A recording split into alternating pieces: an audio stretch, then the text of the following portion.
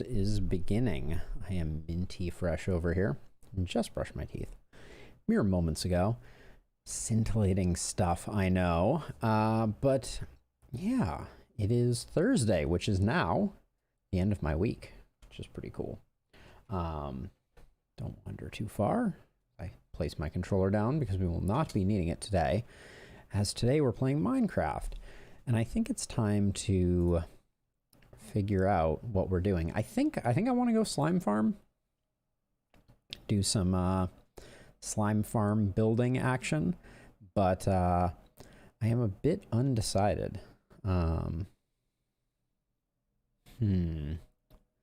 Yeah, I don't know. We made the pumpkin farm last episode because pumpkins are useful for a couple of different reasons. One, as a lighting source that mobs can spawn on, that is more achievable. Oh, and actually, getting a little bit of background noise, so let me turn off my dehumidifier here real quick. There you are. Okie doke. And let's just see where we left off, as I have no memory of where we left off. All right. This is looking more like center. Ah, Willem Dafoe III. Oh yeah, we were converting him back and forth, so let's keep doing that.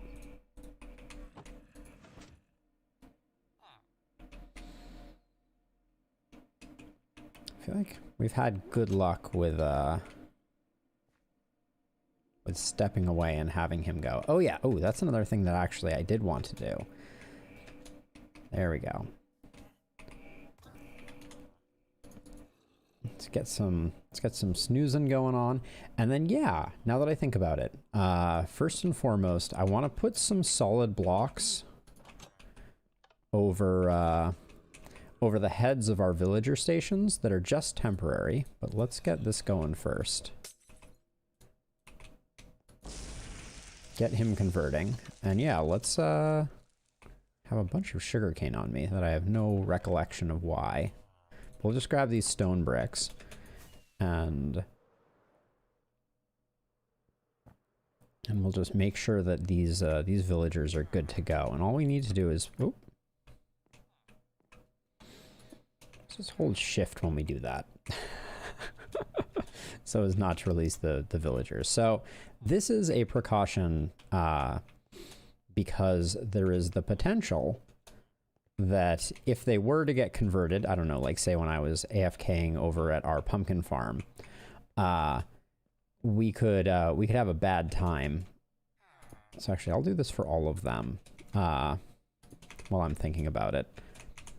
These blocks will go away, but they will protect them. If they become zombified, they will never wander into a place where they could then die of being exposed to the sky during the day. So that's the idea behind this one.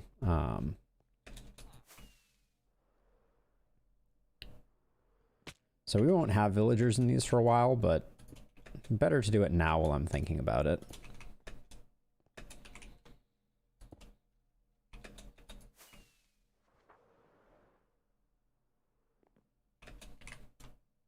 And also it gives Willem some time to convert once more. So now I remember where we were on the last episode, which was that we had converted Willem the second into a trading villager because he happened to get mending, which is like, and mending at a good price to boot.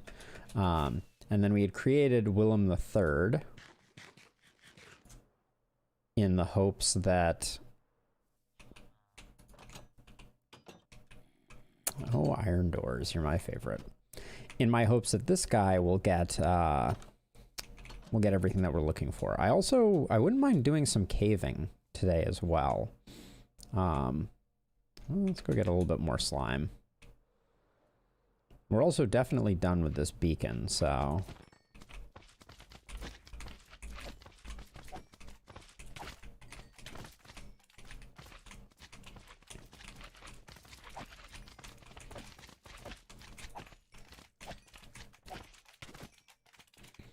a lot of little slime guys. And this is without layers, so you can imagine we will be generating a staggering amount of slime once we get our slime farm up and running, even without clearing the perimeter. Hi, friends. All right, let's see what we did, how we did here. Yeah, not bad. I expect Willem will be sorted out, so let's head up there because I want to get him going one more time. Still going, my dude. I put a crafting table there. Okay, so this was the surplus. This was the surplus sugarcane. Okay, we can just put this back in the sugarcane farm.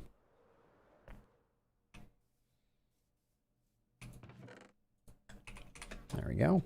That will filter down and in.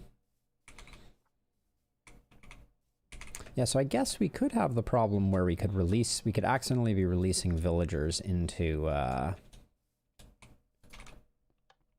still no go, my dude? Or we could accidentally be releasing villagers by right-clicking on those trapdoors. I wonder if there's an easy way to prevent them from getting out when that happens. Yeah, we need to tear that down. I wanna get Willem converting one last time before, oh. Welcome back. He's at 12. All right, let's send him back down one more time.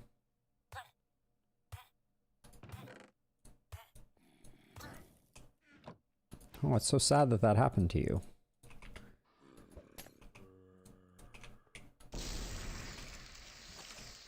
Oh yeah, and we didn't want to move the beacon because it was useful for our caving. So maybe that's what we'll do. Maybe we'll just get a bunch of torches. Iron Golem farm still working like a treat. Yeah, still a bunch of eggs in there.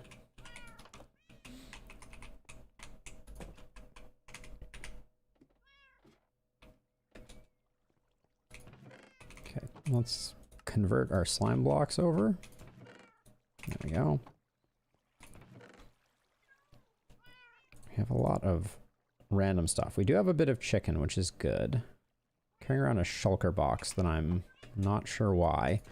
The rails are definitely for moving Willem around. We have plenty more of where those came from, though. We need to fill up our bucket. Oh, and we still have the mine cart, too. Okay, let's, okay, we got some chests in there, yeah, and then let's head back this way.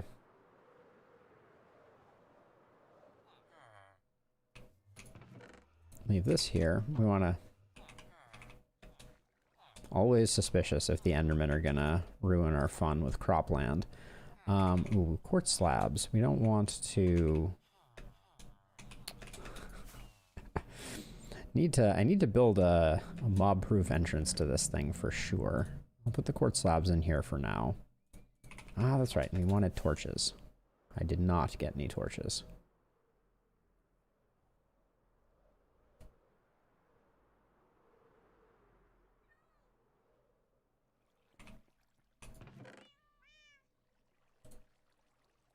Just grab a bit over a stack. That's a lot of torches. And then just grab some wood. We don't need to be carrying around Larry. That's for sure. So Larry can go in there. We can put our shulker box in here. Should probably top up our rocket supply, even though when we're underground we will not need it. Grab that. We gotta put ender chests down in our storage room so that we're not hopping up here every time we need to get topped up. I wonder how our honey farm is doing, actually, while we're doing maintenance. Not very much, but the dandelion's presence is always worrisome.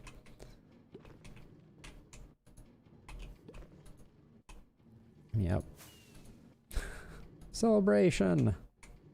Okay, we cleaned this out pretty recently, so we don't need to do that again. Let's go check on Willem. And then let's do a bit of caving. Okay, he's still going, so we'll just leave him to it. And let's go see what we're working with downstairs, since now we have, well, we'll take and create a bit. I'm not gonna make more than a whole stack. There we go. So now we have 2 stacks, and we can descend down and see what we're working with here. Now, the main thing was I didn't want to... He can reach up here? Oh my gosh, I almost took a lava bath because of that.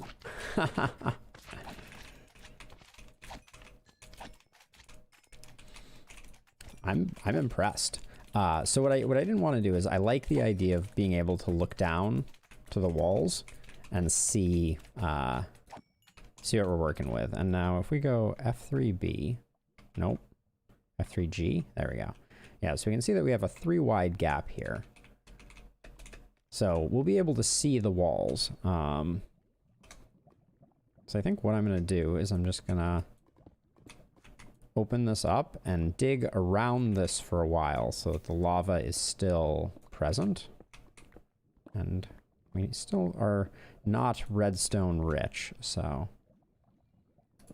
And we want F7 on because we want to be able to see what we have and have not lit.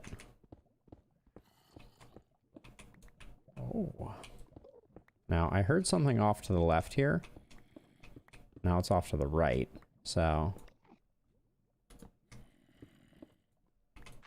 It's probably associated with this gravel. Yeah. Yep.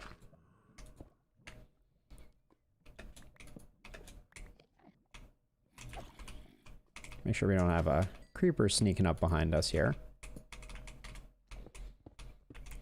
Redstone and diamond are pretty much the only things that I'm gonna worry too much about here.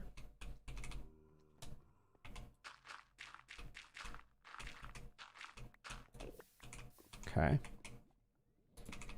Now we heard some zombies over here. Felt kind of over in this direction. Nope. Left ear.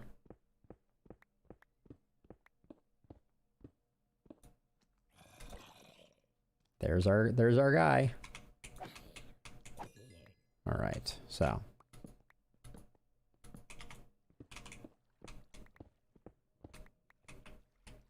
I guess I'm gonna take this as a mining opportunity. I'm not gonna bother with coal though.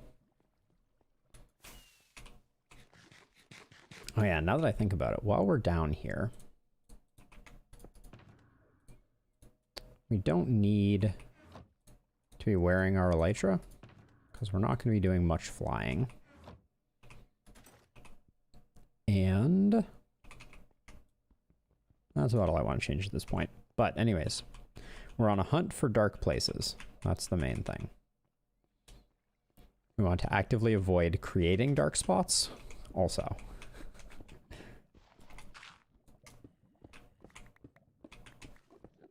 So now that we're this far back, I could start getting rid of the lava because it won't be visible in our final build. But at this point, lava is just a nice way to light things up, so I don't want to get rid of it. Oh yeah, and I didn't get a water source bucket, so let's go do that. Let's figure out where this is coming from. There we go. Oh, we've been here before. There we go. And water also prevents spawning, so... Okay, we haven't done up here, for whatever that's worth. So let's do this really quickly, hopefully. Hello, zombie friend. Okay, and oh, this goes back up. Cool. This goes back up to up here. So because we're here, oh, I didn't bring any glass. Okay, well we'll remember that that is sorted out. Now there was someone shooting me here. Let's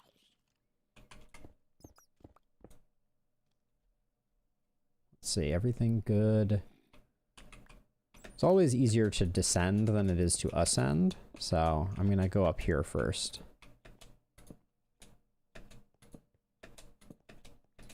So as a reminder, the reason we are doing this...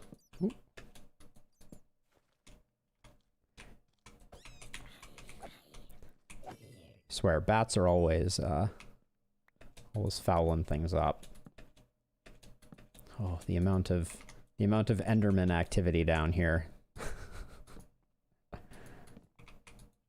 Perfect. Okay, great. So this worked out quite nicely, because now when we backtrack, we didn't have any weird turns or anything like that, so we'll be able to find that shaft that that dropped down where we had the skeleton and the zombie waiting for us.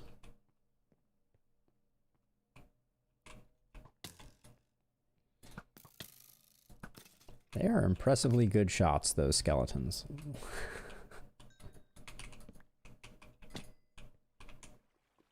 All right, let's see. Okay. Okay, so this is the same spot that we were in before. Surprised the water is still here. I thought I took the water out. Now, the fact that there was a zombie spawned there leads me to believe that there's a place for zombies to spawn there. So let's come down here. Don't mind picking up a little more lapis. All right, we'll head over this way.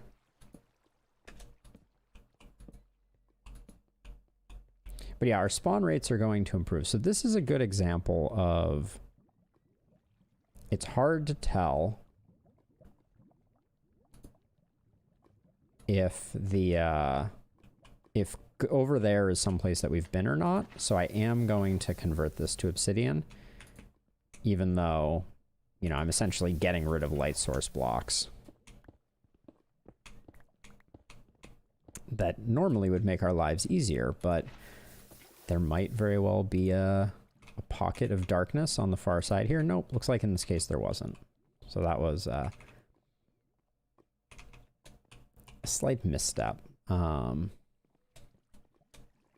mean, a misstep only in terms of the speed at which we are able to clear this out. But we're going to go up here because I see some dark areas across the way.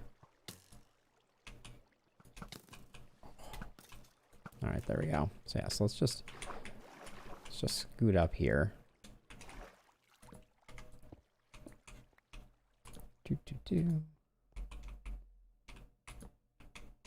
Huh. So there must be light. Okay, maybe that was giving the impression of light. So the yellow X's are areas that are illuminated by the sun, but will become dark.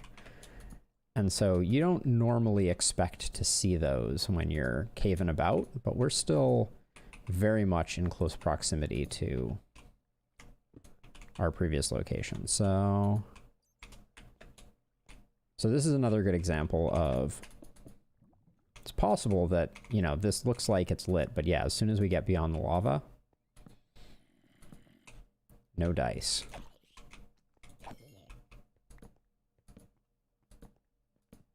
All right, nice. Good stuff.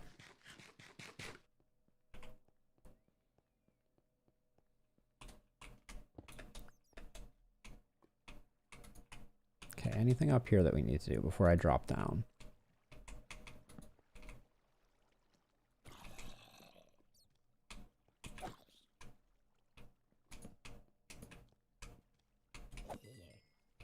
Okay, we got a little something up here. Hi, creeper.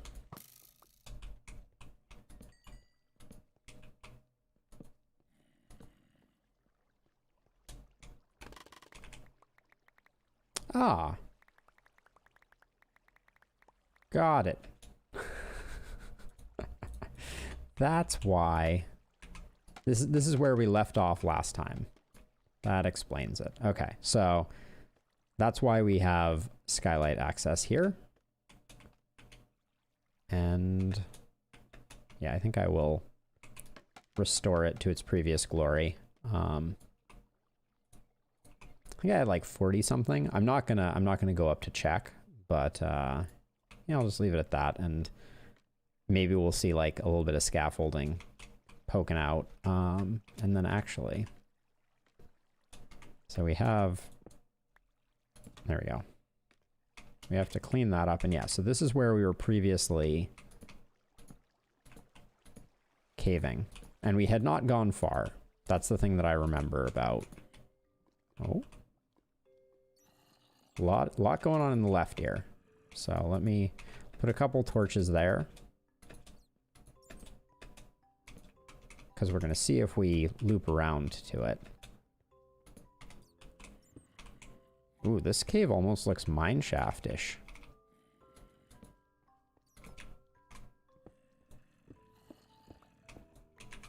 Still need that gold.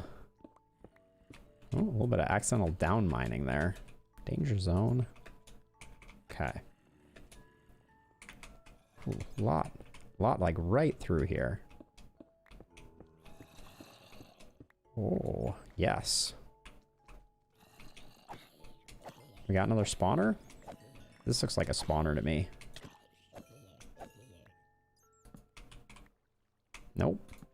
Just a dark room. So we're going to see more and more of these. This is actually a really good sign, because the presence of dark spots like that are very mob dense often implies that we've done a good job lighting things up, because they're less available spawning spaces, which means that the ones that are available are going to yield lots more bad guys.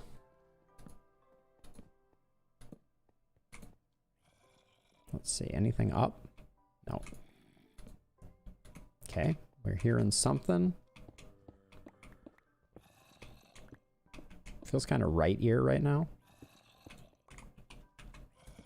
Okay, let's get another... These are the wrong things. There we go. Another stack of torches. Bingo. Hello, friends.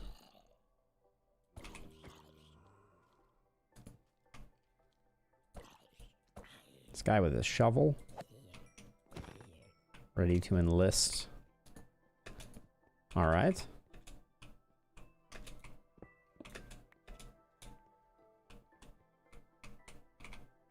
We didn't give ourselves an easy way up here.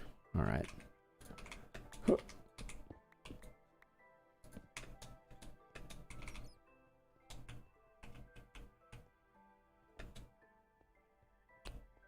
The Stone Shore biome.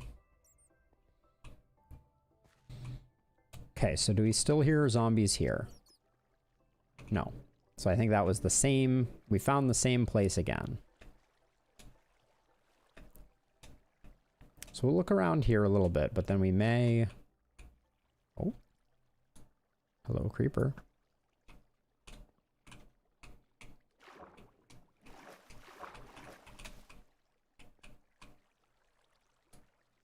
I don't see you. All right, let's see if we can just hop up here and check out what's the haps over here. Okay, we did indeed get that creeper.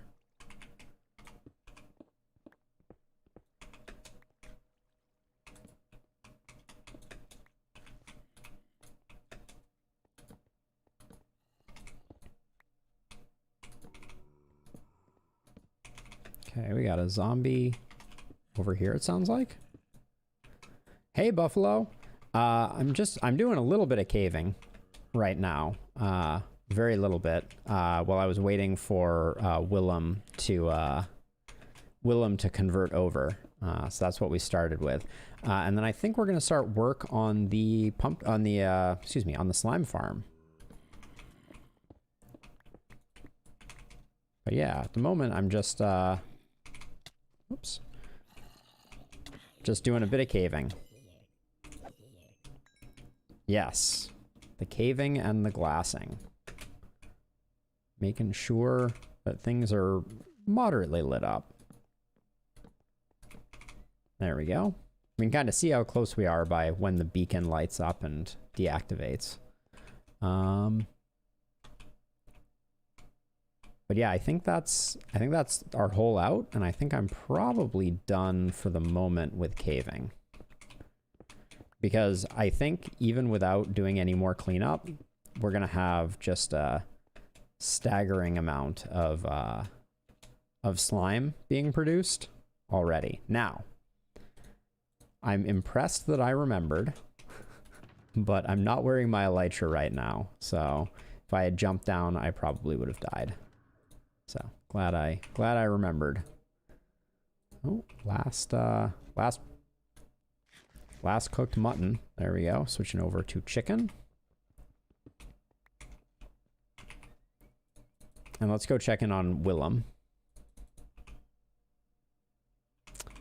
Yeah, so I'm not done with those caves to the point to glass them up, nor do I have any glass on me. So I'm gonna hold off for the moment, but let's see how he's doing. All right, he's almost our best friend. So let's make him even more our best friend.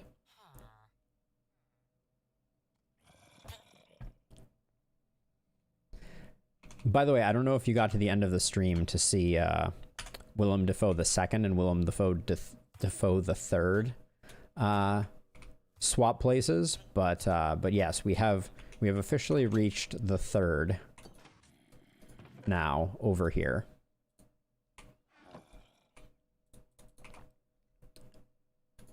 Because I wanted, I realized that for emerald production, it really does benefit us not to have the early book trades and to have the early other trades. So I also, at the beginning of this episode, put these temporary blocks on top of every one of these, because at some point soon, we're going to start AFKing at the pumpkin farm to make sure we have sufficient pumpkins. We should go check that really quickly. And when we do that, if these villagers convert, I don't want them to die to the sun. Not bad.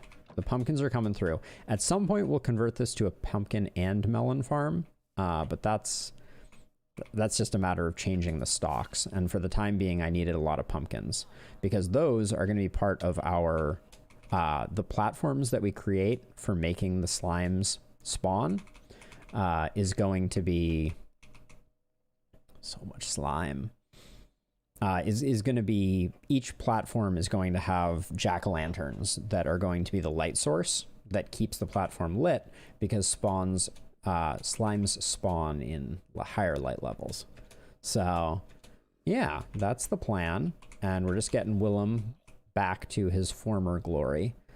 Picked up a little redstone and a little rotten flesh.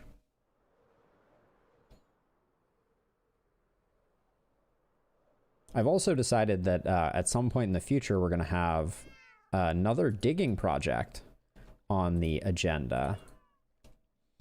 Dump all that stuff in there. Should just throw away the iron ore. We're never going to use it. Actually, before we get rid of all of the coal, let's just take a moment to get our torch stack up to full, top ourselves up. So the next digging project is going to be what we're going to do for the basement of the cathedral. So I've been giving this some thought, and at some point we need to make a design for it, but below the surface here, we're going to have a series of layers of bulk villager trading.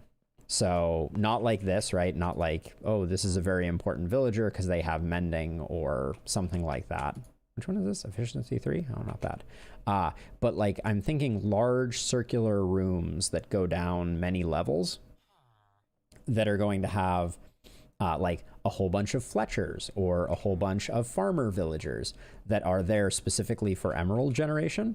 And what I'm going to do, and I'm kind of excited about this, is pumpkin farm, melon farm, sugarcane farm, I'm actually going to pump all of these items down to the appropriate level. So if we go down to the farmer level, we'll have melon and pumpkins waiting down there to trade with those villagers. And then if you go to the next level below that, it'll be all, say, paper trade villagers.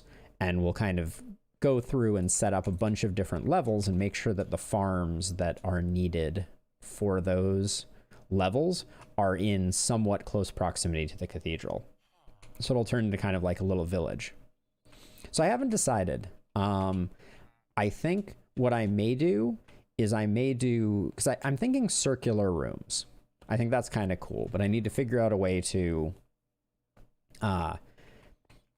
infect and cure the villagers. And that's going to take a lot of gold. So, and a circular room might not be great for that, but I kind of like the idea of making like a large spiral staircase that surrounded the entire circular rooms. So that kind of like went down. Yeah, exactly. That's what I was thinking. Except I was thinking about putting the spiral staircase on the outside of the circular rooms. So you would essentially kind of like wind your way down. Yes. But I like both construction ideas. I also like the idea of having a large spiral staircase that is accessible right from here, right? So there's like a flush in portion of the floor, maybe in the center of like a mandala type of thing that goes down and then accesses all the different villager levels. So that's kind of what I'm thinking about. And that's going to require a big digging out project. And then we're also going to have to do a bit of design work to figure out a bulk way to store villagers, for lack of, to store and infect villagers. There we go.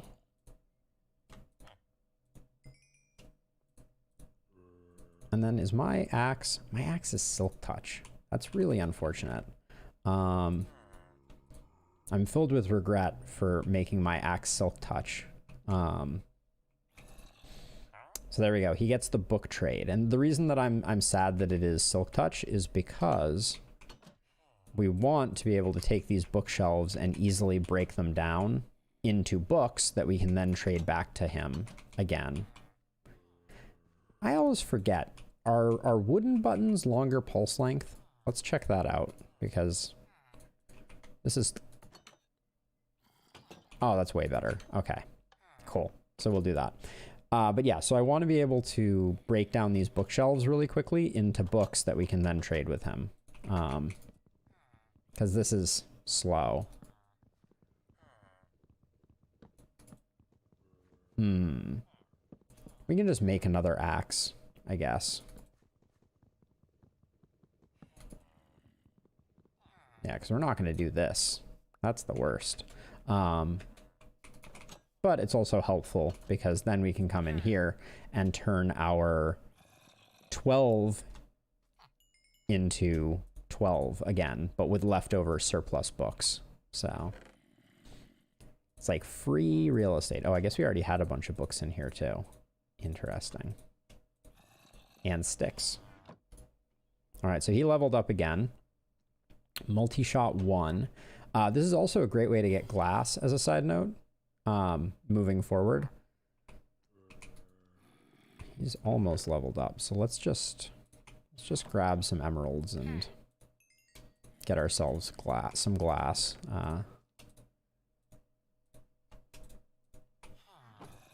So we can see what all his trades are. Book and Quill. We don't have all of the supplies for that one yet, so we'll wait for him to take over. Let's go sleep through the night, and then I think I'm going to start working on the slime collection system. That's, I think, the next thing that we want to work on. So down at the bottom, we're going to have all the slimes are going to be jumping off the cliff. As it were, and dropping their slime at the bottom, and we're going to need a design to collect all of that slime as well as, you know, everything else, and then go from there. So let's dump off that stone. Single gravel here. That seems good. We don't care about gunpowder these days. Single dirt. We also don't care about. Stone button can go away. All right. Oh my gosh. So as you can see, as we light up more caves, every time we come down here, there's just more and more Enderman blocks, but also more and more slimes that are spawning here. And if you imagine, we're going to have many spawning platforms above this one. Oh my gosh. It's almost too much. Too much to bear. But yeah, we're going to have all the slime blocks we could ever want.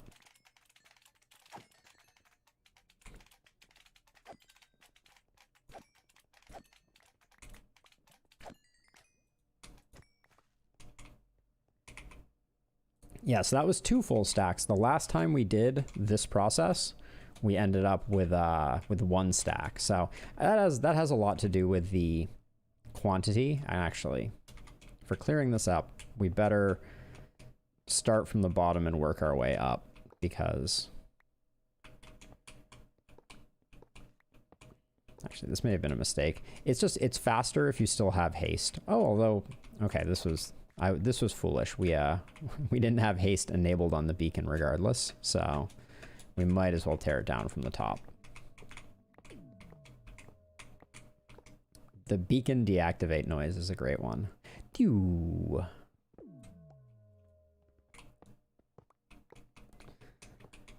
We're gonna have to figure out a way to stop these Endermen from dropping off their little presents in our slime farm.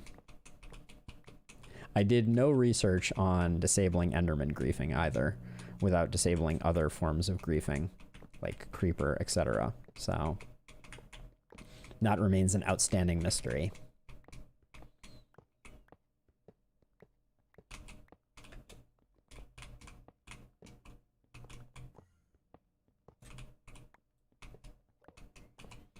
Oh, Enderman, you are my least favorite.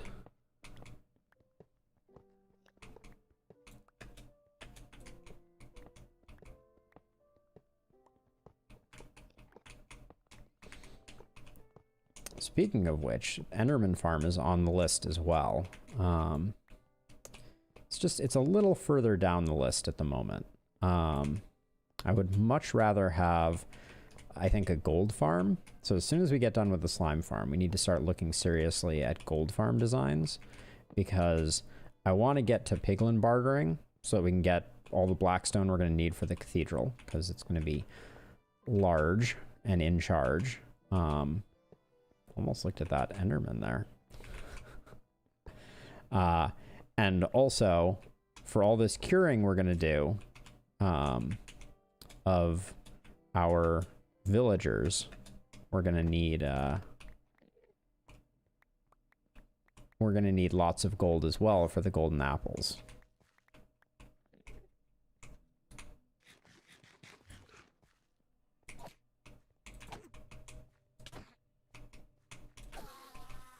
All right. So these ones can be filled up with glass now to kind of like start to complete the aesthetic. These don't need to be here because that one as well we've sorted out. Oh yeah, I want to see if we replaced the oh, is this a little dark cave right here? Oh my word. It is. Got ourselves a ravine to do real quick here.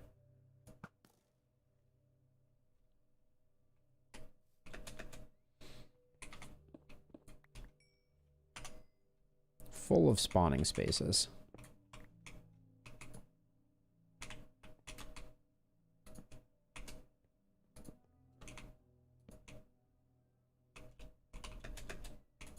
Oops. Didn't quite nail the dismount on that one. This is a pretty little ravine. That's nice.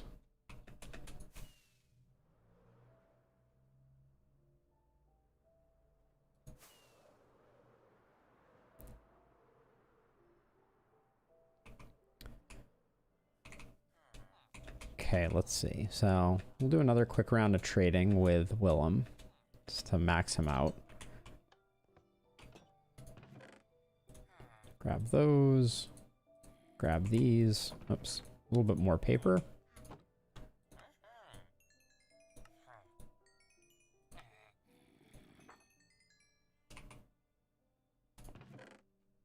Beautiful. He is producing like a champ. We definitely do need a way to break bookcases more effectively, but there he is with his name tag trade, and that completes him as a master. Nice. All right. And then also, let's put away our beacon. Beacon in a box. Appears to have many things that are not beacons in it.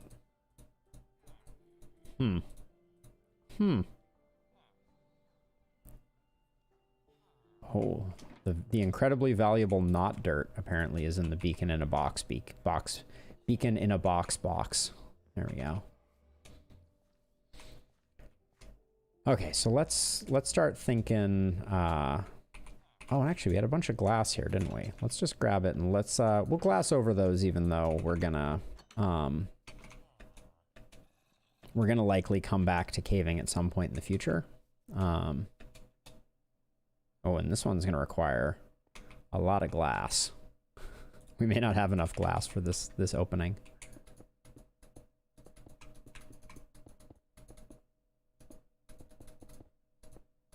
Whoops. Do.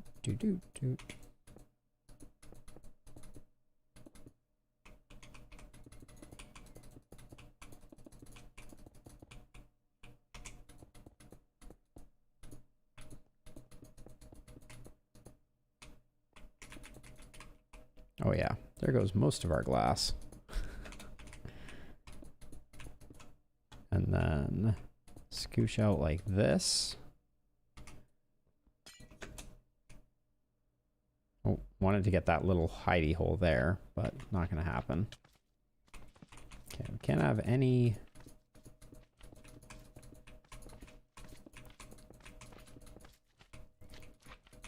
Can't have any torches on the very edge, obviously. All right, and now we'll come back to it.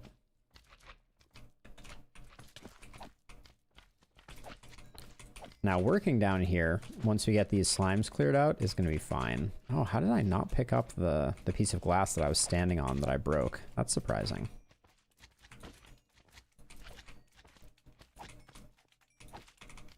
All right, so once we get all these guys sorted out, then we can start working down here. And we have to start thinking about how we want to collect the slime and then transport it up to the surface. It's a shame there's no villager that trades for slime. That would be very lucrative because we're going to have a lot of slime very soon here. That would be very awesome. Okay.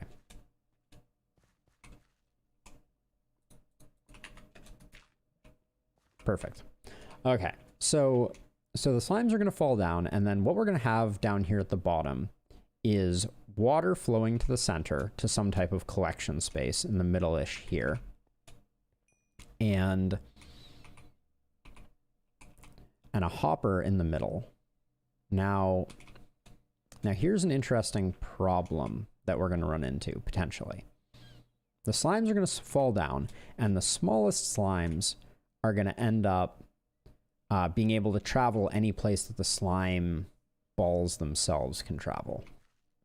So we need our collection system to make sure that it is killing the smallest slimes. So we'll probably use a minecart, a hopper minecart for that. So let's get out our redstone box here. Gonna grab a hopper. And then just a little bit of iron.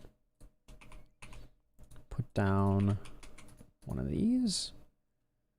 And make ourselves... Oh, I haven't made the minecart yet. I was like, why can't I make a hopper minecart? There we go. Okay, so then that means that the entire surface, which we should find the center point here. Hey, Snorlaxer, welcome to the stream. How is your Thursday going? So let's see, F3G. Let's figure out what center is here.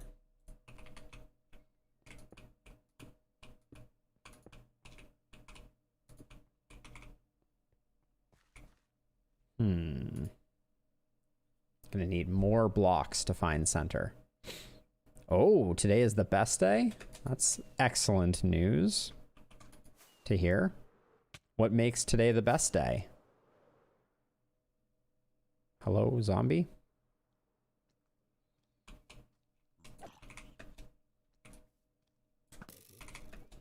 There we go. All right. Just came up here to grab some stone.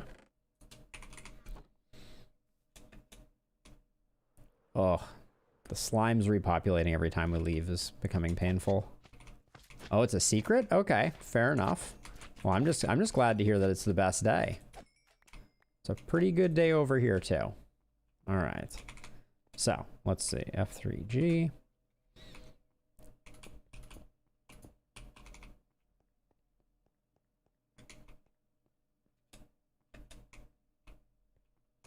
One, two. No, wait a second. That one was the skipped block. Okay, so 1, 2, 3, 4. 1, 2, 3, 4. I think this is our center block right here.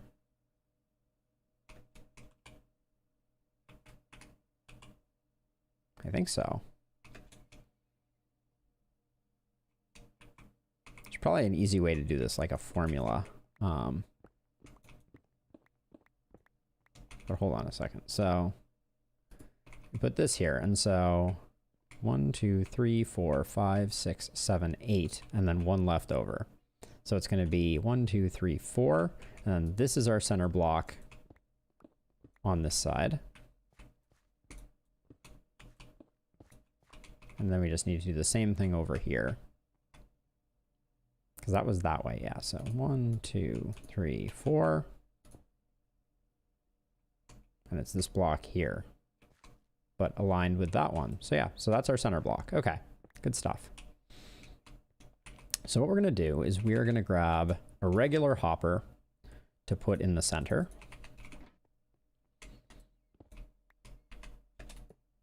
Of what we're working with. And actually we should point that to the side so that we don't end up in a situation where we can't route things out. Okay, so we're going to want water that flows all the way from the corners to here. And we're going to be using a hopper minecart, which means that we're going to have that, and then we're going to have 1 block on top of that. So let me grab those. I should have brought a single magma block, probably. Or actually, we're going to need more than a single block, magma block. But basically, this wooden block is going to represent the center. And then everything is going to need to flow to the center point. So from that perspective, I think we should get our magma blocks and also a bit more glass really quickly to make sure that we're doing things right. Okay, we're gonna need a lot more magma blocks than this. We'll have to go to the Nether to get magma blocks. We have so much slime. We're a far cry from the slime poor schlubs we were previously. Glass. Okay, just grab whatever glass we can get. And okay, we'll start with this and we'll see.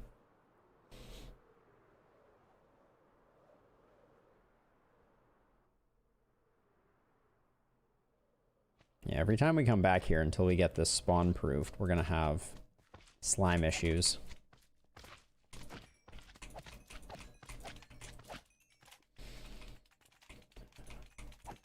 Okay, we're not gonna be here that long, but These little guys don't hurt us, so we could ignore them, but they make so much noise, especially when there's a lot of them.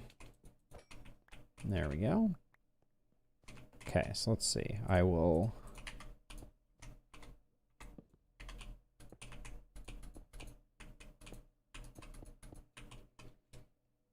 Okay, so that's going to be the center of our kill container. Now what I'm going to do is really quickly, I'm just going to go and let this flow out. And so right now, what this tells me is that we want our center section to go to here so that the water flows off. So that's 2 more in every direction. Because when I put water, right, I want the water to flow down and then flow on top of this. So let's get rid of the water because now it's just getting in the way. And we're also going to make this whole bottom area spawn proof. But for now,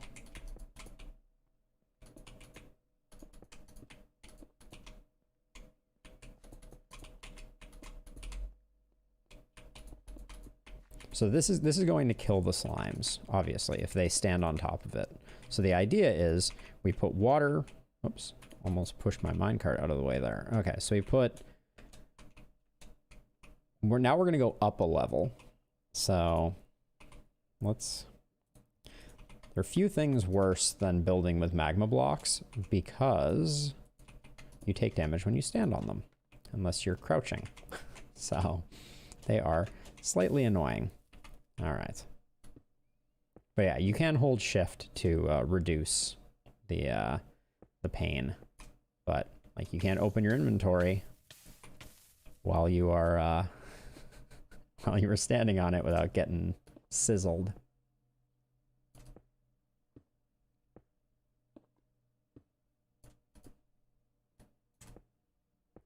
Now all we need is for the water to meet in the middle. The middle doesn't have to be covered with water, but probably will end up being covered with water. And now we are very much in need of a lot more magma blocks. So let's quickly close up some of these quickly close up some of these gaps with the glass that we brought, and then we'll head to the Nether and get some magma blocks. Luckily, they are very easy to come by. Okay.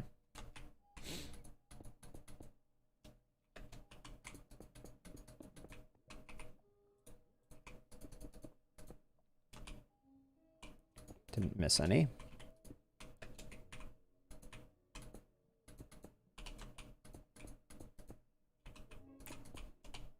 I think I can just do this from the ground. There we go. All right, now this one, there's a lot of lava on the other side of this one, so I have an abundance of caution. I'll just build up this way.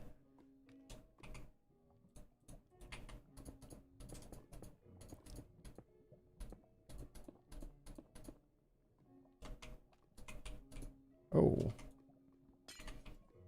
It's not where the glass goes.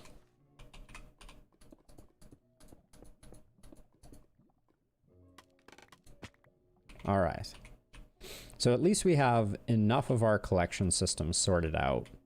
Now the other thing that I could do, that I think I will, is we can start spawn proofing this bottom level so that we don't have to worry about the slimes anymore. And we're going to do that just by running lower half slabs all the way along things.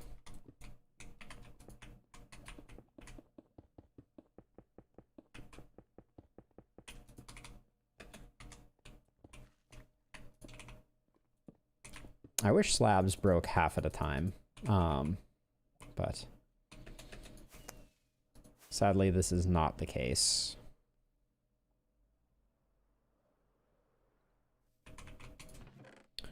And I believe, and this is a citation needed moment, I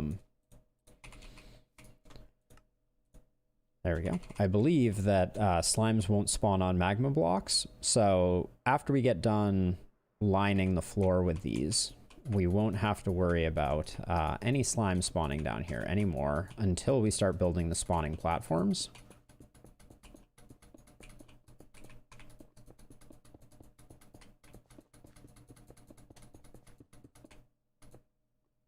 I just hear a slime? No, I'm hallucinating.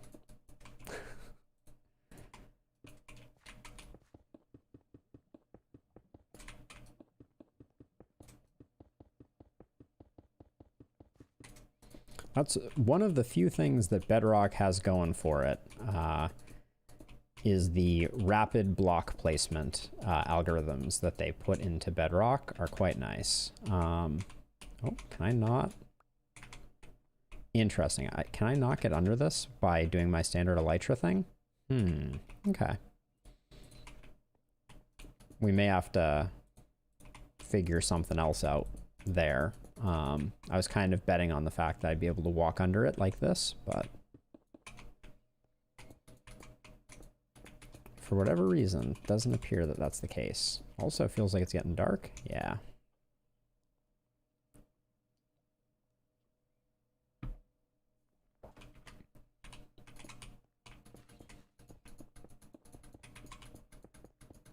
We'll eventually need to make another access for this area down here, because we won't be able to, we're gonna completely cover the area with magma blocks up above, so we won't be able to travel through that to get down here. Wow, I can't believe we're gonna use up 4 whole stacks of, oh, and actually, now that I think about it, this line here, there's gonna be a hopper line going over this way, so yeah, I think that's gonna be the case.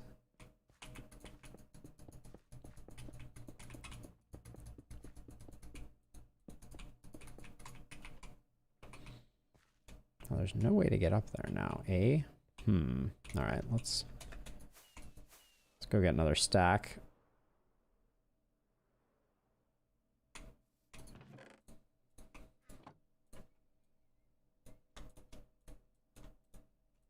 Okie doke.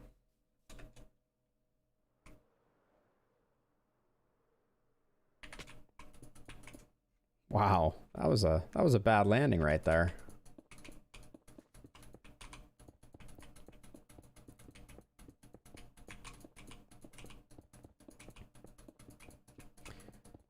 The other good news is there shouldn't be much need for coming down here. Like, this is pretty much just going to be, you know, set up as it is. Like, we won't have to worry about it. We'll have a little collection room over there, and then probably a bubble column that sends the goods up. Now,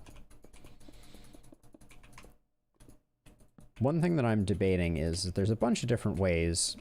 We're going to have to dispense the balls back out after we collect them with the hopper minecart at some point. Do we want to do that right here is the question.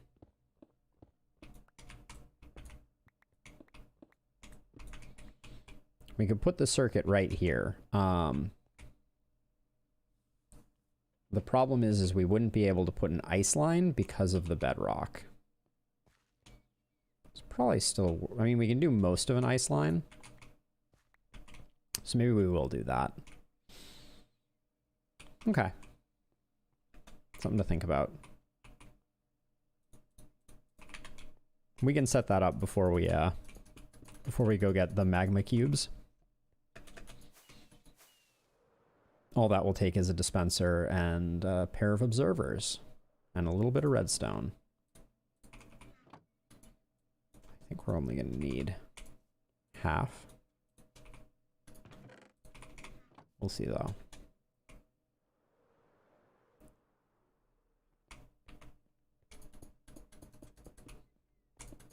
No more slimes. We got all the trouble of creating a slime spawning area, and then look at what we get up to. Covering it up. Oh, our redstone box was sideways. Actually, yeah, I'll just put that there, and I'll put the redstone box on the wall. All right, so pair of observers, a sticky piston, maybe a redstone repeater, probably, and then a dispenser. I think only one redstone repeater and then a bit of redstone dust. All right, let's see what we can do with that. So we're gonna have our dispenser there. So anything that comes in through this hopper is gonna get routed into the dispenser. Oh, we need a comparator. There we go. That's the thing that I forgot. And then we're gonna need to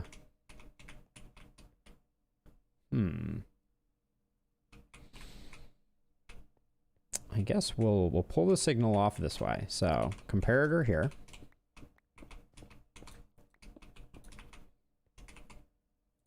Grab our redstone.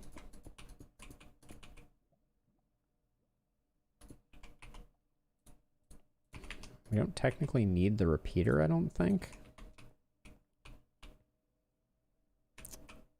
Well, okay, actually, hold on. So we're gonna want, where are our two observers? Whoops. We're gonna have an observer here. An observer here. Nailed it. There we go. So that's gonna cause this to go all the time, which is annoying, and we don't want that to happen.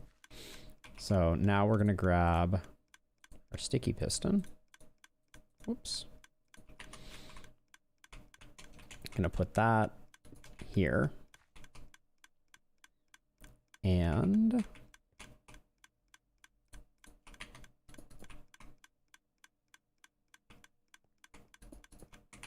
we're gonna push a redstone signal into here, into a full block.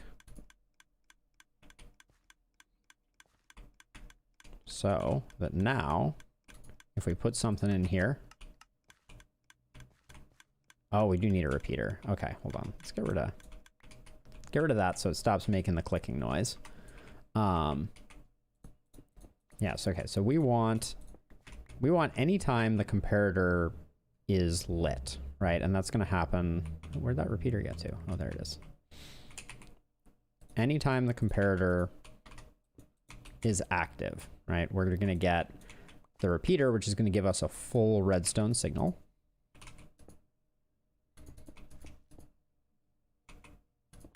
And then I think we can just take a target block.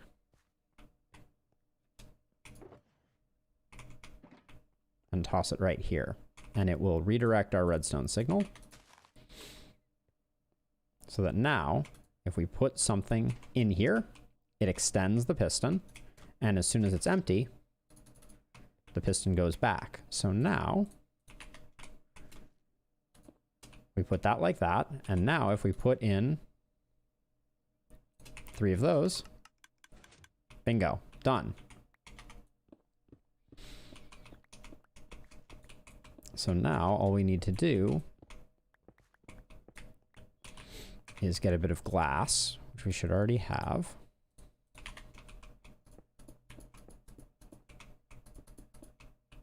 And we could use anything, but just using glass because it's available.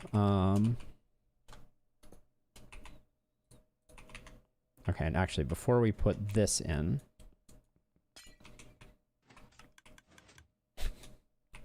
works perfect, great. We're gonna get out our ice chest. We'll grab a little bit of blue ice, the Cadillac of ices. And we're just gonna replace as much as we can. It doesn't really matter. Hello. Okay. That's gonna be something to work around, I guess.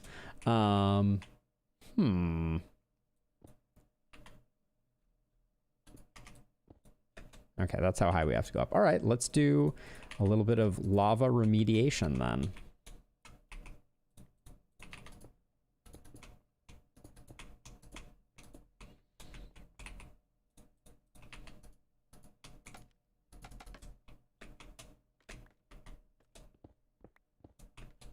You're very in the way, lava. I don't know if you are aware of this.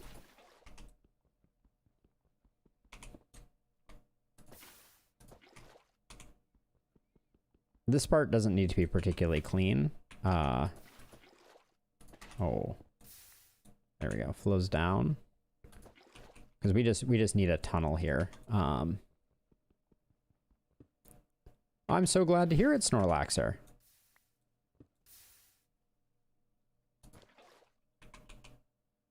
Okay, is that far enough down? Yes, it is. All right, cool. So there we go. Oh, interesting. Okay, we have to go one block further than I was expecting us to go. Because we need to put down a piece of soul sand right here, which means our lava remediation is not done. Because we need to, oops. We need to get rid of these as well.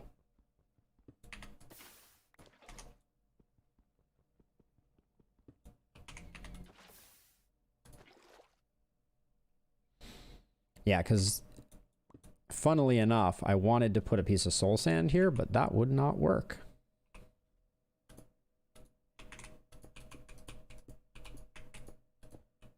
Okay, so it's going to come over here, and then we need to dig up all the way to the surface here. That's going to be our next step. Because now, if we put a bucket of water here, like that, that's what that's going to look like. When we put items in here, they're going to zip right along, and they will end up in this spot here. I hope. Because what we will do is we will put... Ooh, do I have a sign? No, but I can make a sign.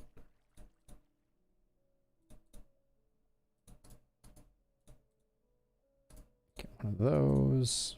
Oh, now we're one short on wood.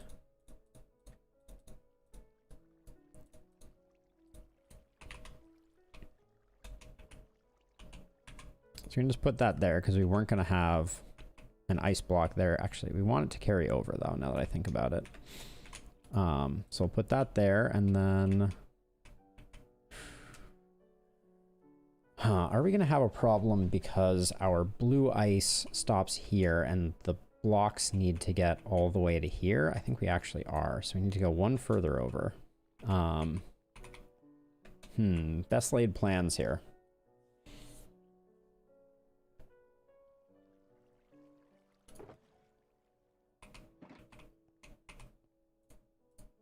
So we're going to have another water stream, right?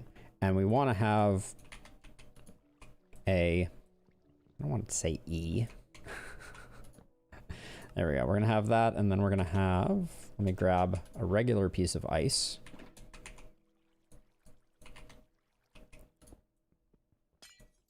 There we go. So now the items should end up for sure in that hole. Let's double check that really quickly.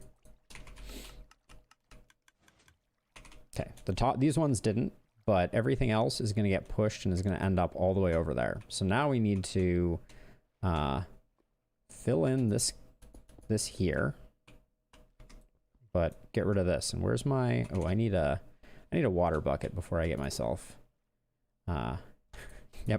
killed trying to...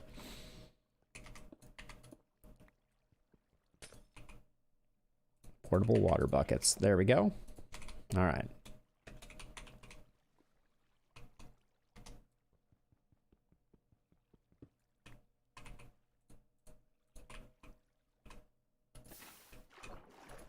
There we go.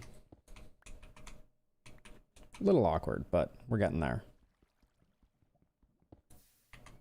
Uh-oh.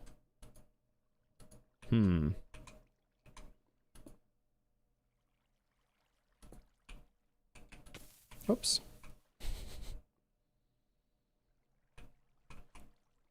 Hold on, what have I done?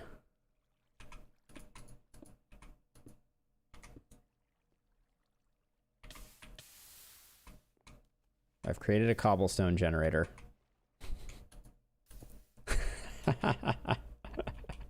Okay. Let's see. There goes my water source.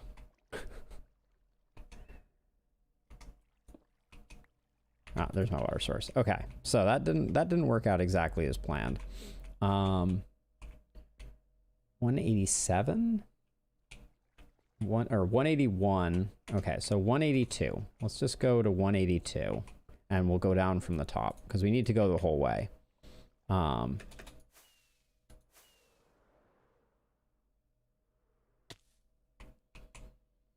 181, 182. All right.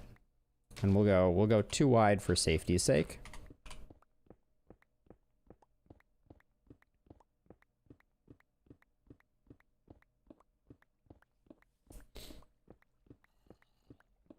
Oh, I hear zombies. Means we have not lit up the caves as well as I was hoping.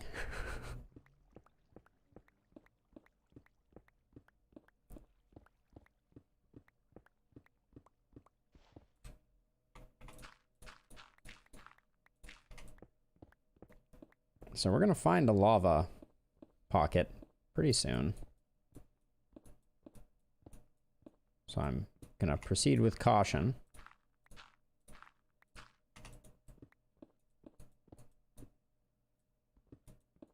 Has to be real close now. Oh, gravel's really dangerous here. Because if you update gravel, it can collapse. It didn't in this case, but could have been dangerous. Okay. I hear the lava. I had almost finished up the lava. I was so close.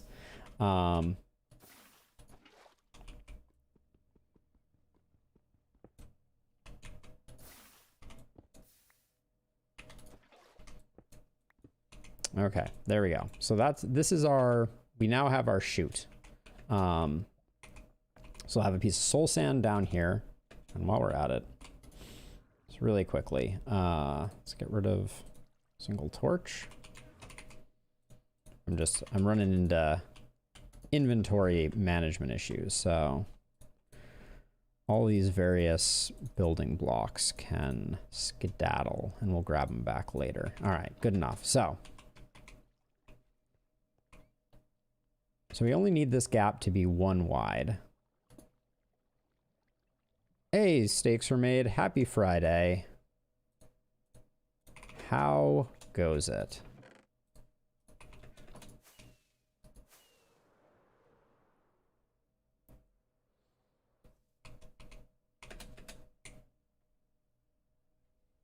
We are building a slime farm. Not to be confused with building a religion. Yes, we are building a slime farm. And I am in the process of building the chute by which the slime will make its way up to the top of the world where we live, from down here at the bottom where it is collected. So yeah, all of this is going to be a large column of water, which I'm undecided how we will tackle that. We could use ice. Kelp is also super fast, though.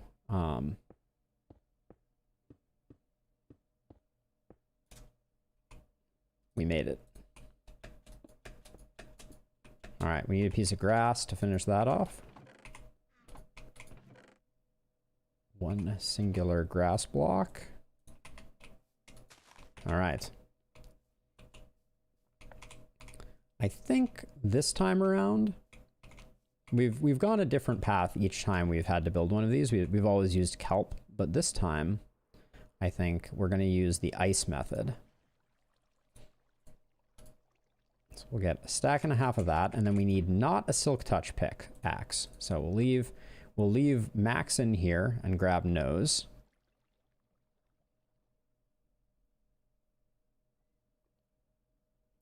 So I've played Skyblock maps before, Snorlaxer, if that's what you're asking.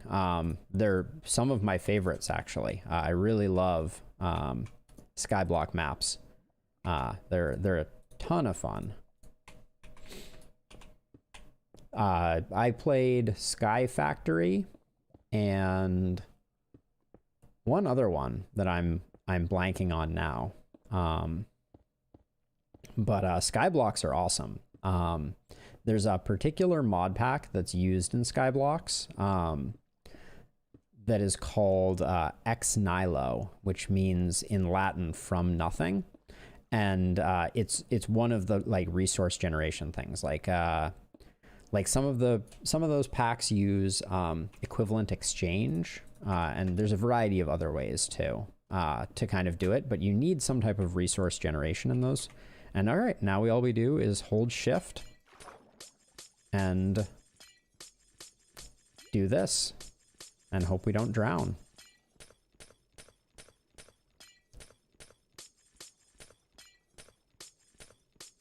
It'd be really funny if we drowned, wouldn't it?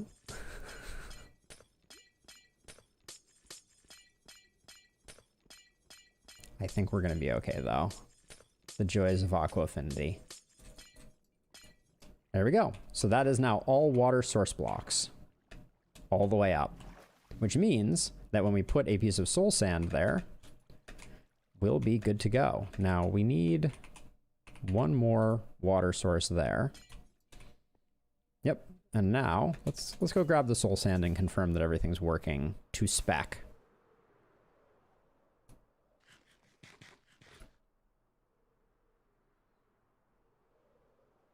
But yeah, in the future, I would definitely consider doing a Skyblock mod pack. They are super fun. Very different set of challenges. It's all about automation, which I like a lot. All right, so now that we have made the water column, we should just be able to break that and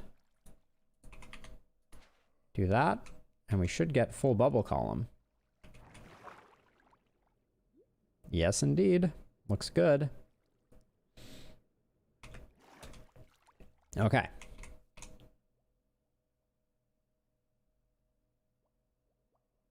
Oh, cool. So you can get the block over and over again. I really like the ones where you can, where, you know, like you have to make a cobble generator and a few other things.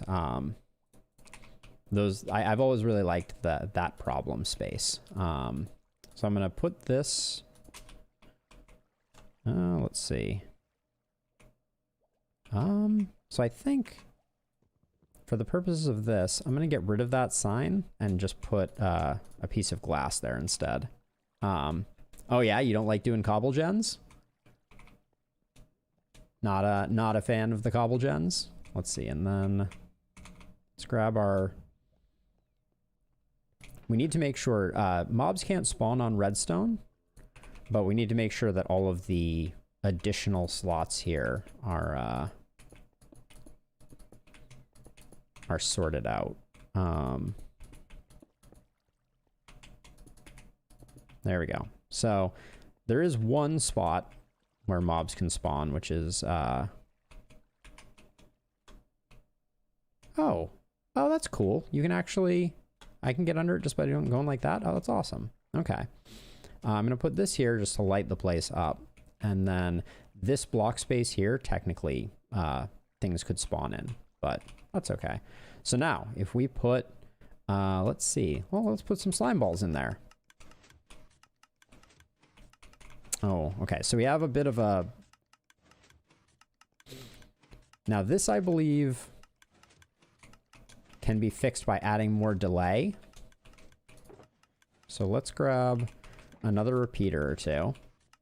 And on this redstone line, we'll just break that and put another full repeater delay. And then we'll put in, let's test it out with zombie flesh too. There we go. See, so now now we're getting maximum rates. And then, yeah, it stops when it stops. Beautiful. Okay.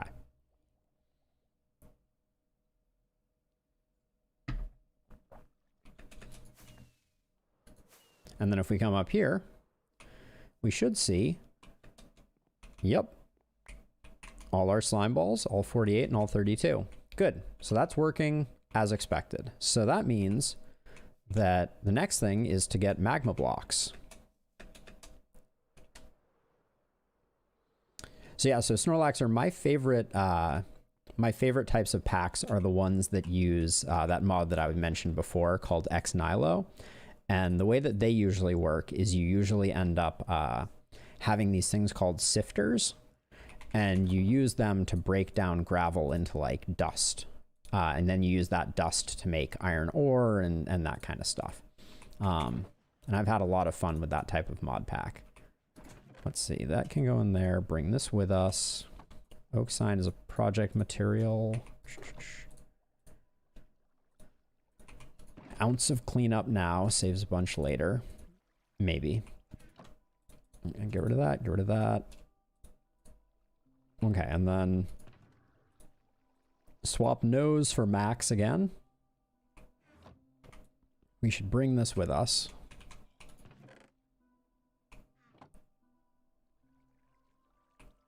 Okay, so it's just a data pack because the block respawns. So you just break the block over and over again and you're good to go. It's pretty cool. Oh, I wanted to have a shulker box. Oh. Uh-oh. Our villager reserve has been depleted by... How did these guys get... How did a zombie get in here? This is crazy. There's just no way. Huh. You are a sneaky, sneaky minx. How would a baby get in here? How would a baby zombie have gotten in here? I don't know. Because I'm checking light levels right now. I don't see any dark spots. Okay, well, given that, we're going to get rid of this so that these guys can start producing more. And we got to get rid of this zombie.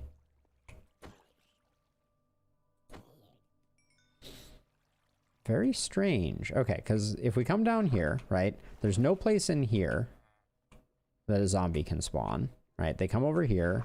They swim up here. Yeah, it is weird. Right, so zombies can spawn up here. Oh, a zombie spawned up here and then fell down onto the bed maybe and then wandered over. That's got to be it. All right, well, we gotta spawn proof our roof, I guess. That's the only answer. All right, well, these two will start repopulating the villagers that we're gonna need for over here. And in the meantime, oops. Let's throw this zombie flesh out and head into the nether and collect... Oh yeah, I wanted to have a shulker box for our nether trip. Oh, I just barely didn't make it.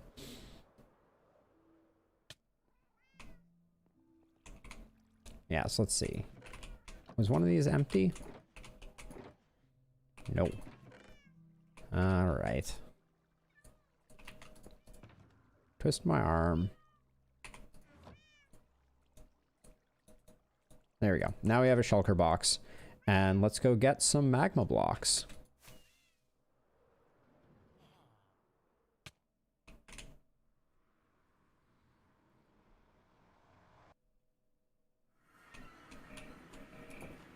Oh, gold armor?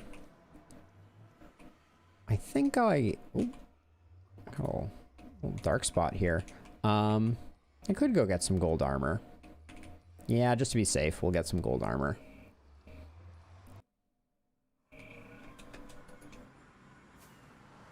Ooh. Computer took a second to spin up there. I think I left some gold pants in here. Yep. Our safety pants.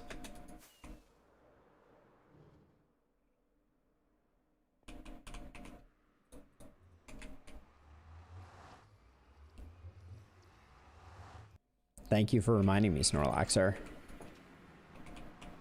Hello, friends. How you doing? Oh yeah, that still makes you angry, doesn't it?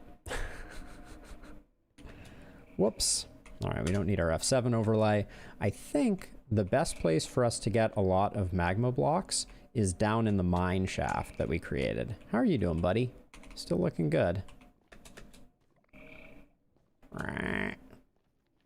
Yeah, we should, because we'll find a lot of pockets like this, and like even this one, you know, like. Oh, we could have brought TNT though, and made this much faster. Oh, my magma blocks.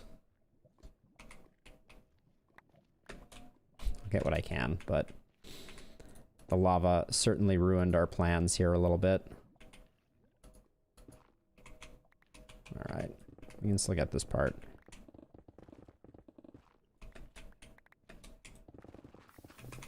Ooh, get that and scoot out of here. All right, move on to the next pack. Yeah, because we already got a stack, so this is going to go real fast. I'm not worried.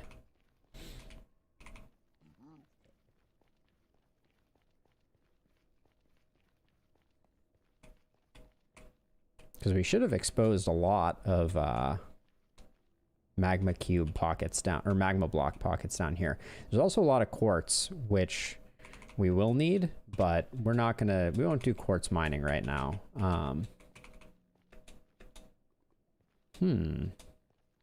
Actually surprised by how little I'm seeing in terms of magma pockets. Maybe it doesn't spawn this low in the nether? That could be. All right, let's go back up to the surface and see if we can find some up there. Because I'm not seeing much here, and I don't want to dilly-dally.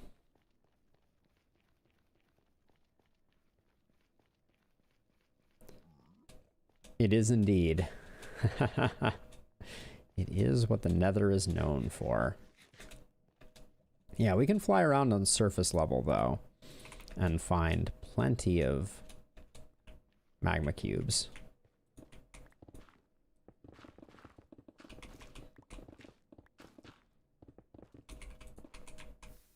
Dang it.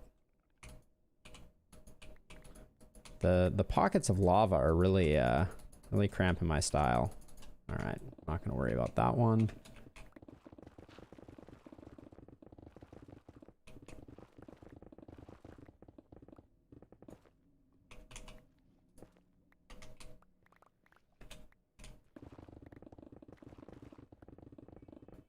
Just so much magma, so many magma cubes. I remember when magma cubes were added to Minecraft, they were a big deal at the time, because they were the first block, I believe, that did damage to hostile mobs. Oops. Later on, campfires were added, which also do damage to hostile mobs, but at the time it was a big deal to have a new way to do damage to mobs that was a little easier than previous options. Because you could like crush mobs with pistons before that, but there were a lot less good answers to how to get rid of mobs. You could drop them, squish them, but magma cubes are super easy. Wow, and we have, or not magma cubes. They're that's a mob, but magma blocks. All right, we'll look at some last bits and pieces here.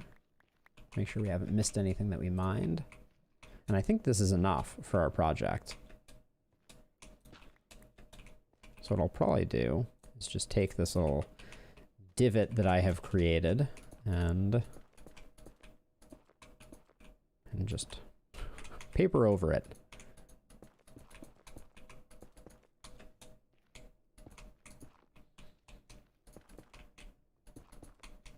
The netherrack will slowly convert, and we'll never be the wiser that there was ever anything going on there. All right. Good enough. Oh, bump the ceiling there.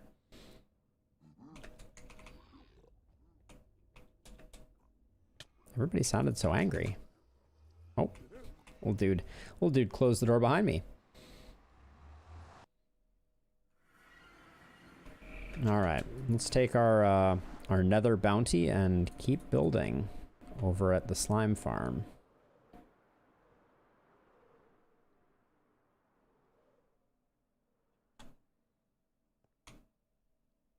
Held down the shift key And yeah, what we're going to do is we're just going to build this whole thing out, which is going to be really annoying because we're going to be holding shift the whole time. Oh yeah, and we haven't made another way to get access to this area. So we need to think about that too. How are we going to get down here? Well, if we need to do maintenance. It's not super important. Now, the other thing I could do to speed up this is drink a fire resist potion. That was interesting. I didn't take burn damage.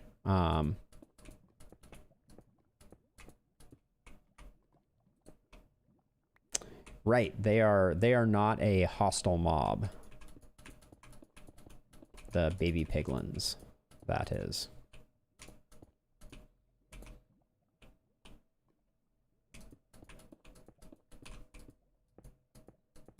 Now the hope in this design, and I should probably test it before we get too far.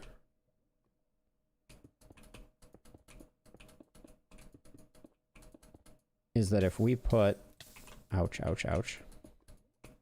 If we put water sources in all the corners, yeah, and in fact, just to make this easier, I am going to grab a fire resist potion, just because I don't want to hold down shift for a while. They are just cute. That is a very accurate description of them. I don't have fire resist potions in here anymore. All right.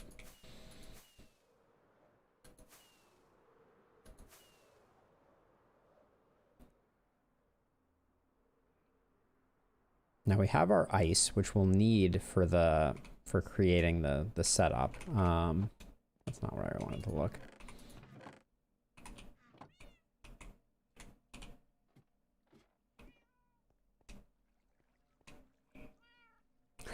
Yes, they put on your netherite pants. That is a danger that they certainly have. Let's see, of healings. Here we go. Of fire resistance. That's what I wanted. Okay.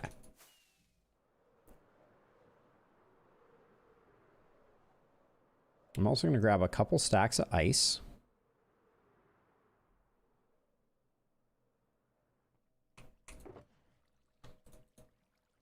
For the perimeter.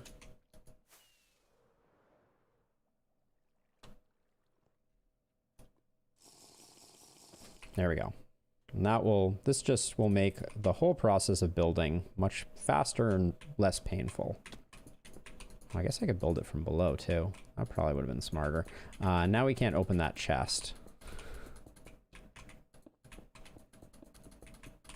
This was the much smarter way. The fire resistance potion, that was silly business. This is what I should have been doing all along. I wonder if we're going to have enough magma blocks. I kind of assumed that this would be enough because it looked like so many. But now that I'm filling this in, I'm starting to question that. Yeah, I think we'll get there. I had underestimated the amount that we had done before. We will need the fire resist for the next part when we place the water source blocks around the perimeter.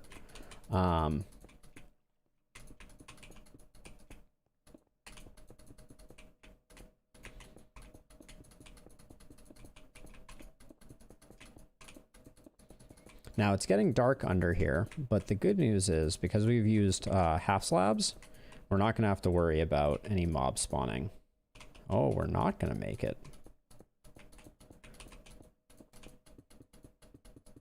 I don't think. It's going to be pretty close. But I don't think we're quite going to do it. Nope. Oh, crumbs. All right. Let's go back to the nether. We can go through this portal this time.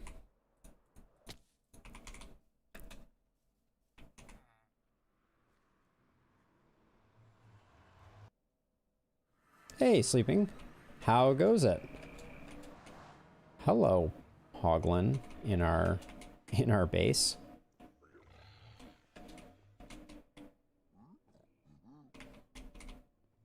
Okay, so let's look for just look for some surface level goodies. So you had mentioned you were interested before. We are in the process of building the aforementioned slime farm. We're actually doing it now. So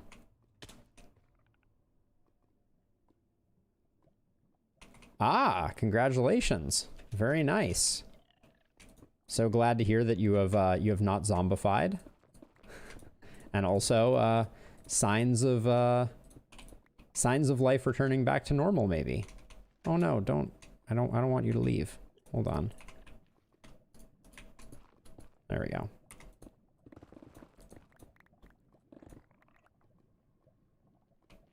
One can hope. That's very exciting. Are you so far no not feeling bad or anything like that? Just like normal? Okay, stay in there, dude. I need a better magma pocket than that. Okay, so sore arm is the worst of it. That's encouraging. Oh, here we go. This looks like some good stuff. Ugh, so little. Wait, where did it go? That's weird.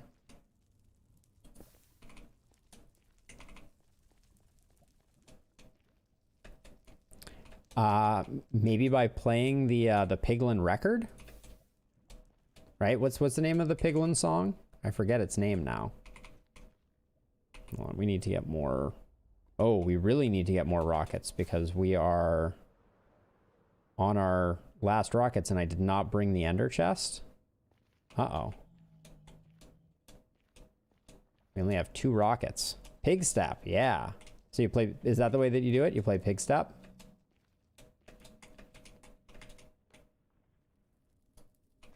All right, I recognize where we are. We're not doomed.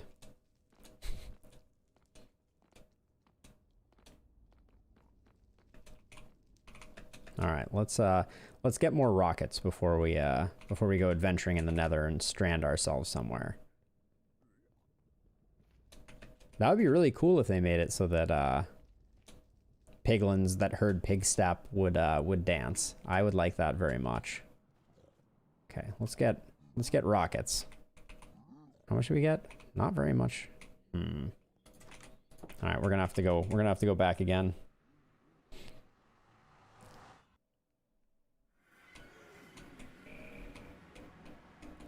All right, well, our little piglin friend did not fare so well once he got to the overworld. You cannot keep piglins in the overworld, unfortunately. All right, let's grab more rockets. I would love that, Snorlaxer. If you would test that and let me know the next time you're playing, I would be very, very curious to hear how piglins and pig step works together potentially.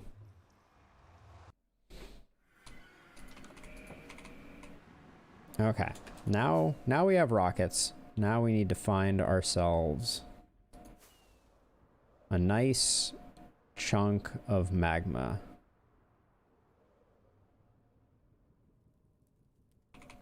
I wonder if I dug out a bunch. No, I probably didn't dig out a bunch with this. Nope, definitely not. A lot of soul sand down there.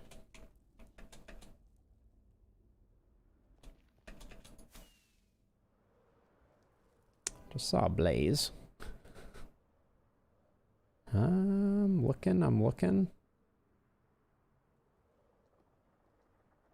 There's some. It's very inconveniently located, though. There's some, too. Ooh, got some hoglins over there I'm not going to mess with.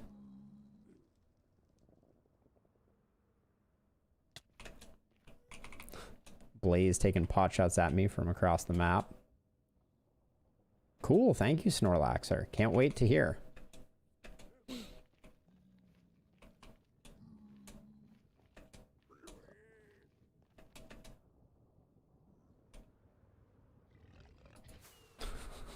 Hoglins. I'll land on top of this tree and take care of the hoglins.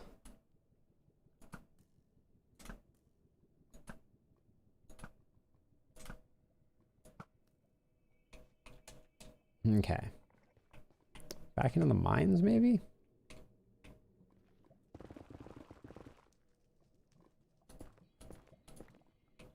Maybe not. Let's see, so we still had some down here. It wasn't... I think we had mostly used it up. Good thing I still have fire resistance.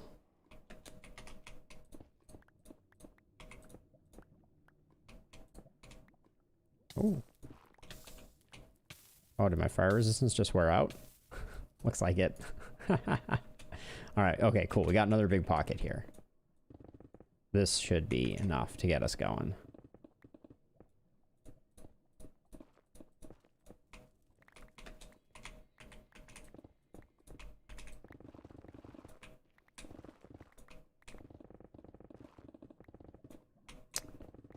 Have to keep an eye on our pick too, because when you're instant mining, pick durability goes quick.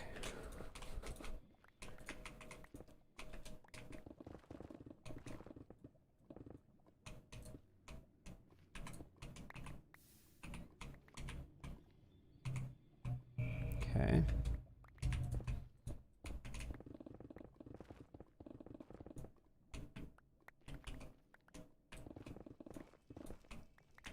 I think we have enough now.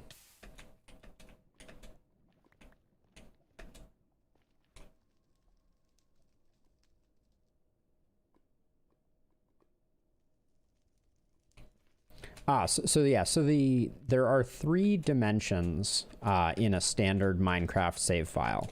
The Nether, the End, and the Overworld, and they are separate files in your save file. There's a dim 0, dim 1, and dim 2 inside of your save file.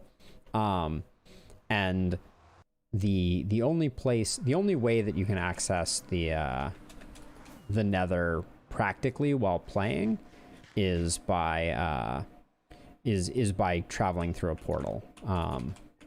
But yeah, it is saved separately, and then there is there are rules that are called the chunk loading rules that basically determine, like if I go F3G, each one of these squares is either loaded or unloaded in the world at any given time based on its proximity to players, and that's kind of like a server efficiency thing. And so that is the that's how the Nether gets loaded and unloaded. So like at the moment the Nether is not loaded.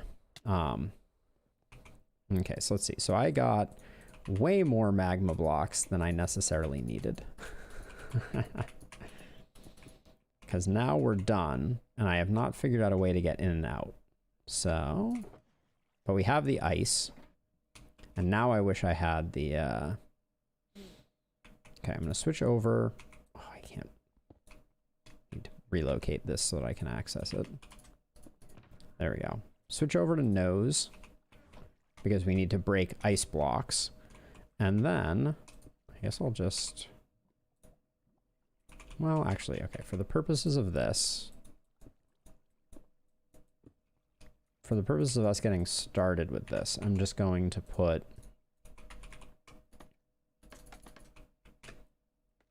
a little elevator here so that we can do that. And I'm going to go, oops, I'm actually going to go 1 higher with it, because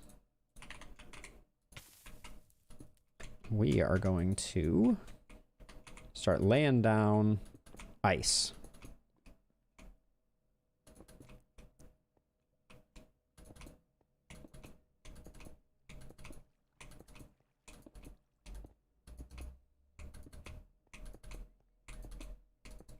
Now this is going to be the water streams that ultimately carry all of the drops to the center, and also all of the smallest slimes as well. So after we get done with this, we're going to go around and we're going to break all of these. Although they should melt on their own, but I am impatient. Some hoglins are hated by piglins. After the pigs are done with the hoglins, they dance. Ah, so it's a victory dance. Got it. That makes sense. Uh-oh. I don't have my my silk touch pick. I need to get rid of that. That misplaced one. Let's grab this. So okay, so it's a victory dance that the pigs that the piglins do. Got it. Okay, so now if we start breaking these, the expectation is that the water stream that we have created. Uh-oh. Oh no. So that could have flooded our redstone. Ooh, got close, but didn't quite get there. There should be one there. Okay. So hopefully... Oh, see, this is the problem, is it's very delicate work. Breaking these without breaking the... I'm too OP, exactly. I don't know my own strength. There we go. If we do like a shallow angle like this.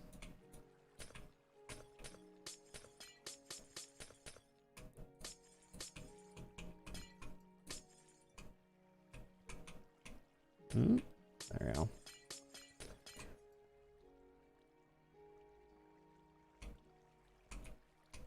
Wait a second. I've made a terrible mistake. Forgotten the first rule of everything. All right. Disaster. So, when you put two water source blocks next to each other, they create more water source blocks.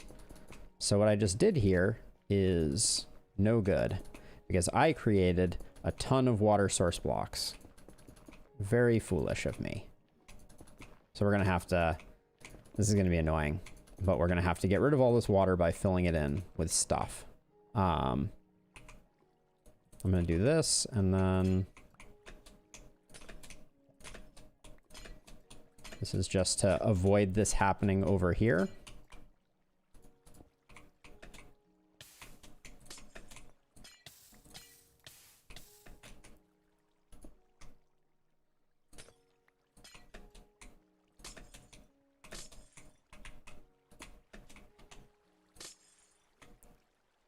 But yeah, we're gonna have a bit of water removal to do over on this side for sure. All right.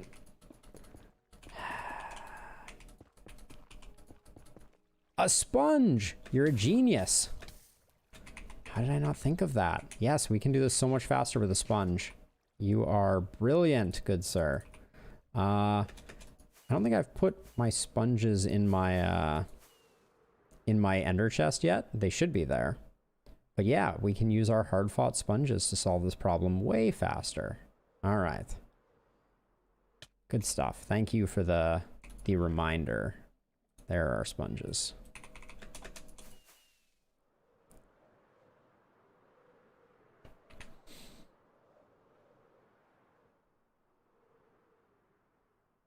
Unfortunately, now I'm going to have to get rid of all this, but... Ha!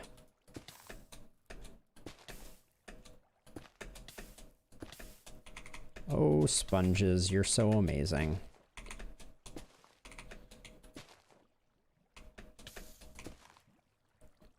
Yay! All right, so next up, now we have to remove all the netherrack that I foolishly put down, but that'll only take a second.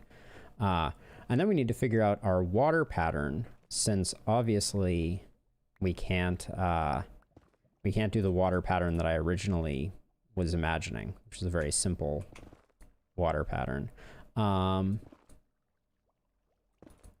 We'll start out just by putting them in the corners and see what that covers and what that doesn't, and then we'll add more streams as we need to.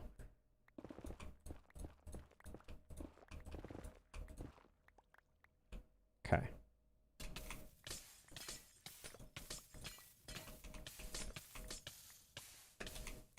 Getting impatient.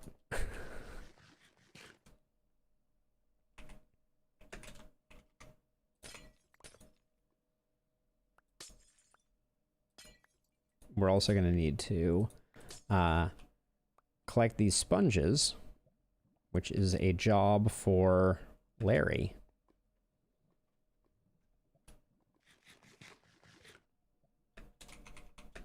See if we can parkour our way over to Larry. All right. Grab Larry. The right tool for harvesting sponges.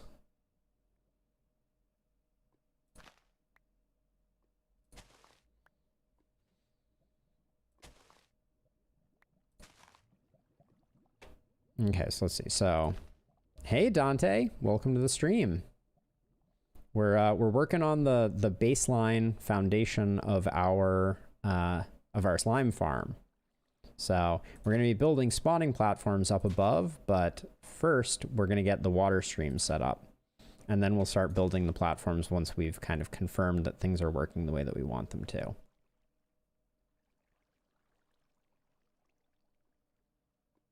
All right, so let's see. So let's try this again.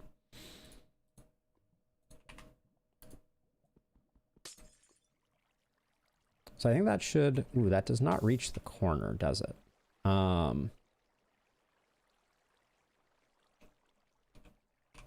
Let's try going one block higher.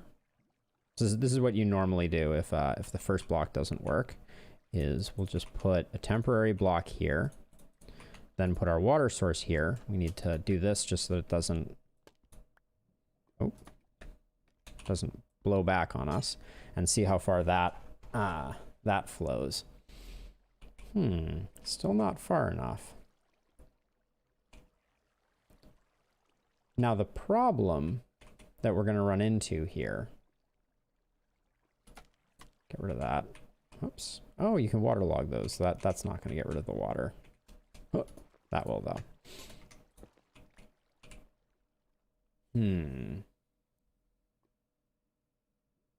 So I think, okay, so I think the next approach that we use is to avoid the corners connecting. So what that means is we're actually gonna dig out this. Because the reason that we got so much water last time was because the checkerboard pattern, or the water created kind of like a 2x2 grid. So if we put water along these edges, we should get a nice smooth path of water. Yeah, I think this is what we meant to do initially. Now the question is, do we want magma cubes below this water to be safe? No, I think any slimes that run... Uh-oh. Huh.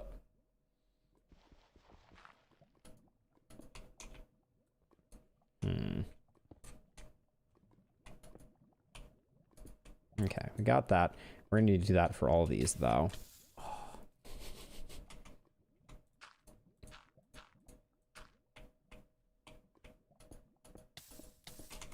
Oops, I gotta run away.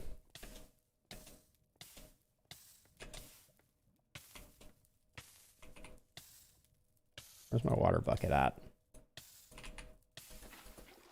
There we go. Tons of health left. I'm a professional. I wasn't worried at all when I couldn't find my water bucket.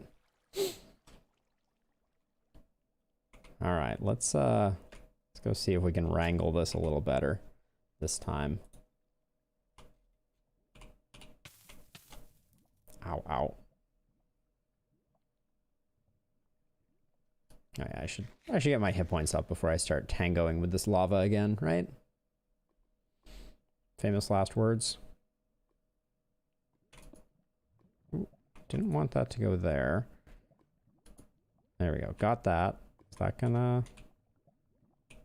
Okay, good. That got that out of the way. Okay, there we go. Good. Problem solved. Now, I think we do have... There's one minor hitch that we're still going to have to solve here. which is that when I place... Okay, also this can't be here anymore. So we need to find a better way to do this. Okay. Well, let's pick a safe direction. There was lava over there. Maybe this is the safe direction. Okay, we'll just do this. This is all going to need to become half slabs. Okay, there we go. I could not agree more completely, Sleeping. We are deep in misdirection territory. All right, here we go. So this is good. Oops. Oh, I just need to offload some garbage out of my inventory here. Oh, and I can't use that because I plastered over it. All right, let's do this, and then there we go. All right. So Minecraft has always had its fair share of of inventory issues. Not that answers your question, but there are lots of mods that add some type of increase in inventory size or inventory management ability, etc. But not a crazy number. Okay, so as I was alluding to before, the problem that we're going to run into is a water source bucket. We get it. Placed here is going to flow only to the edge, and we want it to flow one block further. So we need to lower this down one block. Oh, come on now. No more double mining, please.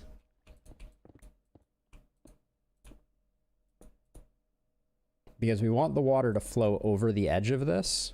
And at the moment, since we've now expanded our platform by 1, it will not do that. All right, there we go. And then we have no more. Oh, we just got rid of all our magma blocks. The foolishness. All right, here we go. Should be approximately exactly the number that we need to finish this up.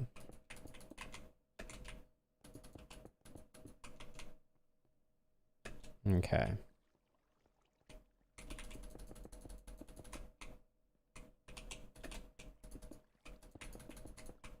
There we go. All right, and we have our exit. We can't get around that way. Disaster.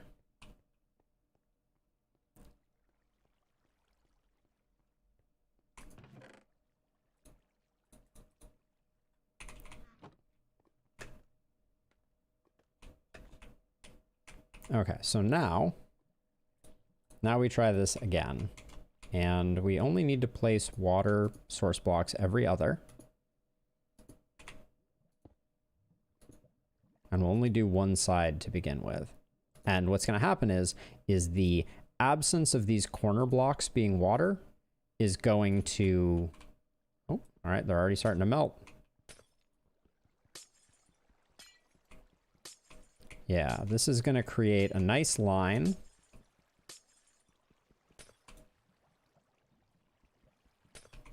Thusly, which is going to flow all the way to the center. And so now we just need to do that on each side, and we'll be good to go.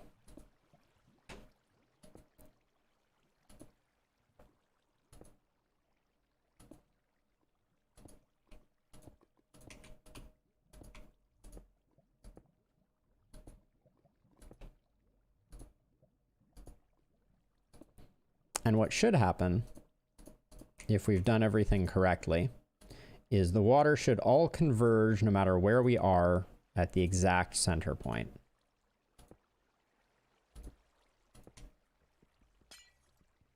Okay, and so now I still messed it up. Where are my sponges? I've still messed it up. Ah.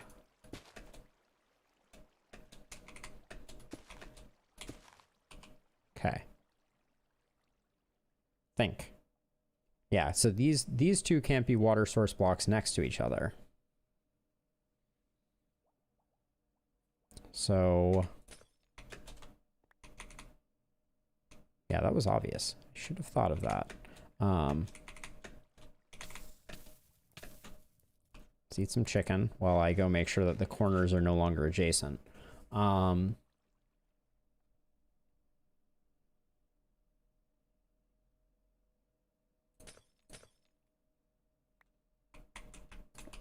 So I just put that there. We're gonna have to dry out a lot of sponges after this.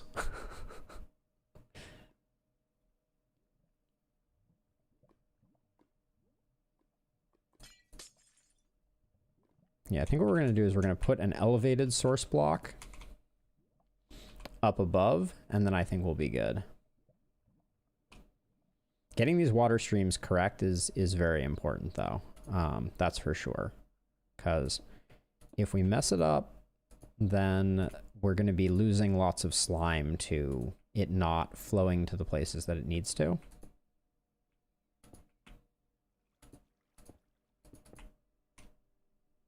Okay, let's get out Larry again.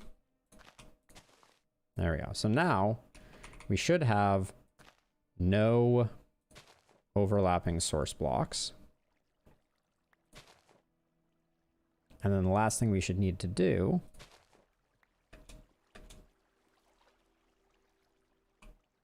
this is an awkward place for this. We're gonna have to move the door to somewhere else.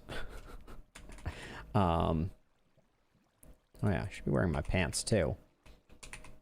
The butt chappers. Okay, so now we've got all that. I need these and some ice.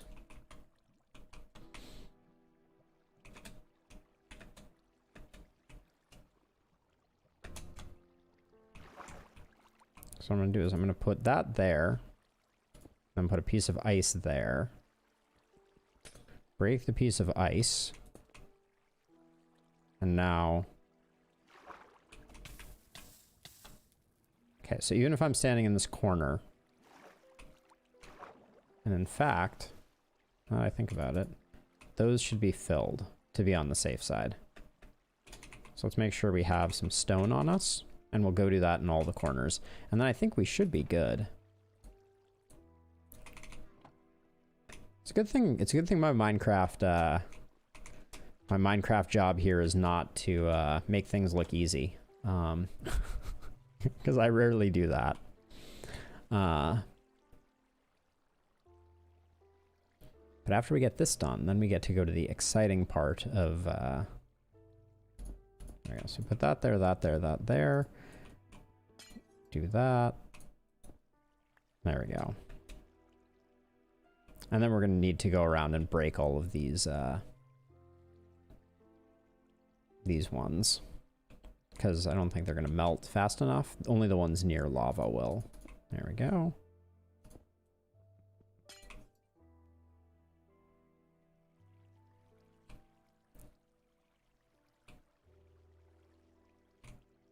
All right, that's looking good. That's looking like what we want it to look like.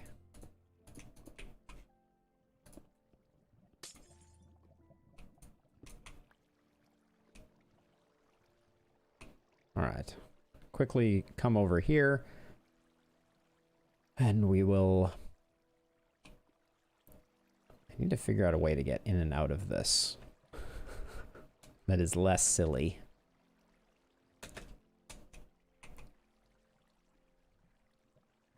So at the moment I can't instant mine stone because I don't have a beacon set up. All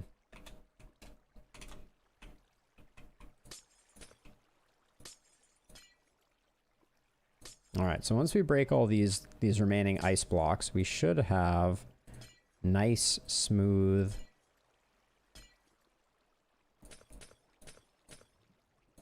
nice, smooth water flowing into the center and terminating right on top of the hopper minecart that we created.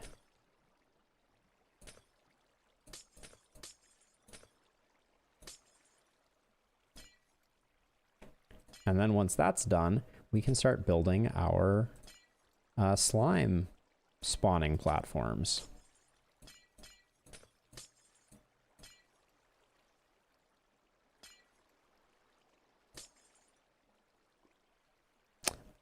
To my knowledge, no, Snorlaxer. Not unless you have a pick that... Oh, why is that? You would need to have a pick that has an enchantment that you can't get on it. That is not possible to get. Okay, so something is wrong here. Because the flow is not good. Right, this should be flowing to the center, but instead we're missing some goodness over here. Oh, did I not remove the... There we go, that should change it. That did not fix it. Water can be a little finicky sometimes.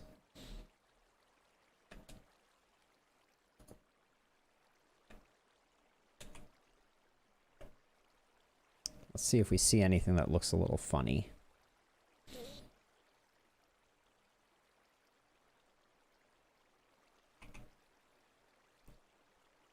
I don't want to have to get rid of the stone again. Or excuse me, get rid of the water again. It seems like something funny has happened over here. So what I think I'm going to do is I'm going to come over here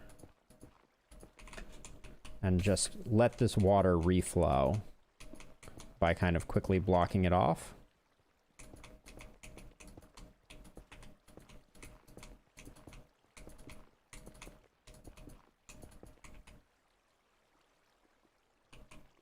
Oh. So this is our problem. Why, oh why, is this water not flowing a block further? 1, 2, 3, 4. Huh? I expanded this on all sides, didn't I? Okay, hold on a second. 1, 2, 1, 2, 3, 4, 5, 6, 7. So if I break this block, see, it flows over and it flows off the edge, which is what we want it to do. But over here, that's not happening. So I guess we need to... I guess I messed up expanding this side. Oh no, that's gonna break my redstone. Ah. Yeah, it probably broke my redstone. Let's go check on our redstone before I do any more.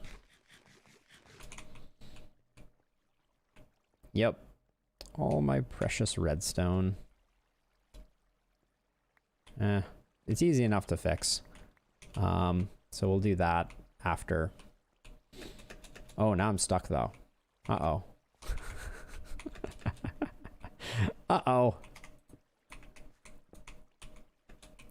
Can't escape. Okay, so let's figure out where our measurements are still incorrect. All right, Snorlaxer. Hope you have a really nice walk. Okay, so this side.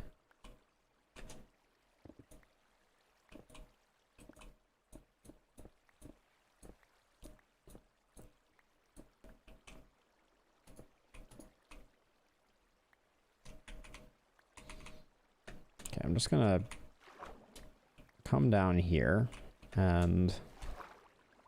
Oh, what a mess we've made. But we'll fix it.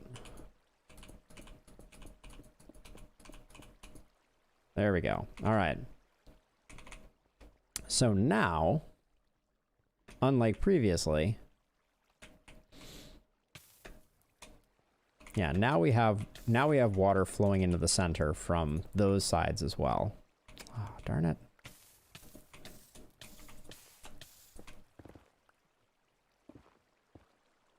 So I guess, I think when I rebuilt it, I mismeasured.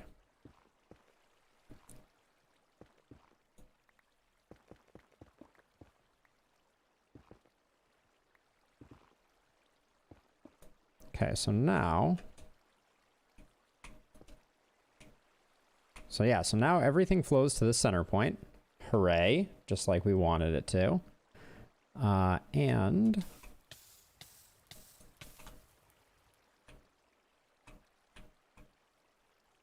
anything that is put here is going to get dropped into our system. So, phew. Despite some mismeasuring, I want to get a higher vantage point on this to make sure that everything looks correct, but I think we're good.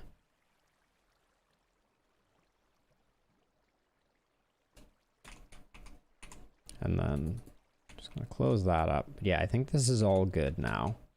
I'm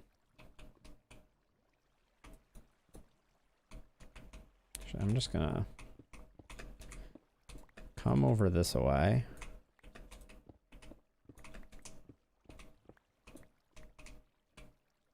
And take a look. Yep, everything's meeting in the center.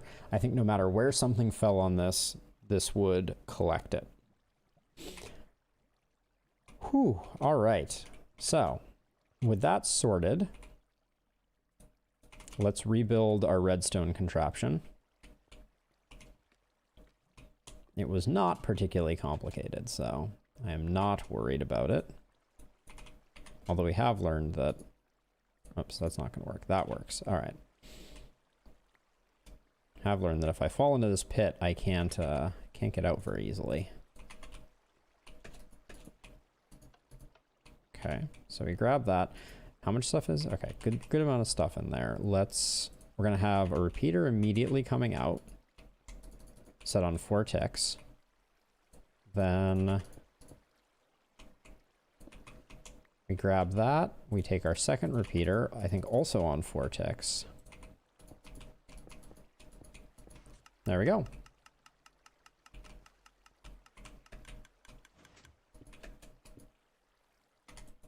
All right, and this is, yep. All right, cool. So we got that. Nothing's going to be spawning down here.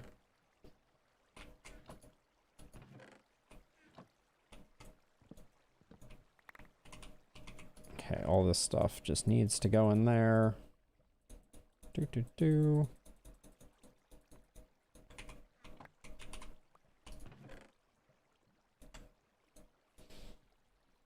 Okay. Keep the ender pearls, or excuse me, keep the water bucket. Grab the slabs. Make sure that that's all good. Grab my torches. I'm gonna torch up the perimeter a little bit. Not because we need to, but just for aesthetics.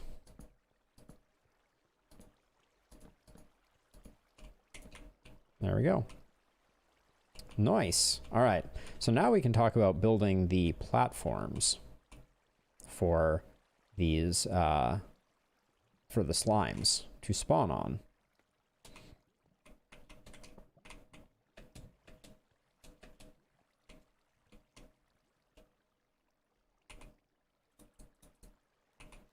Just want to watch it all. Yep.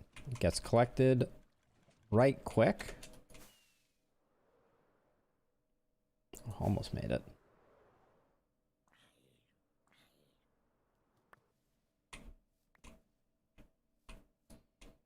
Hello, zombie. Okay. So, next up is we need a lot of stone to get started. Because we're gonna build our platforms out of stone brick, I think.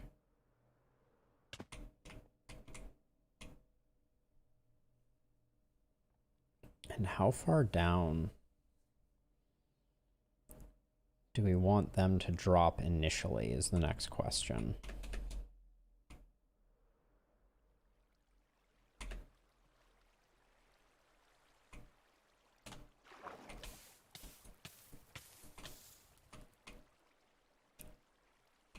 I think it's safe to go that high.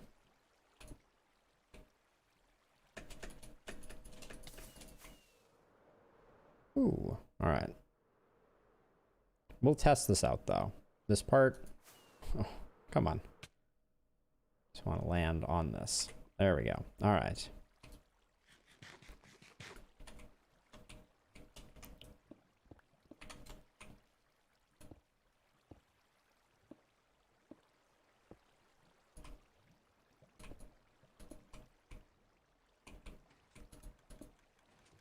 One, two, three, I think. Yep. All right. So these ones go away. Just need to be careful about the measuring once here.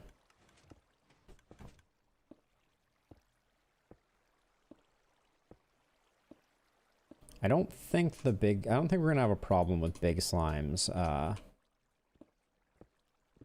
but we'll test this out before we go too far.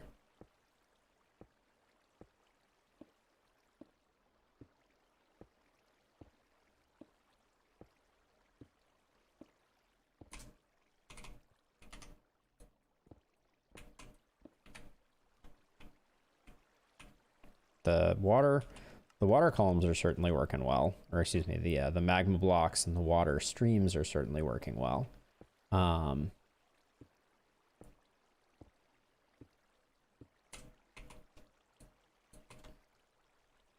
does this only...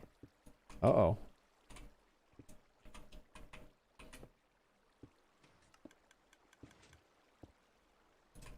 All right, cool. So now this just needs to be filled in.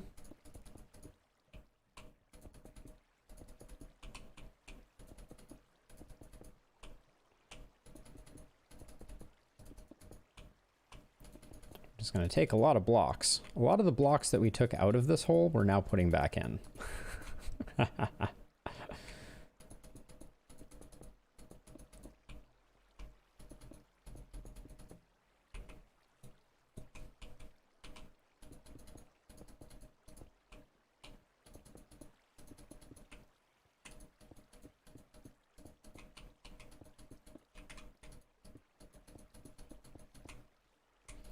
And then basically the only things that remain are getting the pumpkins in place.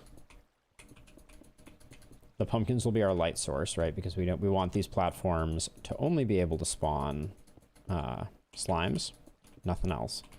And then we're also going to put iron golems around the perimeter that are going to cause the slimes to become enraged and hippity hop over towards the edge.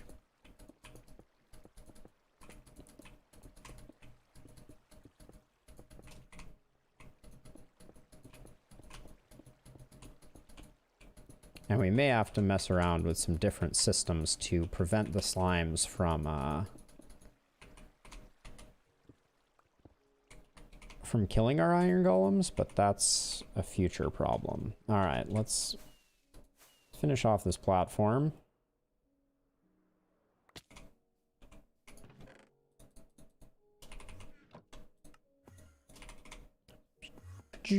Oh my gosh. Really, Enderman? Just dropped a block right on top of me. Okay.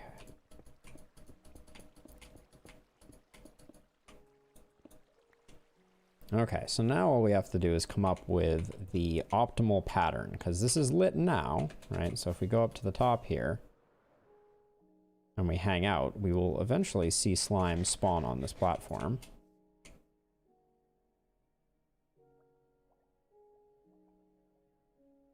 I think we may want to be a little higher. Like here, I think might be good. Oh, okay, let's go over here because we have a better view. Slimes. Go gadget slimes.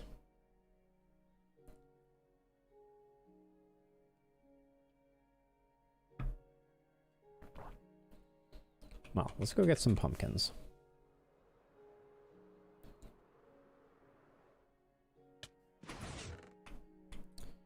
We're getting to be pumpkin barons, that's for sure. Okay, we do need to carve the pumpkins, unfortunately.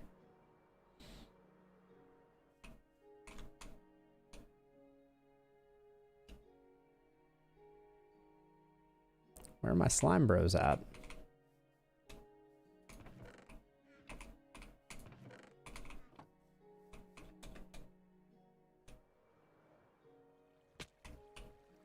Ouch.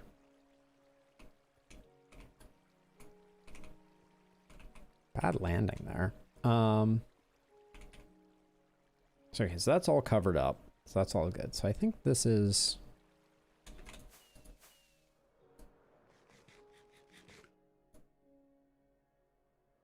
I see a dark hole over there. We need our shears.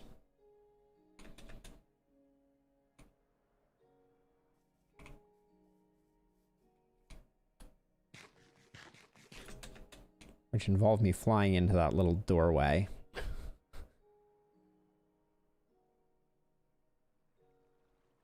Which is not that bad.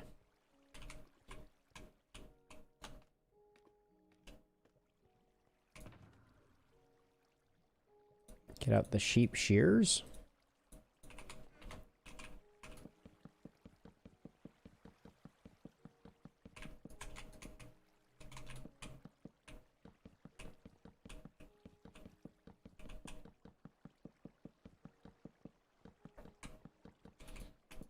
I think I'm creating a situation in which I cannot...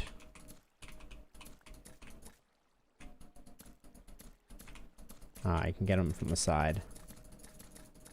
Alright. I have so many pumpkin seeds when I'm done with this. Alright.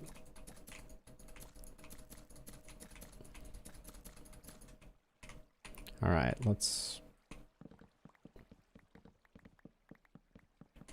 do this. We should have a full stack of jack-o'-lanterns, which we can then light up.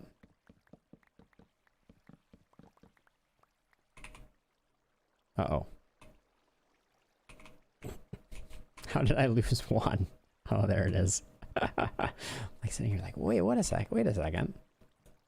Obligatory. Life would be so much grander if we wore a pumpkin on our head all the time.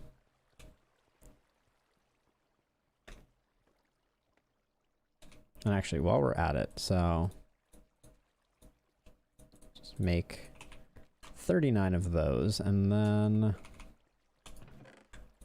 dump all the pumpkin seeds in there. So then the next question is, I seem to remember that at least historically...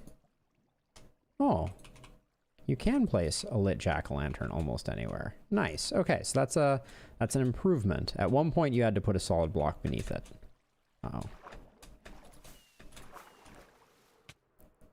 Hitting those walls. It's killing me. So let's see. So the lava's lighting that up, but we don't want to take that as a solution. So if I put one here and put one here. Didn't quite get there. Okay, so this is where...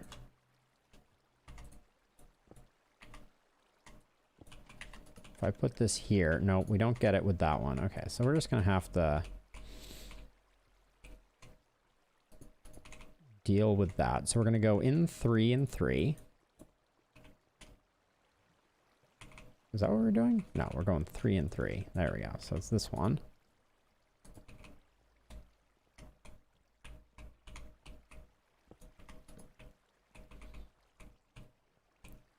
And then... wait, how does that work?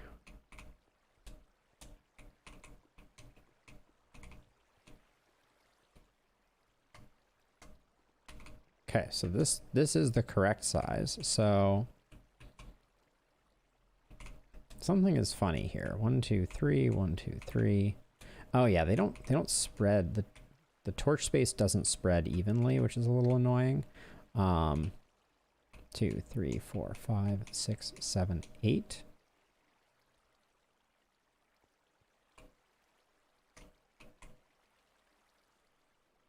Where's the center point?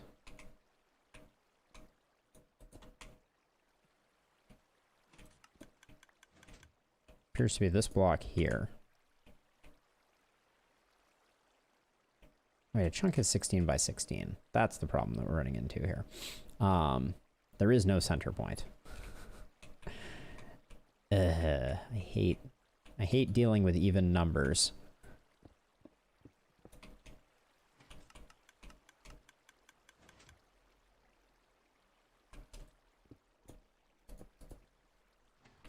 So if I just put 4 like that, doesn't solve the middle problem.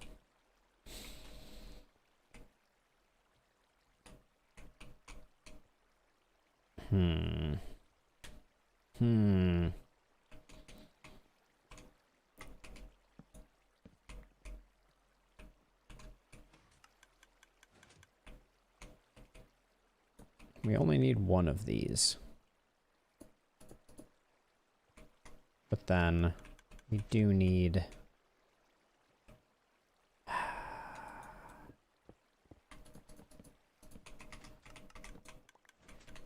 I care too much about symmetry. Oh, but also... These are the two that would be...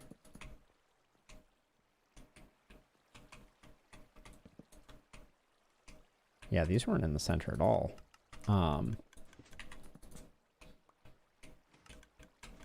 This just feels like too many pumpkins to solve this problem. Certainly lights the place up, but... Okay, I need to go up to the surface and collect all of my jack-o'-lanterns. Okay. Oh, there we go. So we had a slime spawn. It jumped down. It cannot jump back up.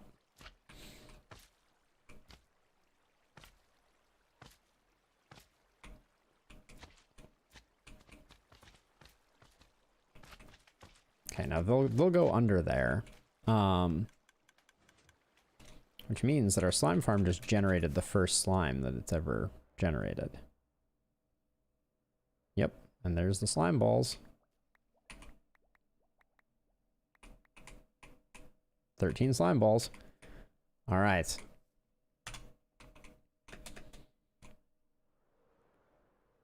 Okay, so if we go this path... Oh my gosh, I'm taking so much fall damage. My boots have feather falling? Yeah. This is 1, 2, 3, 4, 5, 6, 7, 8, 9, 10, 11, 12, plus 4. So this is 16 per. It's a nice round number. I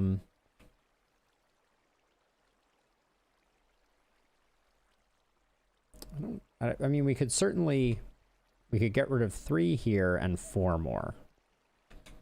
But we'd lose symmetry. So I don't think I really want to do that.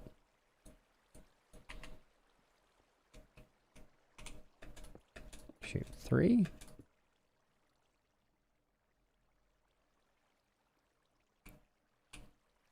So what I'm going to do is I'm going to put a block here.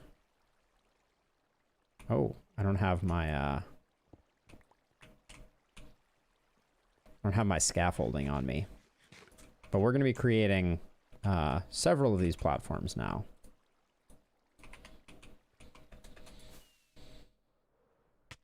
Ow.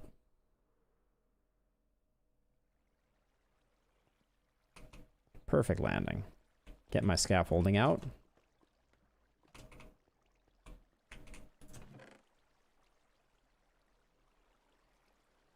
There it is.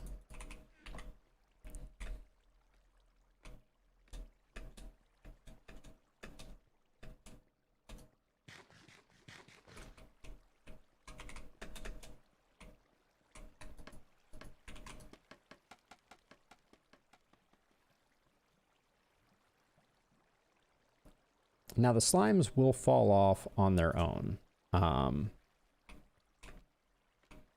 So I come to here, and this is 1, 2, 3 place. 1, 2, 3 place. 1, 2, 3 place. 1, 2, 3 place. And then we'll do Iron Golem Nooks next. 1, 2, 3, place. 1, 2, 3, place. 1, 2, 3, place. 1, 2, 3, place. So see, right now the slimes are just bopping around, and maybe in fact as a proof of concept we should do the iron golems on the bottom level. The fact that I'm hearing zombies here is disturbing. All right. So maybe that's the number of platforms that we do. That's a lot of platforms.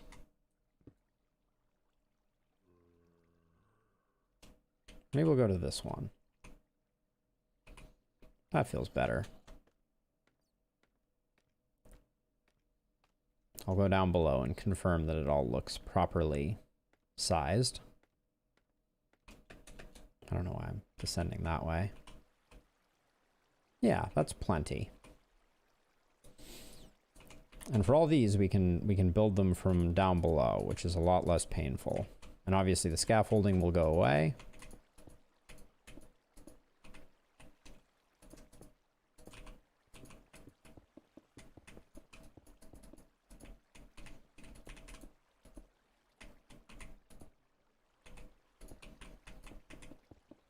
Okay, we don't want to be placing any below if we can help it.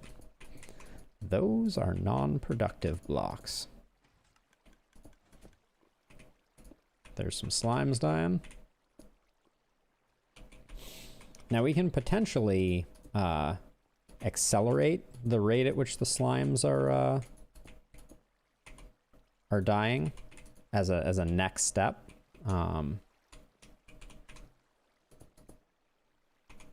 Let's get the jack-o'-lanterns on. Oops. On our bar, but ideally not in place of our pick.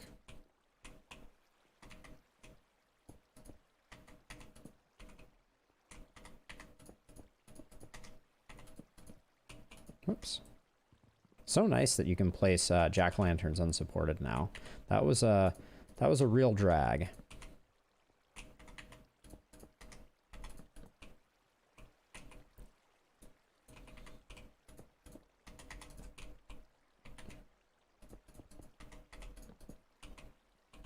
Okay, so then all we need to do is do this and go doot. There we go. And then we fill it all in.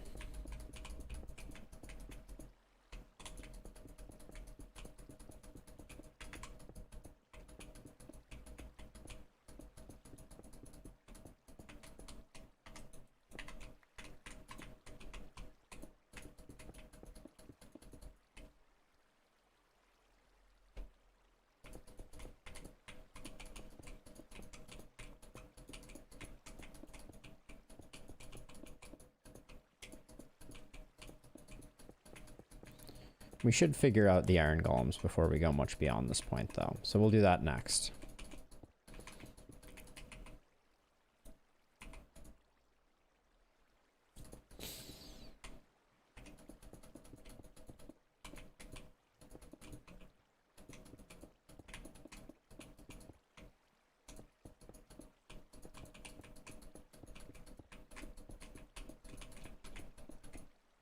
There we go. Platform numero dos is sorted.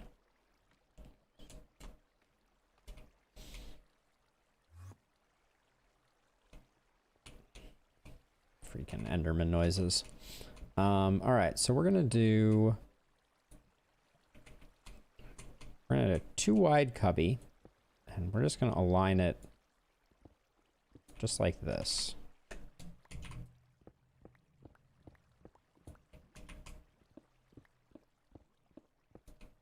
Yeah, we'll go back like this. Oh yeah, we need to go 4 back, don't we? Yeah, because we're going to be putting an iron golem in here, so...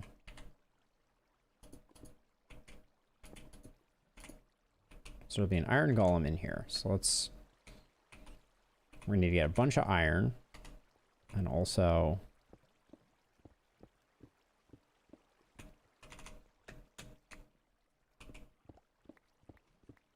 Wish I had left up the beacon.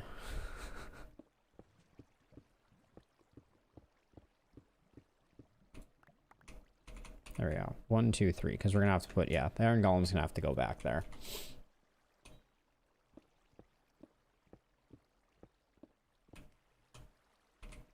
Oh, I'm going too high with these two.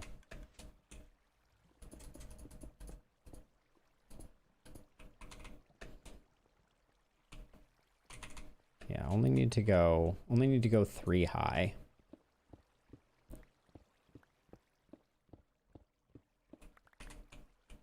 And 4 deep. 3 high, 4 deep. Got it. Okay. Oh, I should do this with nose, so we get some cobblestone.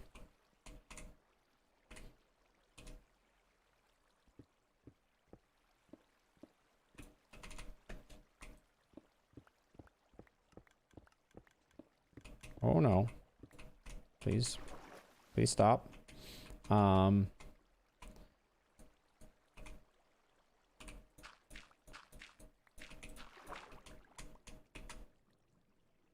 Oh, this is our column of water. That's what this is. Okay, we may have to get a little creative with this one.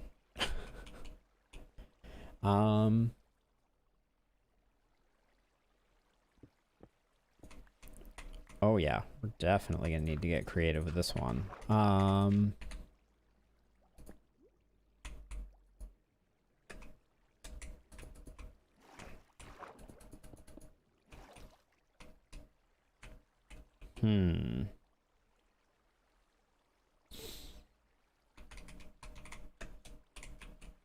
Because that's going to be in the way every single time.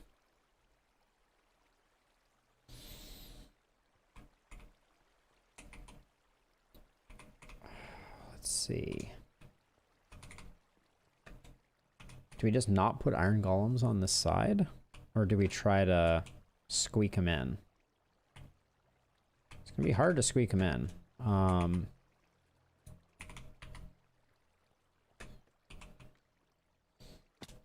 Oops. Collection system seems to be working really well, though.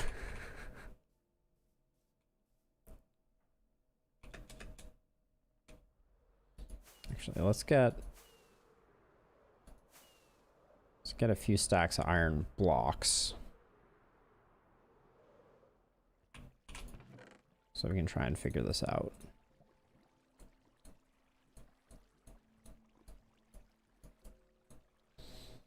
Okay, got those, got some carved pumpkins. Hey Snorlaxer, welcome back. I'm problem solving some minor snags in our design. Our water elevator for the slime balls is interfering with where I wanted our golems, our iron golems, to live. So the iron golems are going to lure the slimes quickly off of the platform. So we definitely want the iron golems there because they're going to improve the rates. But let's see. If we grab this, grab a stack of that. So I just want some fences. Actually, I'm not going to go with fences. I'm going to go with iron bars because we have lots of iron and wood is sometimes hard to come by. I guess we already have enough iron blocks, so let's just grab those. All right, that is too many iron bars already. Get rid of one andesite, one of those.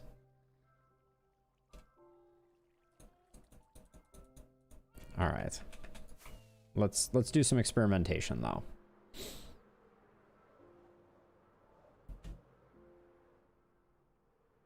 Oh my gosh. Slime danger. Ah.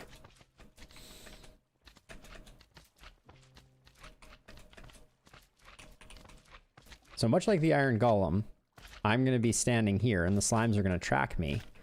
and it's going to be a beautiful thing. So let's get this set up. So we're going to put iron bars there, and then let's put down an iron golem.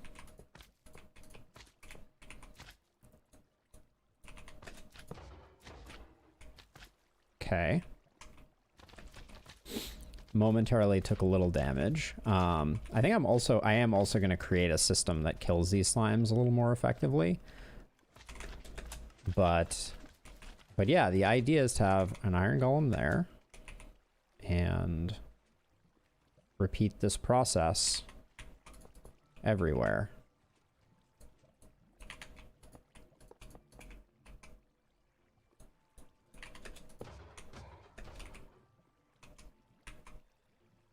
And in fact, I think we can do that. And they will still lure their prey over. But the big problem is this side here, because that wall there and that wall there are part of the setup. So we have to... Where are my rockets?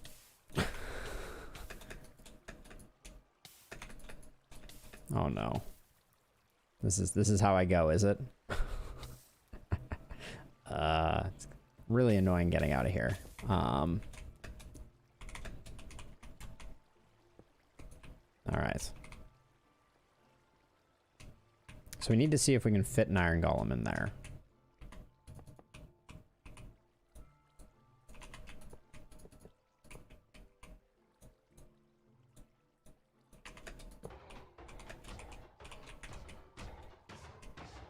Get out of the wall, dude. Dummy. So, because I think it's only his eye line that matters. All right, we'll need to check that. But we should be able to maybe spawn an iron golem in here, and then it'll just be interesting to see if I can get him to not suffocate. And also not wander off.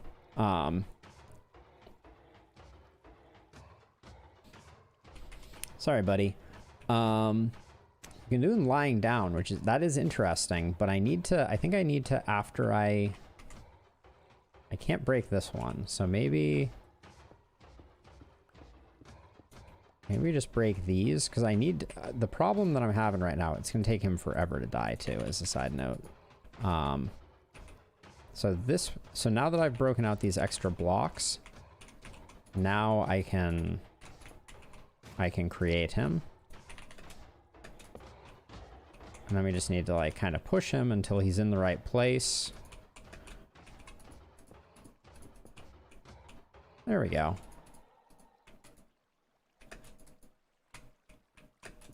And in fact, we should be doing this with all of them. Pushing them to the forward like that, pushing them to the front like that. So let's go redo these guys real quick. So yeah, so that's what it's going to look like. And I think because their eye line is there, the slimes will be able to see them and get angry at them. But let's see.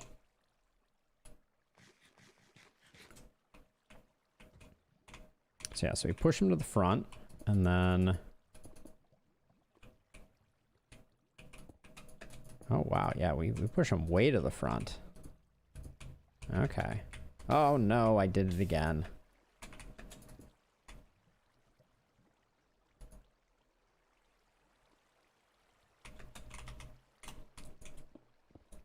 Should probably just make a catching system to protect me from falling down, because I'm going to be doing that a lot, I think.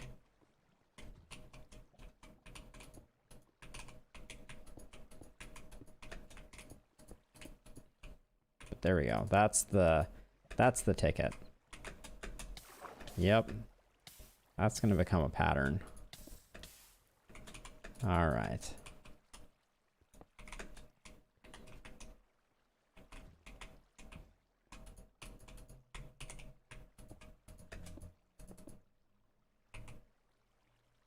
Out of blocks.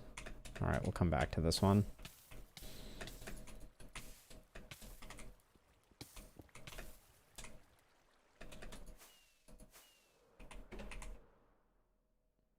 Oh boy. We got a lot of friends over here.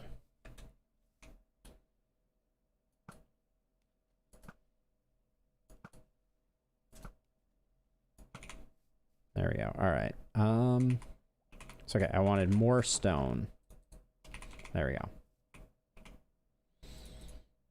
Oops. Don't need a single piece of that.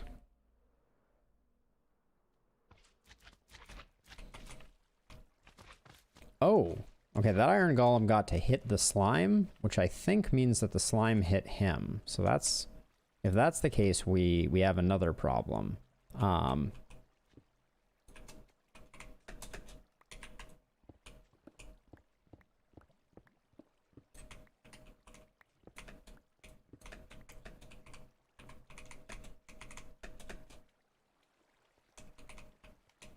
Okay, so that slime should be tracking the iron golems.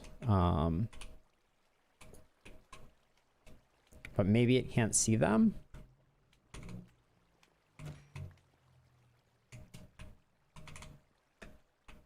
So Snorlaxer, I could use cobble, but we have a very limited supply of cobble because I've been using my Silk Touch pick so much. So I would prefer not to. If I could afford to use other materials, that would be better. Now,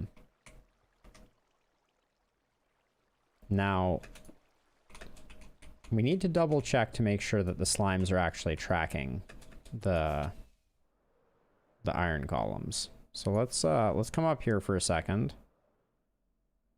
I need to move my bed. But yeah, it's clearly working.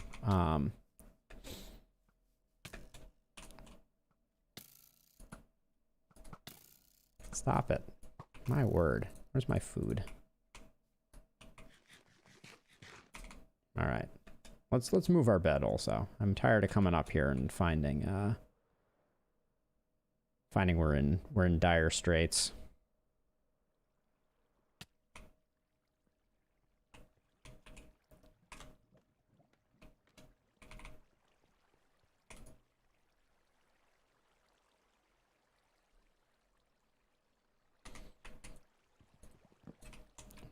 Grab the bed too. Okay, we need to offload some stuff. Oh, we're gonna need those slabs that I just foolishly put down here. Building progress is good. We're building the spawning platforms at the moment, Buffalo. So I can show you what that's about. I made too many iron bars, for sure.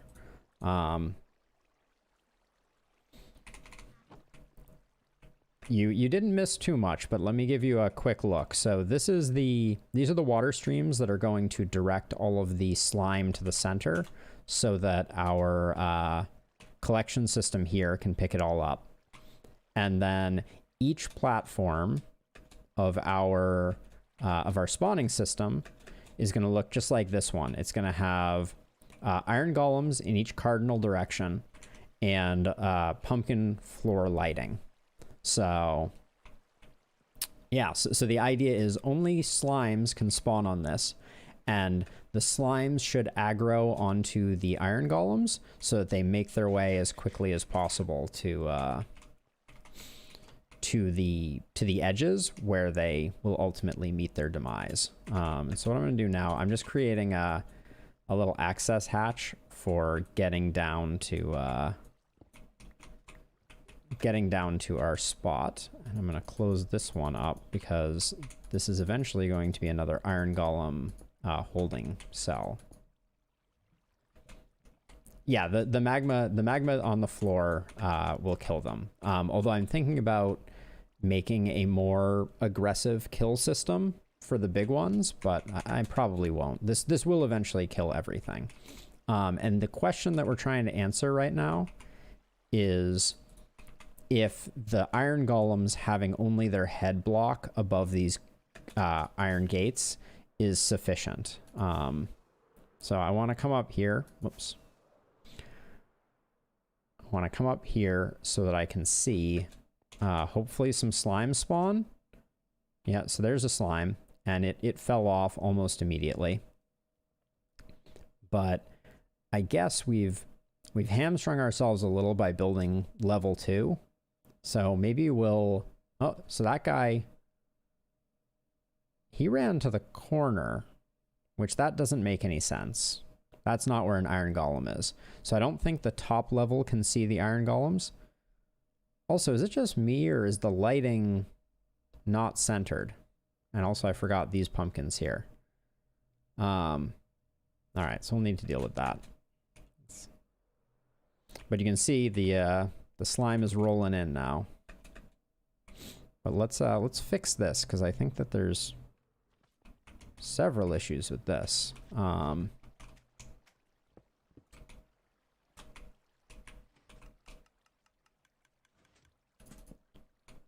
Possibly. So this is 1, 2, 3, 1, 2, 3, 1, 2, 3, 1, 2, 3. Okay, so I think it is good. It just looked funny. But yeah, so we're gonna take this pickaxe and we're gonna go, and that's gonna be an iron golem holding cell. Yeah, so a chunk is 16 by 16. It's not too late. We could make a chunk. We could make a face. So yeah, a chunk is 16 by 16, which really frustrates me from a symmetry perspective because there's no center point, right? So like these 2 are redundant, these 4 are redundant. I would much prefer for this to be an odd number so that I could just center them, but I feel like I'd rather make the pattern look right. So that's what I'm doing here. I'm making it symmetrical by adding unnecessary pumpkins, but we're pumpkin rich now, so we can afford it. Okay, so the other problem that we ran into design-wise is that this particular side, the water chute runs up this way, and we do run into it. So we're gonna need to get a little creative with the way that we build this cell. But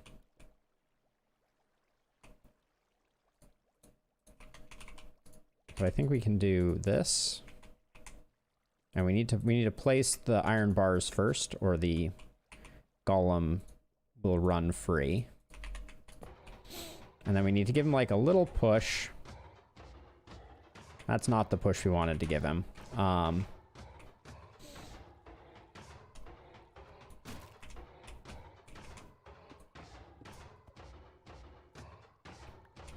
All right, well, he's gonna die. We don't want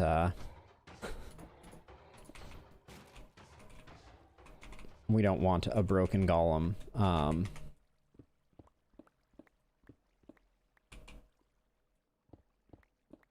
So previously for the other ones, I just dug back much further, and I'd like to avoid doing that if at all possible. I think this configuration might work. We're gonna try this. And I think I should build it from behind it so that I can push it forward. I think that's the idea. There we go. And then once he's in place, we kind of push him forward and then we close that up.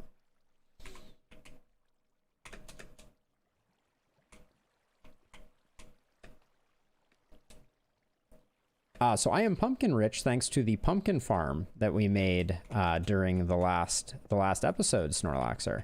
Yeah, so this is the one that's a little tricky because this is the edge of our chute. But yeah, we have lots and lots of pumpkins now. All right. Just kind of scoot him forward. Beautiful. All right. Like clockwork.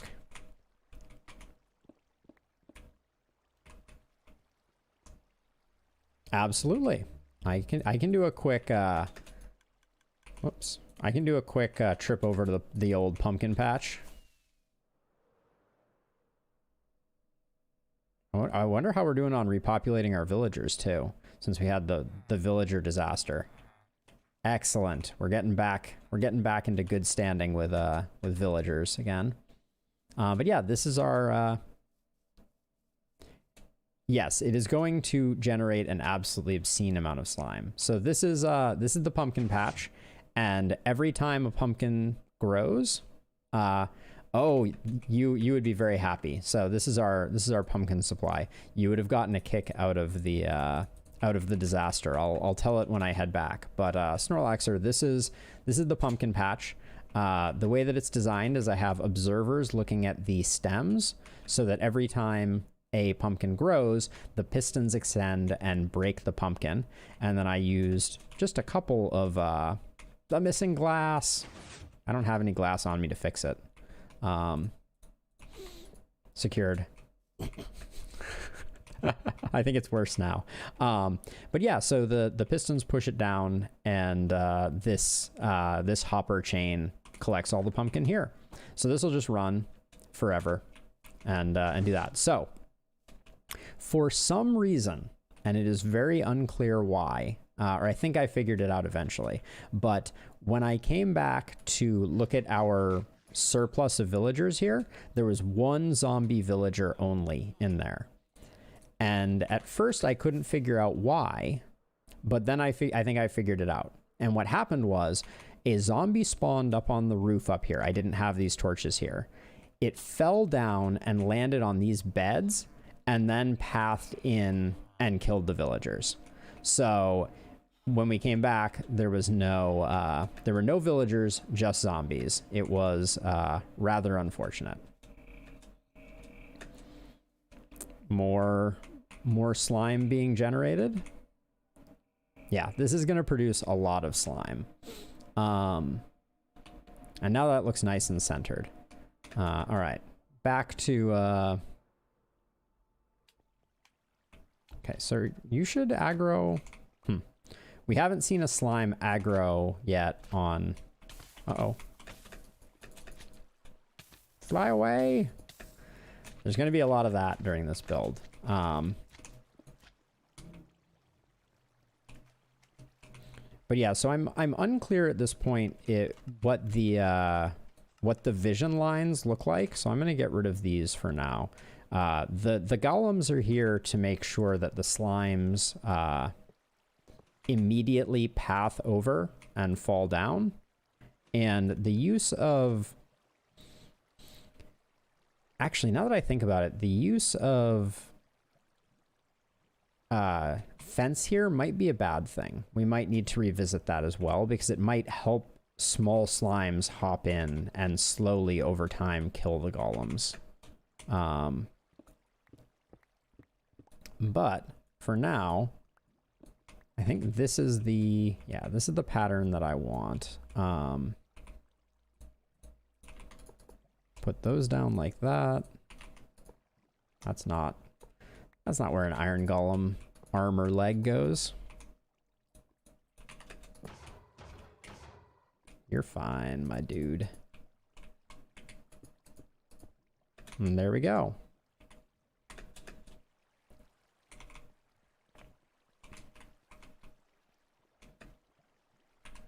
But yeah, the only problem that we may run into is the iron golems eventually dying. Also, we need to light up the iron golems' abodes. Yeah, because during the nighttime, that could spawn nasties. Oh, gravel. You are the best and worst thing that happens to me, depending on who you ask and when.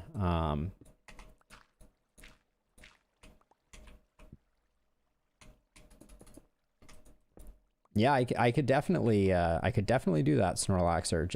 Just heal him up with a little bit of some iron ingots. The problem is if I if I decide to like AFK overnight, the iron golems might die, and I won't be there to help them out. Oh. Not being able to make that jump easily is very frustrating. Okay, but this level is done. So, okay, so I want to, what we're going to do is we're going to do a little bit of an experiment here. We're going to have one on top there, and then we're going to have one on the bottom here. And then for the time being, just to test, I'm going to close this guy in and close this guy in. And we want to see, which way the slimes path when they spawn. So let's test that out. Let's land in here. This will be my little observation nook. And yeah, and we'll wait and see. And when slimes spawn, depending on which way they path, will give us a really good indication. Oh, that iron golem down there is able to melee them. That's not great. That may be a problem. That may lead to some dead iron golems very quickly.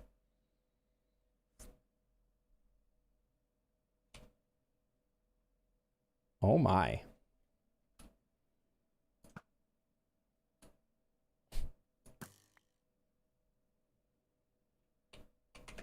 Here, I'll get all the goodies before we see what's going on. Oops, did not get enough altitude.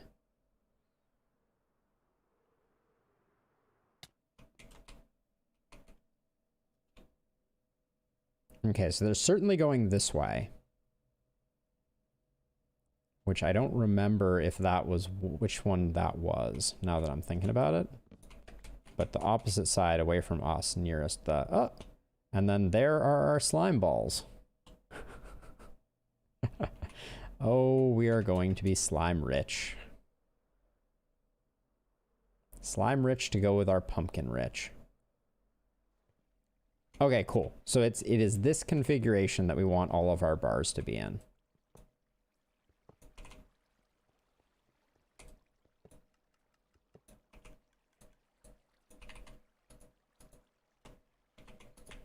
So top edge, bottom edge. All right, we'll do that for the ones down here as well. Although I'm a little concerned if these guys can hit him there, these bottom golems are not going to be long for this world. So we may need to make some tweaks to our design, but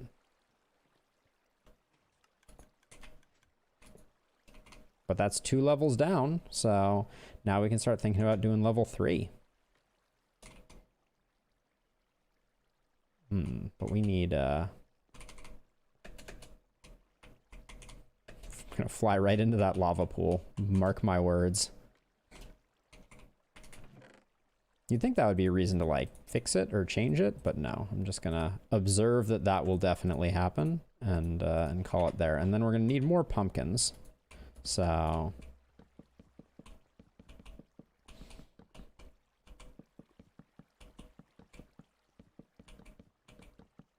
let's carve some more pumpkins up.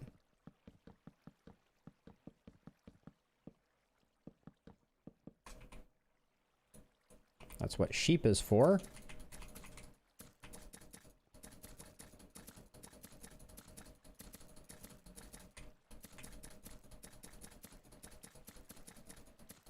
I never noticed that the top of a jack-o'-lantern apparently is slightly different, or at least I guess it rotates the pumpkin to be in a specific orientation when you do that.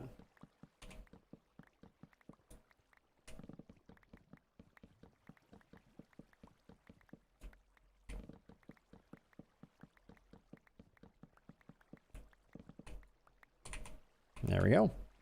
We got a bunch more jack-o'-lanterns. We have more pumpkin seeds than we know what to do with at this point, though. So I'm not going to keep those.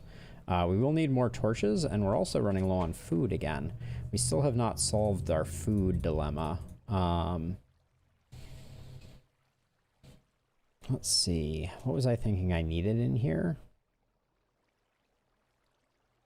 Well, stone brick, but we need a lot of it. And we don't have a lot at the moment. I'll stack up my iron bars. Okay, we'll have to go up top. Yeah, we need to design our chicken cooker. That is that's something we need to get on in a big way. Should probably do that next next stream. I mean, maybe we'll do it at the end of this stream. Depending. Whoops.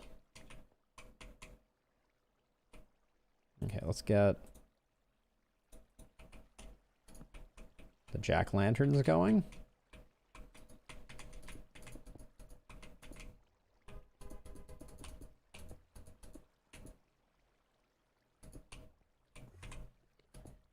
I hear you, Enderman. Yep. That's another problem that we're going to have is Enderman dropping off dirt blocks, messing with the efficiencies of our farm. Oh, the joys. And yeah, we're gonna need more torches before we even get this this level lit up.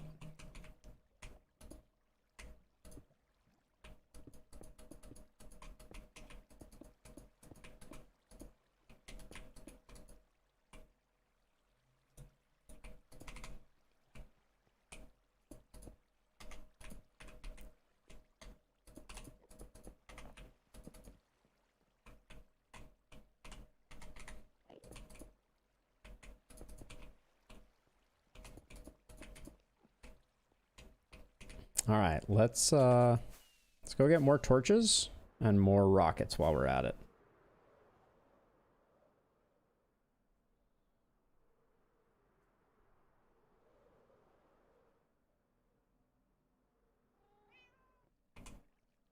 Yeah, I should make our chicken cooking setup cook and be able to generate raw and cooked chicken. That's probably a good idea.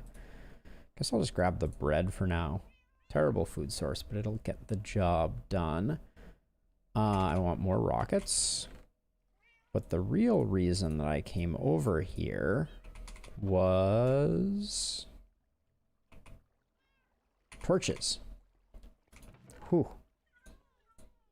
Almost forgot. All right, let's just grab that, and we won't. We'll just do one stack at a time. All right. Back to work.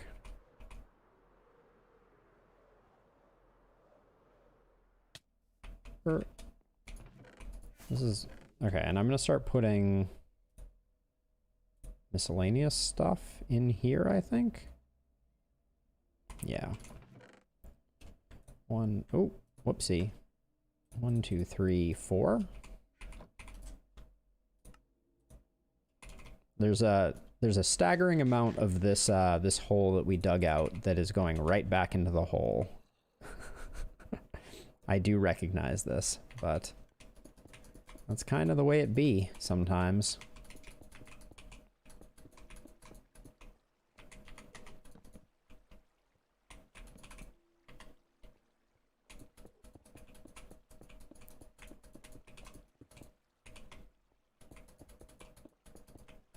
But yeah, we'll create a oops.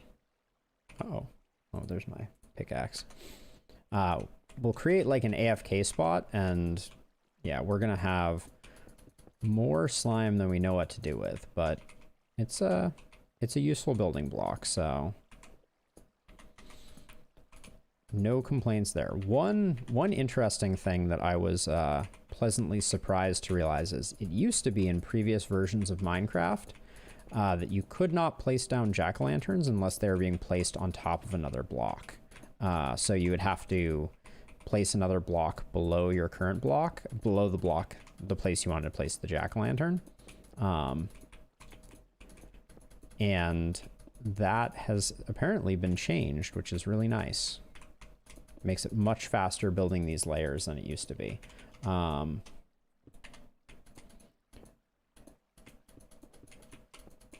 And I think I'm going to build the layers first, and then we'll go back and iron golemify them. Is that the way I want to do it? Maybe not. So the iron goleming process is a little tedious. So I'm kind of thinking, actually, maybe I do them as we go, because that means that I won't have like at the end of the stream to do, you know, a whole bunch of them. Oop, forgot some jack-o'-lanterns. Nope. Still haven't figured that one out. Just suffering through the fact that Endermen are going to ruin everything. You know, it might be sad to lose such a rival. You know, maybe I should just accept that Enderman and I are going to be bitter rivals forever. And just, you know, let it be what it is. All right, yeah, I guess I'll break these. So this is the structure that I think I'm going to be building.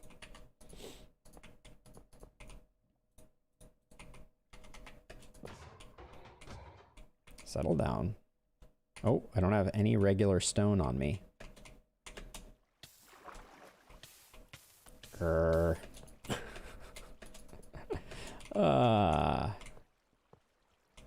Okay, let's get a little bit of regular stone. Ooh, that had good distance on it. Okay, get a few stacks of that, and then we're also...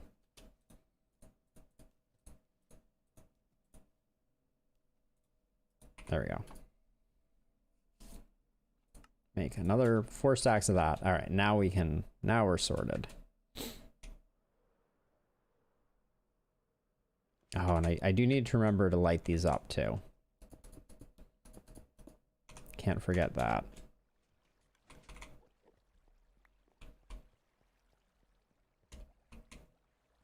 Enjoy your bath, jerk. Oh my gosh. Ah!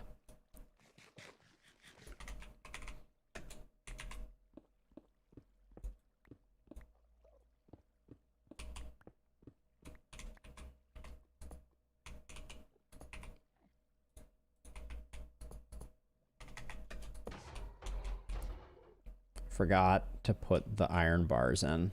Is there any way I can get around you without pushing you off? Don't think so. All right, let's try again. Good thing we have an iron farm and and a pumpkin farm. So these guys are pretty expendable. Sorry, dude.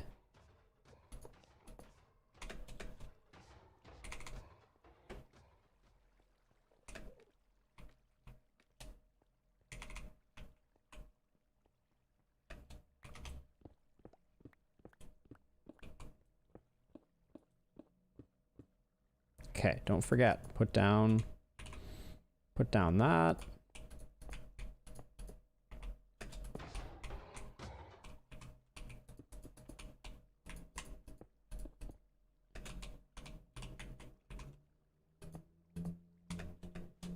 I wish I could just jump across that, but I don't have enough of a run up to make that happen. All right, and then this is the one that we have to be very careful with where we break things. We can break these, and we can break these.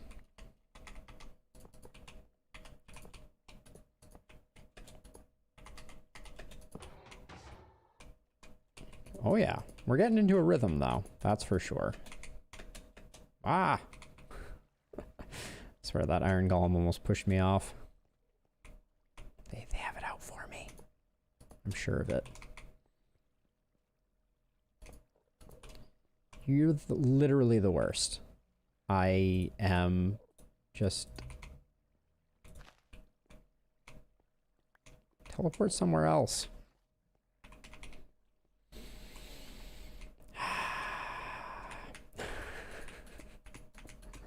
Alright, let's do... I'm gonna do the whole outline this time. Last time I did kind of more of a piecemeal type of thing.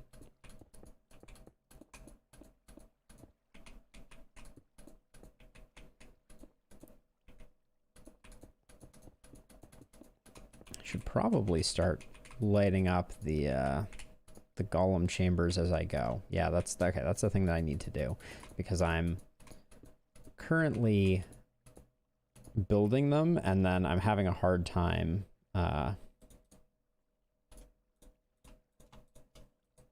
getting back to them. So let's do that, and then let's get all these guys sorted. Oh,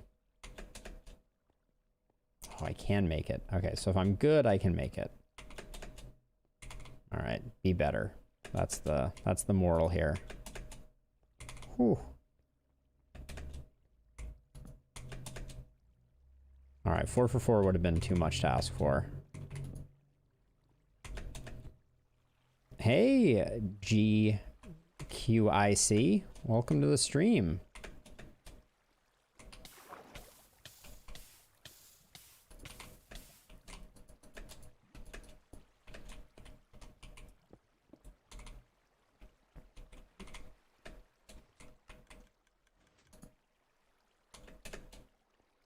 Ooh, spicy.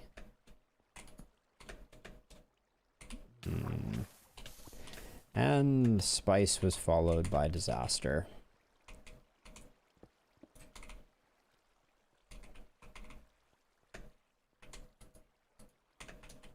Can you move, dude? Yes, this is a single player world. Just me doing my thing. Currently building a slime farm. Are you a Minecraft player? And if so, what variety do you play?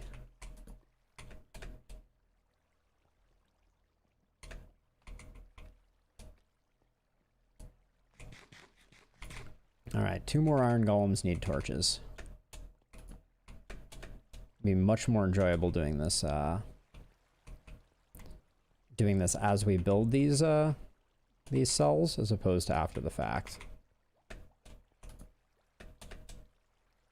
Almost. All right, I think that's everybody on this floor. Good, good, good, good. Oh, I wonder if the iron golems would have lit up the edge here that wasn't lit. Oh, cool. Well, welcome. Thank you for hopping in. I super appreciate it. Hope you enjoy. Let's see. Where are my lanterns at? There we go.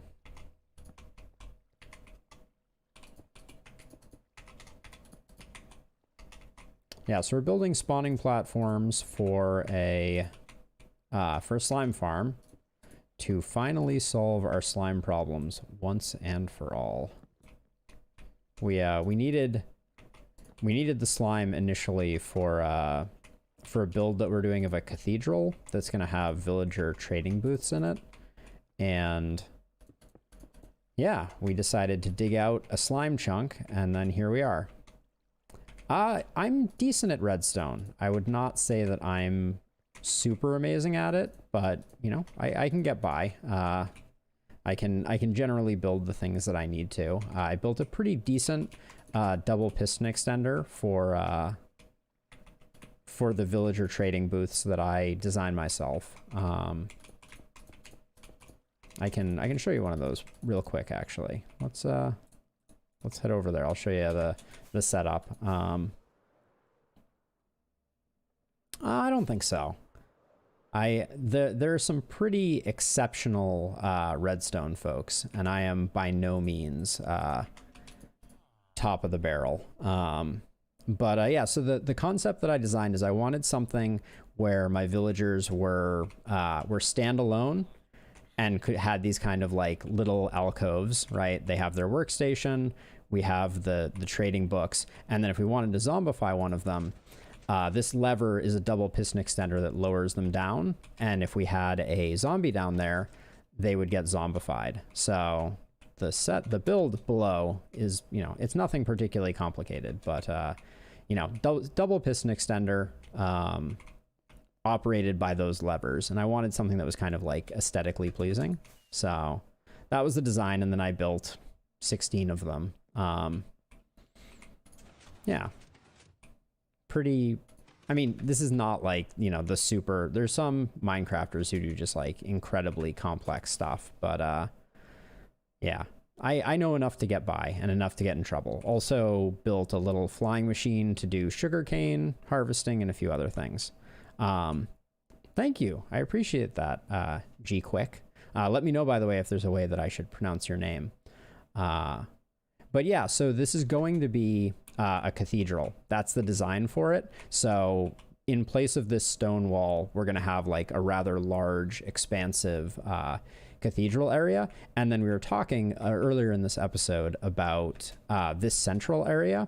I think I'm going to make a tower that goes downward that's going to have more bulk villager trading, kind of like maybe circular with like a large spiral staircase that kind of rings it. But yeah, this is going to be the main floor of the cathedral. We'll have some type of cool stained glass window here and a few other, and also some type of, I don't know, altar type thing. But yeah, so, and then this is our villager breeder for populating all of the trades. We had all of our major books, and then we had a disaster. A dude, oh, you mean this guy down here? Yeah, he's not burning up in the burning up like we like them to. Oh my word. The skeletons are just unstoppable, like, dodging machines, I swear. Like, hello, creeper. Oh, cool. Was it using like comparators to like decode the position of an item frame? And yeah, we're making some good slime ball progress as well. I've seen a few different kind of encryption / decoding types of builds that are really, really cool. We might do something like that later on. It would actually be kind of fun to do something of that nature for gaining access to the cathedral. We could do kind of like a little password type of build potentially. That could be fun. Do you play mostly single player or multiplayer, G-Quick? Also, the number of Endermen that have decided to come and hang out in my slime farm is going to drive me to the brink of insanity. Mark my words.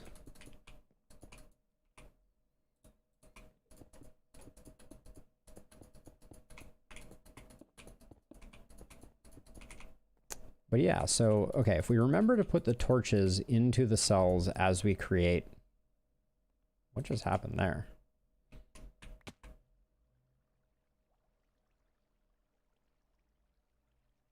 Oh, that sounds really cool, G-Quick. I watched, I don't know if you watch any Minecrafters on YouTube, but I watched a video not long ago by Ethos Lab that was a redstone trivia game that was pretty cool. And he also used shulker boxes with the items renamed as kind of like a mechanism for testing if the answer was correct or not, that I thought was very clever. But yeah, that sounds super awesome and very, very complicated potentially from a redstone perspective. So much for that piece of stone. Oh, also I'm building this before I've built my golem bays. I should do that. So was your redstone contraption, so you would input something? I'll press a button and it generates a random key shulker box. Oh, that's really very clever. So you're almost on like the public key encryption type of design there. That's serious business, but I could see there being a lot of permutations for a setup like that. Let's see, then we break this one, we break this one. All right, let's see if I can get my ordering correct.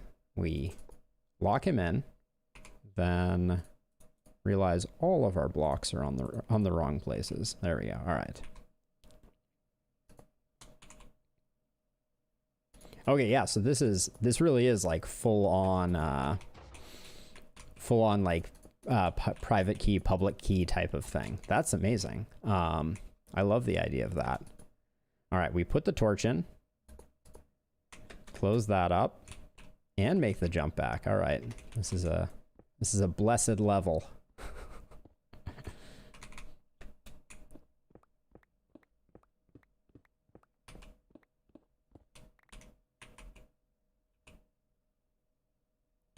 Very, very interesting. I love it, G-Quick. That is a super cool sounding design. All right, we don't need our bow right now. Okay, put down the torch before we forget. Ooh, and the jump back. I'm on fire. What was this on a multiplayer server where you were like encrypting messages to send around, or was this mostly like a proof of concept that you did in a creative world? I could see like a lot of potential applications for it.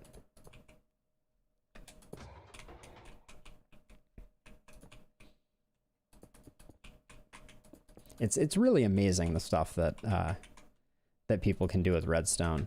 A lot of my there goes my streak.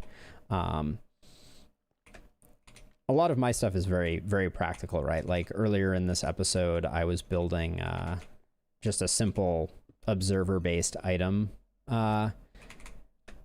dispenser type of thing, you know, silent when there's no slime balls in it type of thing. But yeah, what you're describing is on a whole other level for sure. Okay.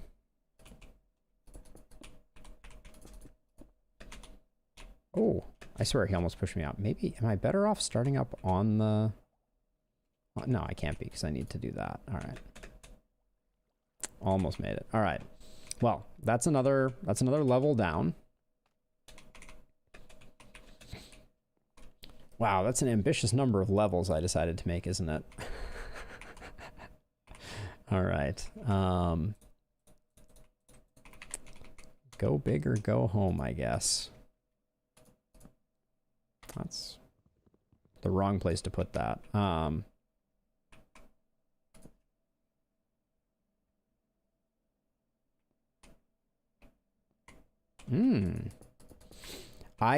have found, especially if they're like specific things like that, like binary decoders that you're creating and compacting, that the wiki is a great place to find kind of like what the current state of the art is, and potentially also share your designs if you're shrinking things more than had previously been possible.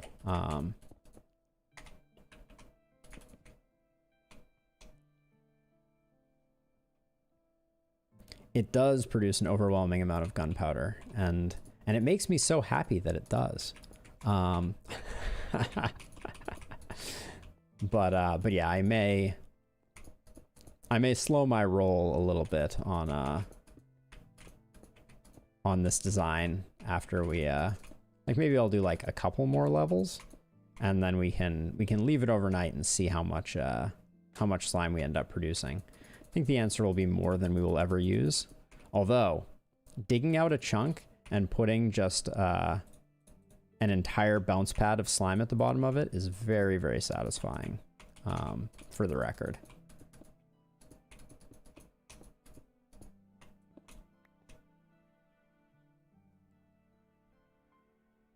Oh, SciCraft is absolutely amazing. I am a huge fan of watching everything that SciCraft puts out. They are incredible. And yeah, if you're improving on those designs, you definitely need to find a way to share your creations, because that's they are hyper technical. So are you when you're not Minecrafting and creating these incredible things, are you a software engineer, or what? Is it something you do professionally, like technology type stuff, that is? Because it certainly sounds like you know your stuff. Alright, I forgot to put the pumpkins here. There we go. Alright.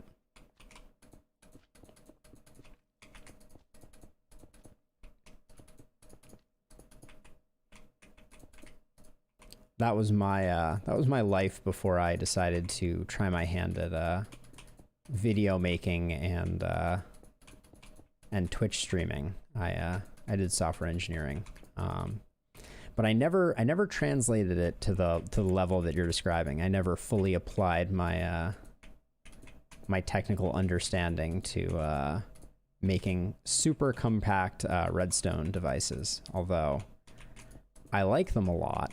I tend to err on the side of less compact. Oh, a mobile game for Android. Nice.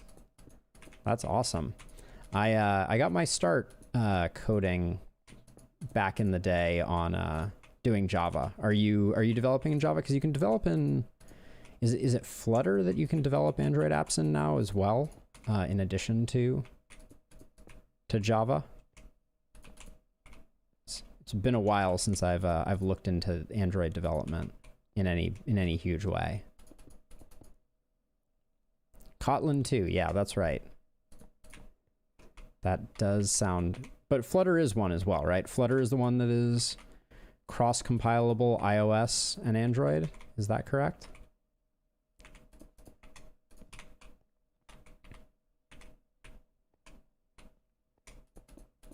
Oh, that makes sense. I mean, I think for any type of, if you're doing any type of like advanced 3D stuff or things like that, like there's always some intermediary expression that you're working in primarily.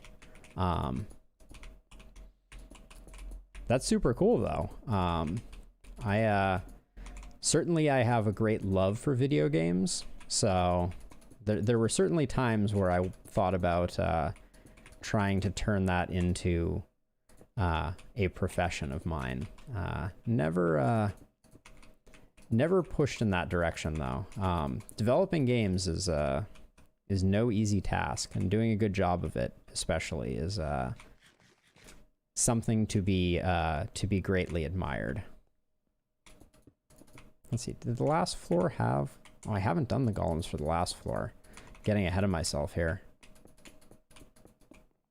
Oh, bread is the worst. But yeah, it's one of the things I really love about Minecraft is that, regardless of your, like, it seems to catch the imaginations of, the most serious engineering types, as well as... Oh, get out of here, baby zombie. Here, jump off the cliff and follow me. No dice. Yeah, it seems to capture the imaginations of such a broad swath of the population that it's really fun watching how people can come together and solve, simple problems, complex problems, highly technical problems. Yeah, it's pretty amazing. But definitely, if you haven't checked them out, well, I mean, I'm sure you have actually. G-Quick, if you're watching SciCraft members, you will have definitely watched Etho. But he is the father of a lot of modern redstone, and much appreciated for his creation of the Hopper Clock, among other things. Yeah, I can't agree more with you.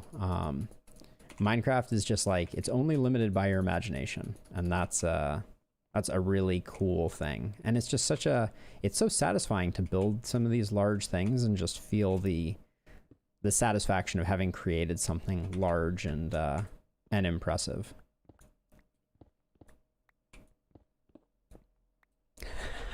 Sleeping.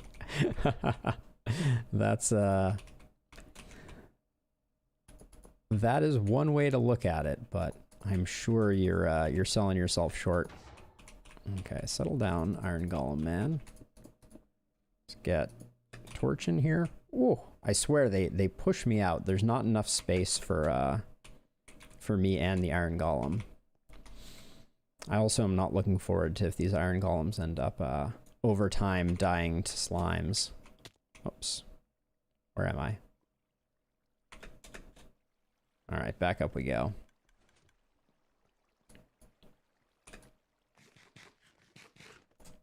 Because it'll be a bit of a labor of love / laborious process to replace these iron golems if we need to. All right. Oh, uh-oh. We're gonna need to head back to the pumpkin mines in a minute here to collect some more pumpkin gold. There we go. All right. Avoid falling to my death. Oh yeah, made it. MLG navigation there.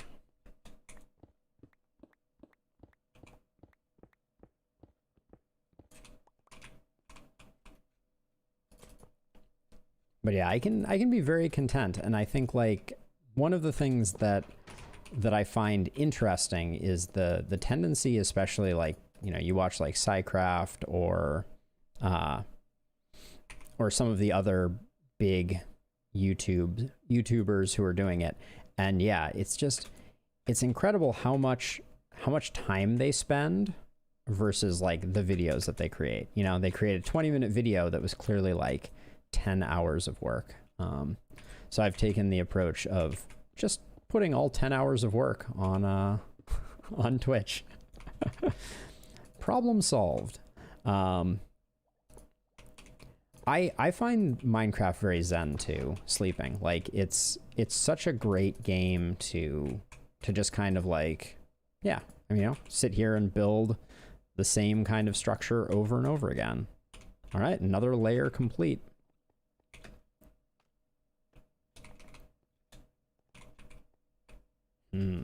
So many still. I know. I shouldn't build all of them.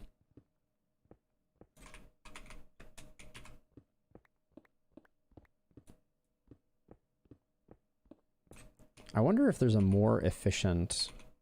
Okay, what am I going to send up to the top? Send the sticks up to the top? Yeah. All right. I wonder if there's a more efficient cutout pattern that I could be doing for creating these iron golems. I think this is pretty close to... Ooh, only two pumpkins left here. This is pretty close to as good as I can do for having to break blocks and then replace them. Ooh. All right, we got to get more pumpkins going. So this is a very interesting thing, actually. There are two types of golems in Minecraft. All right, I'm gonna leave my bed up here.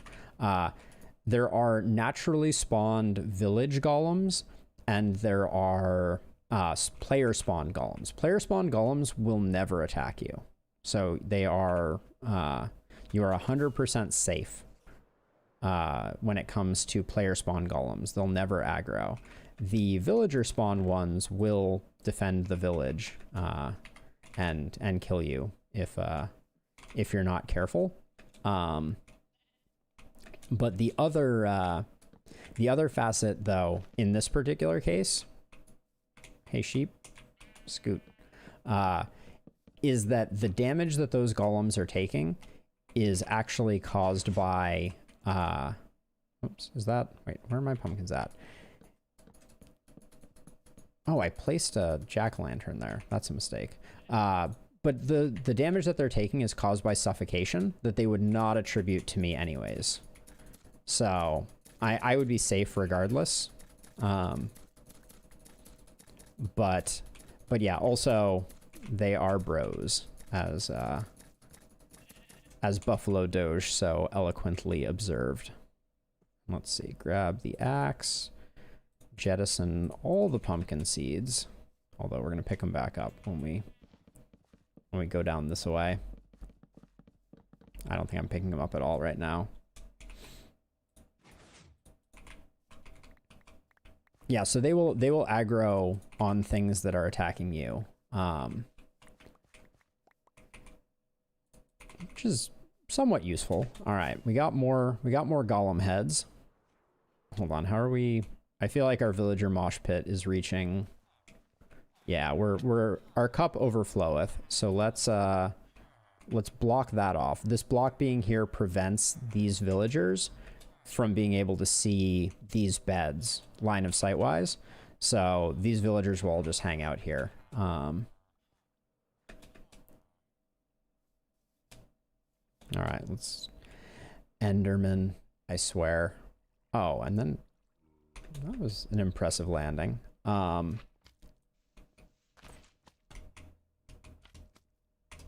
Somewhere I hear a slime. Okay, there he goes. The fact that this slime fell off on the corner there, I'm worried that that means that that slime did not see our golem, which could be because the slime spawned here and we may actually have to widen these out so that the slimes can see. We may need to experiment with that a little bit.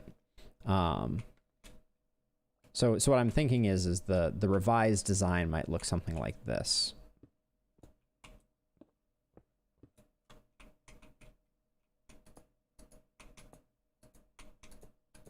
Right, so that would give, so now if the slime is over here, it still has line of sight. So I think we may need to change all of them to look more like this, which is fine. Let's see, the andesite can go. It'll just end up at the top anyways. Here, let's do that modification really quickly.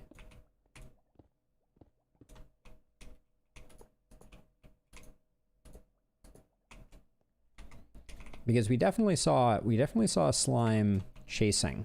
So like you can tell the difference between a slime that's moving at regular speed or full speed. Okay, we need more of our iron bars though, unfortunately.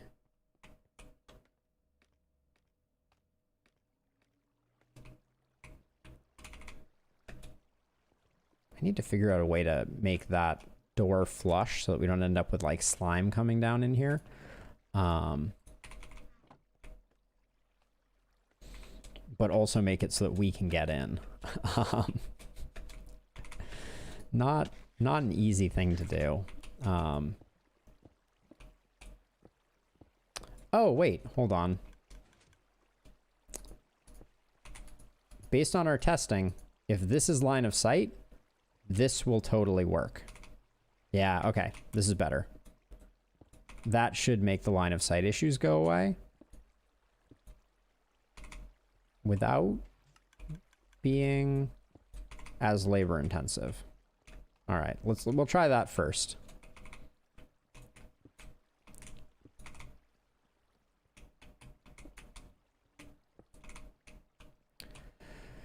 Gravel.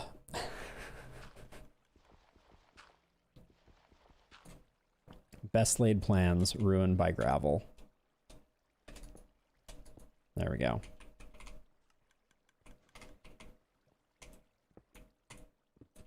I'm gonna go back to the other ones and fix it so they all look like this. Because yes, that would bother me as well. My attention to detail would not allow it otherwise.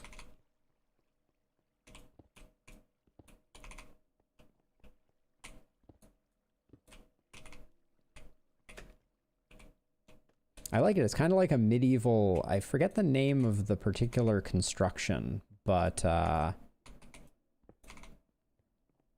it was the way that they designed archer windows in medieval times to be like a cross shape, but also beveled in such a way that the person inside would have a broad kind of field of view and field of aim, but those on the outside would have to make like an incredibly lucky shot in order to get an arrow inside.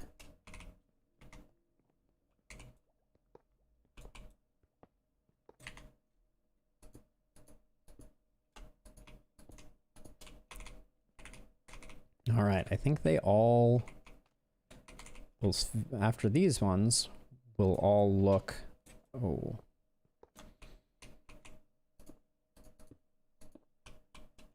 More smooth stone. We're doing a good job farming up some cobble.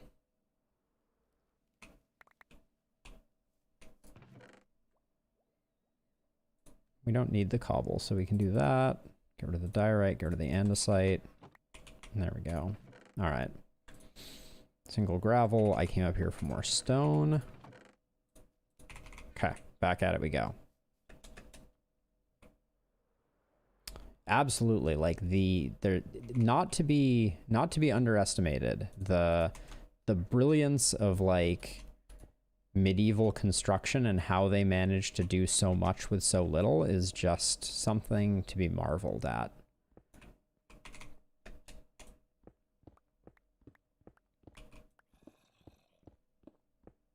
I don't think I don't hear you, zombie.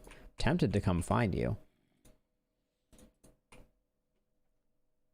Okay, let's see. One there, one there, one there. Do.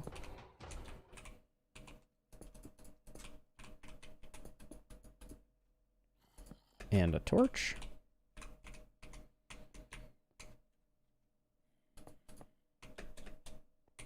Ooh. All right. Okay, we do need our pick, so... All right, shears can go away.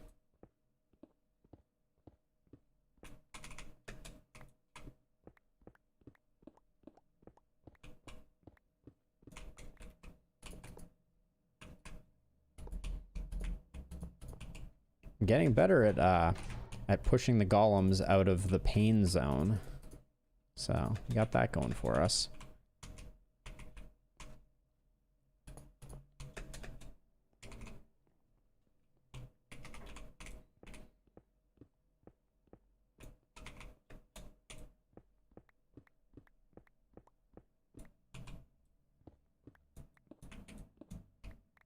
Got a little fouled up for a moment there. I was like, wait a second, how am I digging this? All right. So wide, he can't fit through doors. Ooh, but he can almost push me off the edge. All right, and that's another level done. I want to go up to the top again and see if I can see some slime behavior. Oh, before we do that though, let's get all the goodies that fell.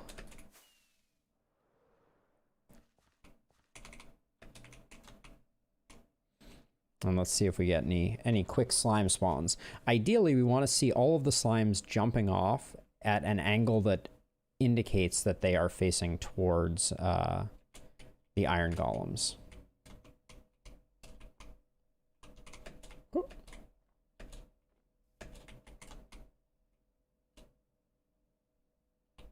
I mean, clearly slime is dying. I just missed it.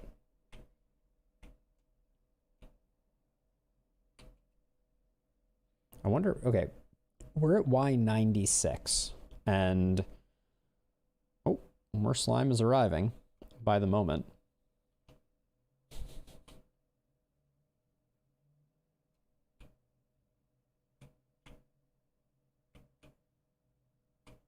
All I want to see is a little bit of slime action. All right, let's collect our slime, rest in the bed, because during the daytime, there is more mob cap available for them.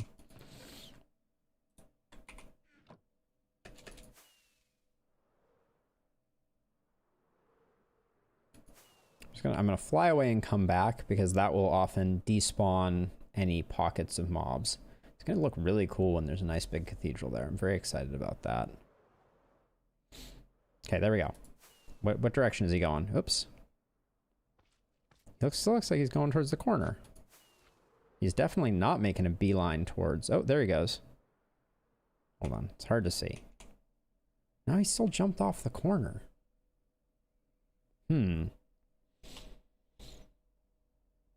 Oh, and then actually we do have a problem with the corners there as well, being a little inefficient. Oh, and then the iron golem is fighting him there. Those iron golems will die eventually, due to that. I'm thinking about doing a ring of lava around the outside edge, a little bit of a lava blade to kind of hasten the death of the largest slimes, and the smaller slimes will kind of like slide in. But yeah, it's surprising to me that when the large slime ends up here. I'm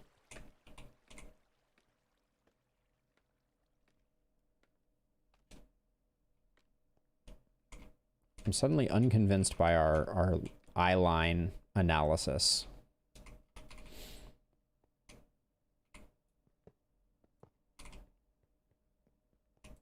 Oh wait, this floor doesn't have the... Oh wait, the top floor didn't have full peaky windows. Oops. That's the technical term for these little side cutouts.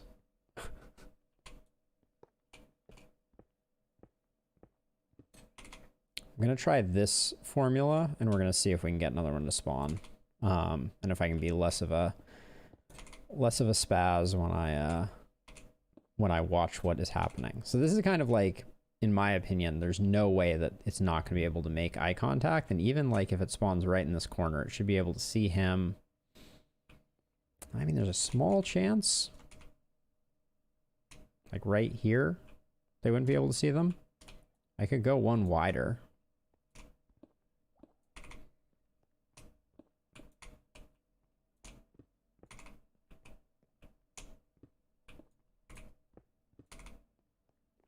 This is why you always test in creative. Would have hammered out all these issues way before now. Oh,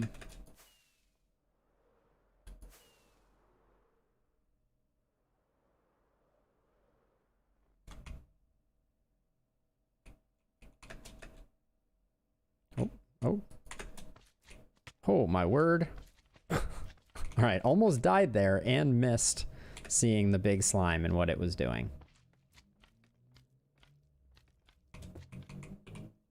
Oh well, okay. We'll get that to happen again. Oh, I'm having some flying issues at the moment. Let's eat some food, go collect our cobblestone bounty.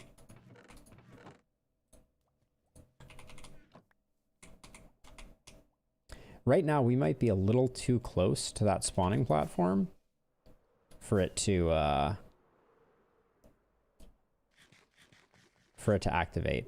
Right, eventually we'll make... Oh, I'm seeing slimes. Maybe we need to make our AFK spot so we just have that good to go. Well...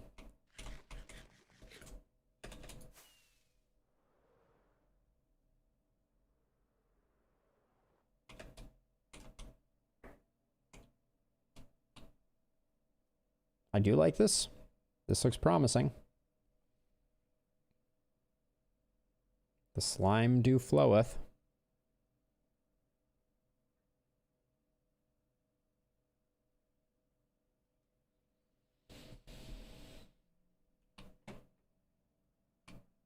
All right, let's grab our slime and continue.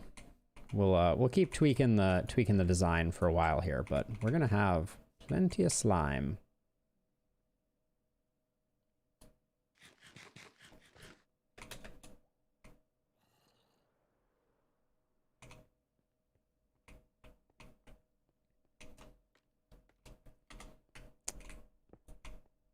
So I'm gonna go for the aggressive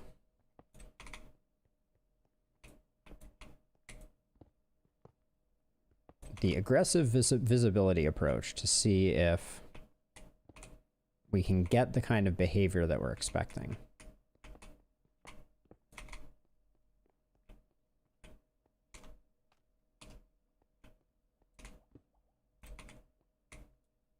Because we don't have a super efficient kill chamber down below, but the faster the slimes navigate off of the platforms and start engaging with it, the sooner they die and the sooner they can be replaced by more. So that's the That's the concept.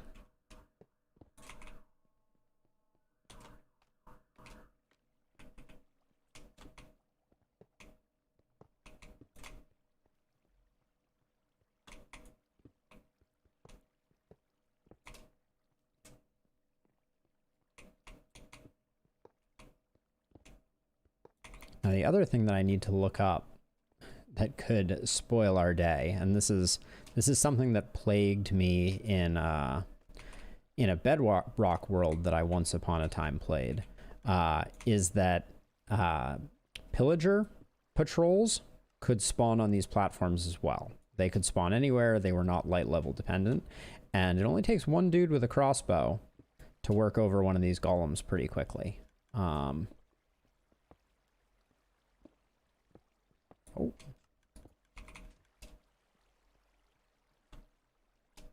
That's an interesting...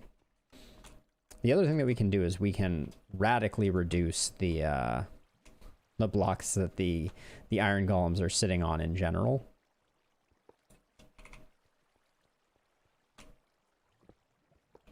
It's this lava blade that I'm thinking about.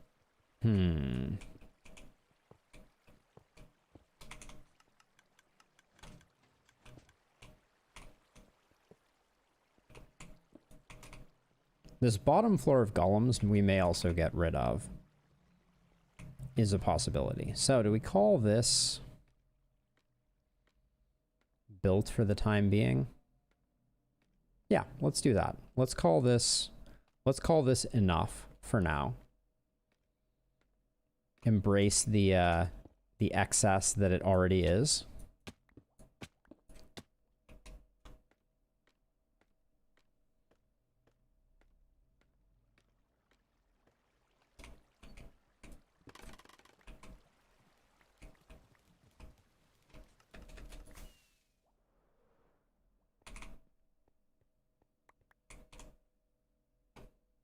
Yeah. Scaffolding. Lots and lots of scaffolding. All right, let's see.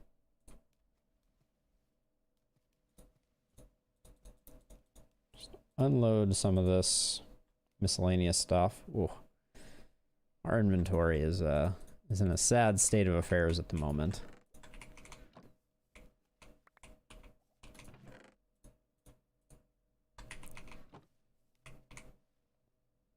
See, I want to make an iron door. And do we have a piece of wood handy? Where's my ender chest? Oh, it's downstairs. Okay, we'll go downstairs and we'll get it sorted down there. That's a lot of... Yeah, see, so they're ending up on the edge there, where the iron golem has to dispatch with them. But it's good that now we're seeing the iron golems getting mixed up with them a little bit. It's just bad that it may be slowly killing them. Can't really get over to there, can I? All right, we're gonna... Oh, and we're getting loss on the edge when the... Hey, remember when I said I was gonna end up in this pool of lava? That was basically it. Oh, wrong pickaxe. Ah. Damn it. All right. Let's see. Well, that's going to make it harder to get everything out of here. Dang.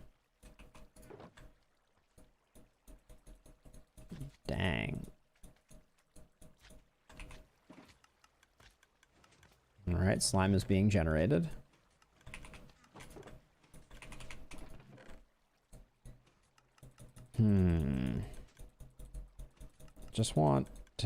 I want to get everything loaded up so that hopefully we can take it all out with us here. Do I have 3? Yeah. I don't think I have a slab, so I'm just going to put a torch over this and leave that crafting table there. Shame. Shame. Oh, actually, wait. There was one other thing that I wanted to do. Did I end up with the materials to do what I wanted to do? Yes. All right. So my plan is to make myself an iron door for getting in and out of this little lair. Oh, it's beautiful, isn't it? Yep. At least I think it is. Okay, that's the wrong way. I wanted that to go the other way. Oh, so to go the other way, I do need to be out here. Oh, and I need to make sure I have my button. Yes, or else I will never be getting back in.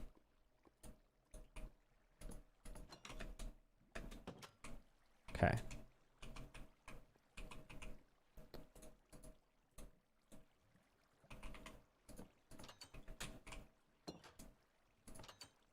Where's my shovel?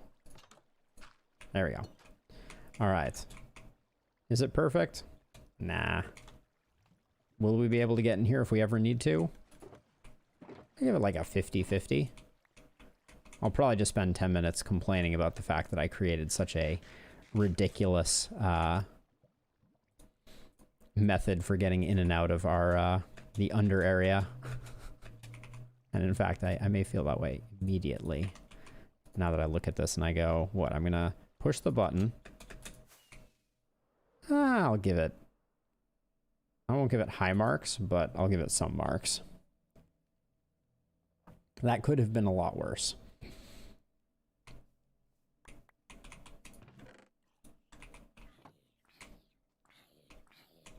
You having a laugh? All right.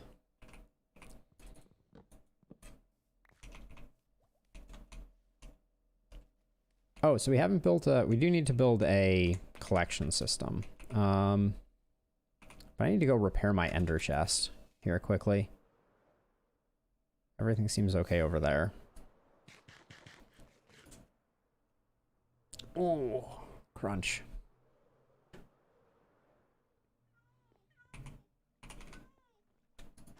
All right, so we'll unload a little bit here, just to make sure that our base does not descend into a complete disaster.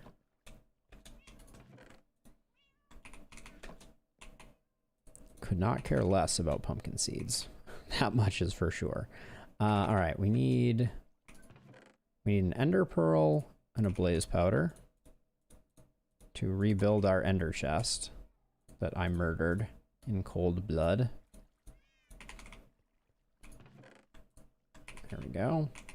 So now can put our redstone and our ice chest back. This one is now in need of unloading. Larry the hoe, Sheep the shears can head homeward. It looks like we need to head to Bone Town to repair our tools for sure.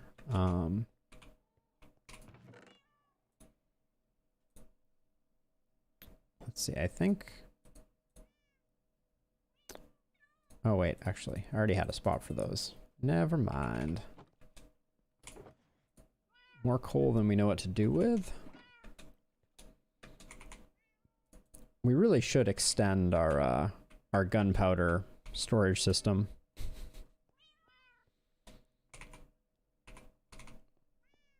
So much random stuff in my inventory. A single oak plank, you say?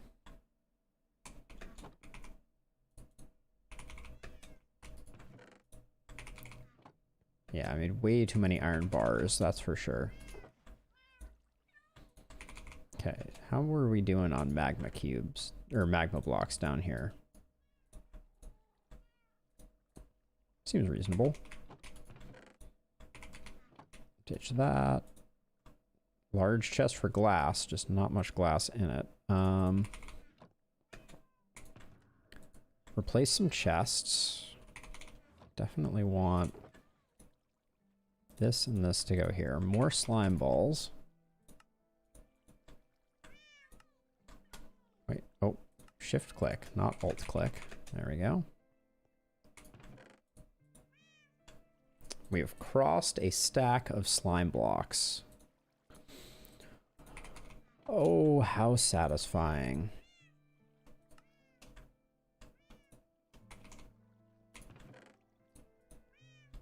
We should probably...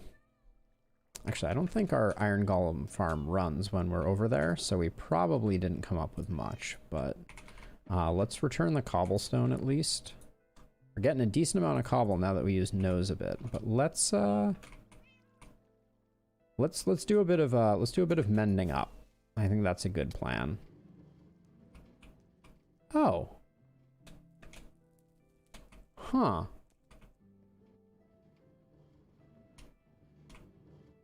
Someone used to live here. Wonder what happened there. Hmm.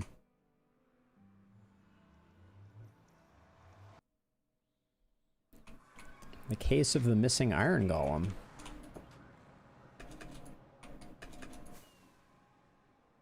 All right, so let's head to our skeleton spawner.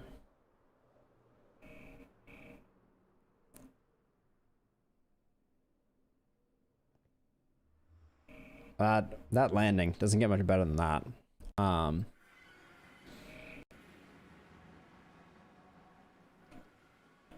And here we are. All right, I'm gonna let the skeletons gather for a second while I go use the restroom, and I will be back in just a minute. Be right back.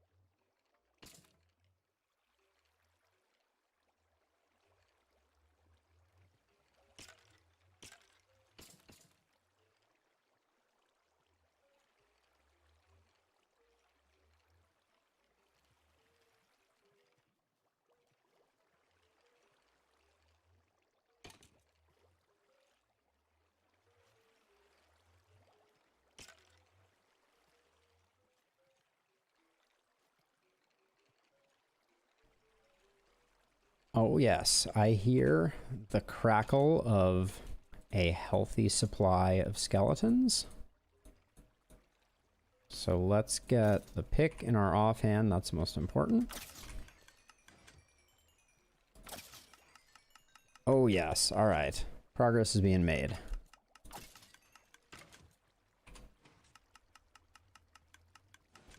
Take the elytra off shortly.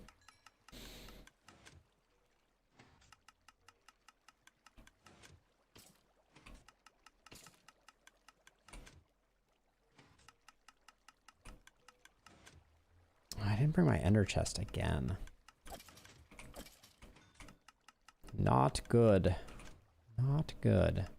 All right, elytra's mended enough. Because it gets passive mending here and there. Thank you, Snorlaxer. That's really nice of you to say. I think you are super awesome as well.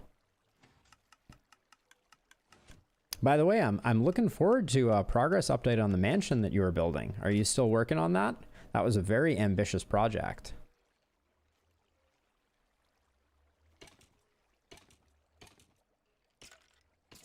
Keep on coming, skeletons. Oh, it's raining skeletons. My lucky day. All right.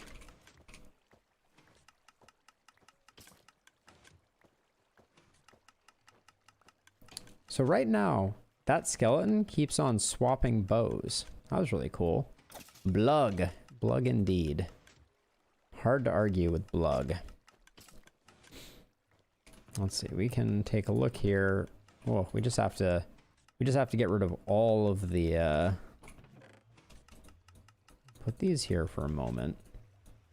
I don't want to accidentally remove the enchantment from any of my gear. We worked too hard to put that on there. But those three.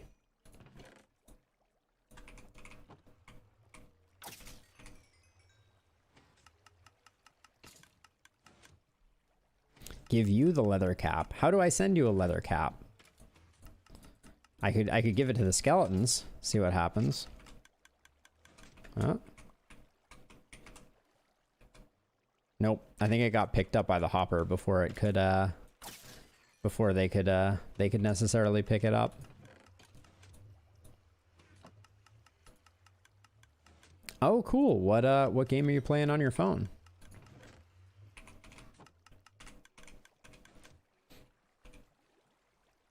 I haven't played a game on a phone in a while that I thought was really good. So I'm always curious.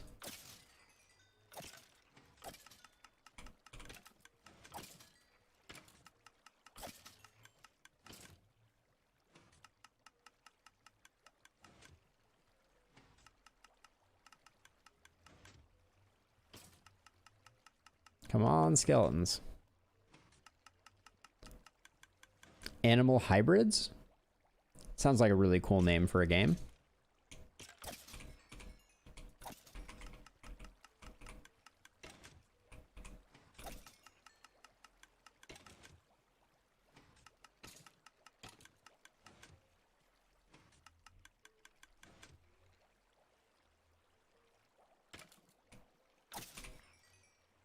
Oh. Don't give me the...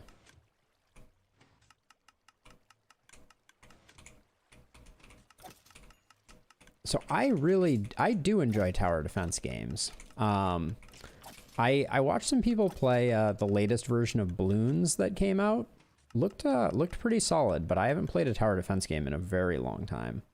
Although, what was the game? I mean, I guess Loop Hero it isn't really a tower defense game. It has kind of some similarities to a tower defense game. But I definitely would not refer to it as a tower defense game.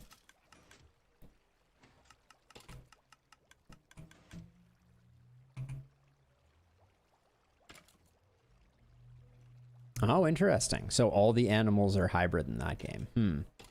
Oh, so you've been playing Bloons sleeping? That's that did the rounds on Twitch for like a minute there. It looked really good. It looks like it has just an insane amount to unlock. Like I've watched people trying to go for like completion, and it just like it seems like a insane amount.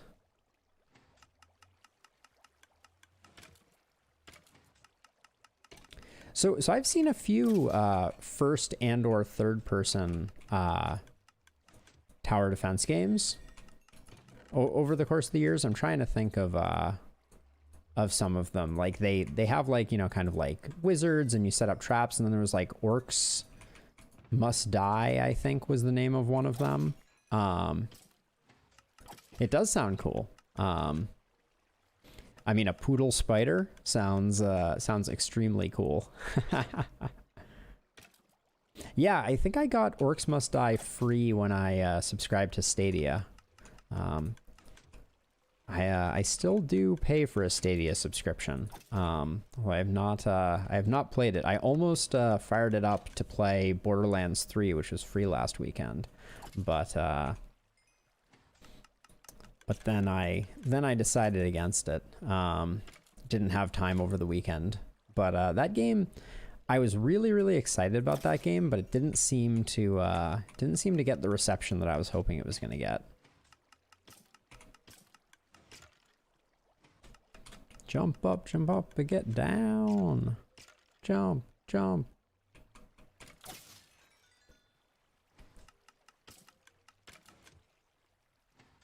Yeah, I don't know why either. Like, it seemed like a lot of the ideas in it were good, and Borderlands 2 is like a much beloved game, from what I understand. I've also not played it.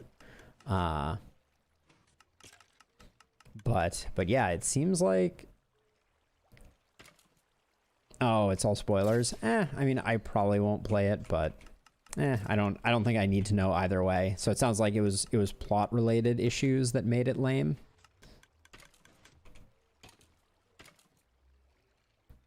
I would have assumed that the plot wouldn't be that important in a game like that. You know, it felt more like it was like a mechanics driven game. Like, you know, if you have the loot, if you have etc. Okay. Yeah, it seems like if the procedurally generated loot is good, a game like that is going to be well liked. All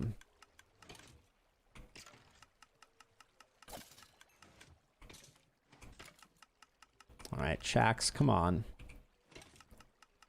Get your mend on, Shax, so that we can move on. I wanna plant the melon seeds in our pumpkin farm, because I think we've gotten enough pumpkin now. So I wanna diversify into pumpkin and melon.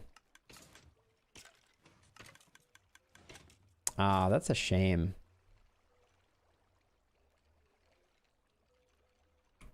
Yeah, but you never recapture that first bit of excitement, unfortunately. You know, if a game doesn't have a strong launch, it's like it's never gonna fully land, unfortunately.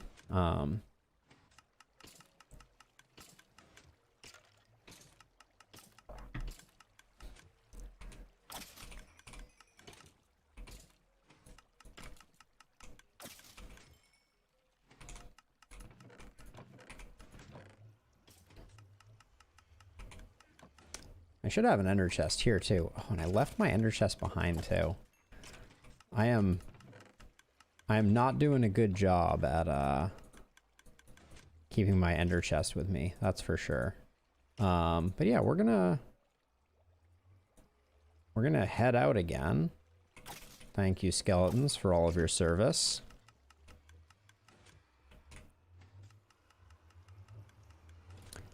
So you're saying that even given kind of the technological differences, you would go Borderlands 2 before Borderlands 3? I mean, I guess that makes sense since there's still a very active population of people playing Borderlands 2. Perfect landing.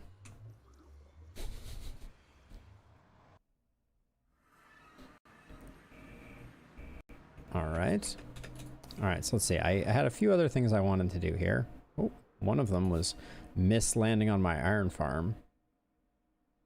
I wanna consolidate while we're nice and low on oh, actually, okay, we haven't been close to it for long enough, so there's no point. But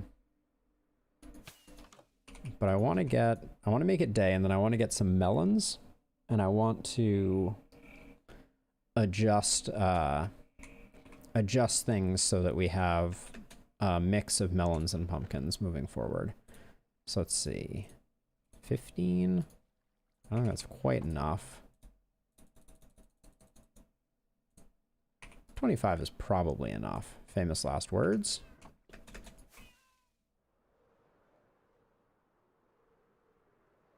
That's fair. You know, I think that I am I'm not super, like, I mean, obviously I play old games with mediocre graphics, so I'm not like, you know, I'm not a serious graphics snob by any means. But I was excited in the hopes that Borderlands would, oh yeah, this is going to be annoying. All right, so, melon seeds.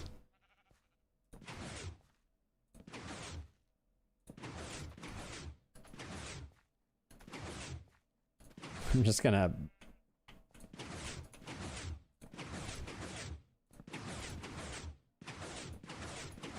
What have I done?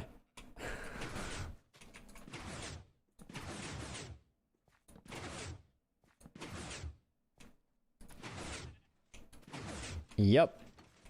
It is indeed insanity. All right.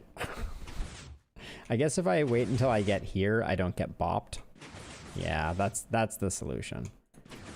Now hold on a second though. So the problem that I just created here is if I go full alternating, I've created a situation where I have more melons than pumpkins. And I want to have more pumpkins than melons. So I think I'll go with this.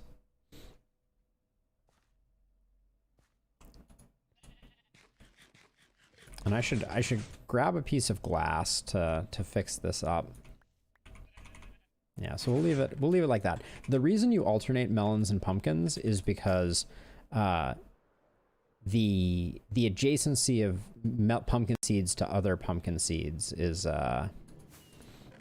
can cause issues. We grab one glass to finish that off, and then it is worth building a sorting system for this.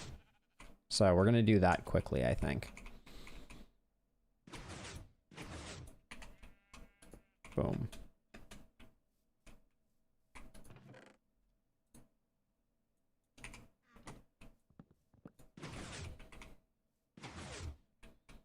All right, so where do we want to put the sorting system? I guess just right here. I guess we'll put it right off the edge. We could also dig down and put it directly beneath it. That might be nice. Everybody doing okay over there? This isn't insanity. This is Sparta. What's insanity is the fact that an Enderman put a piece of dirt on top of my tree.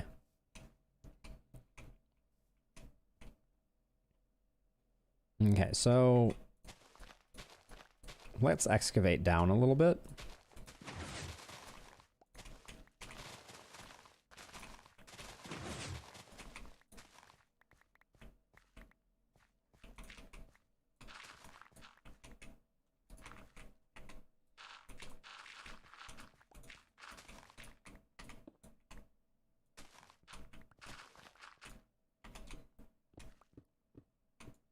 Because what I want to do is I want to set this up in a way where we have a nice separation of the two, because melons require to be recombined. So the piston is going to break them into melon slices, and we want them to be melon blocks for villager trading. So we want to have a bit of a silo with some storage for each.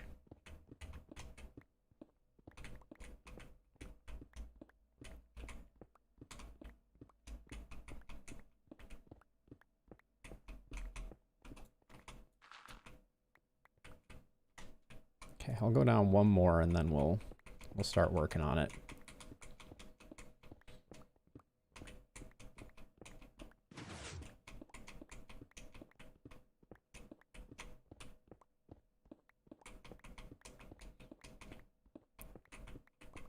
See if we can speed run a sorting system here. All right, oh, I'm missing so many things. Where is my ender chest? Oh, I think it's over here. I think I left it in the middle of the floor over here. Yep, there it is. All right. Graceful. All right, proper pickaxe, good.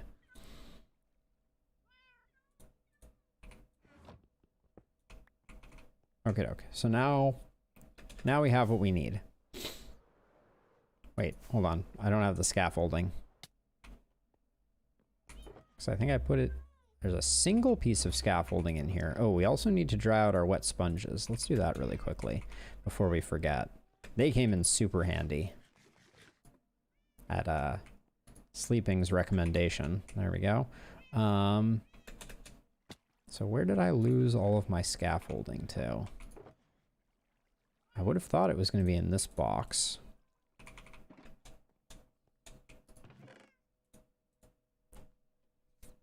These are the dry sponges, right? We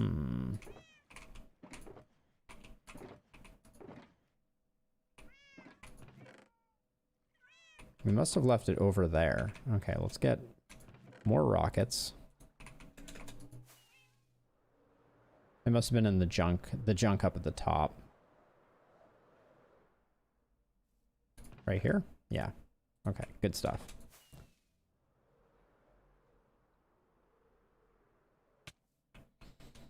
All right, so this corner here is going to be the access point.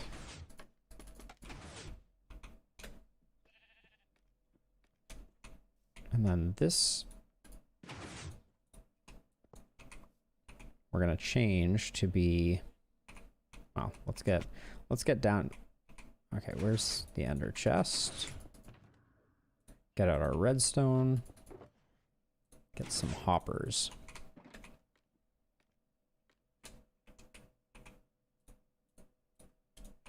Okay, we're gonna go.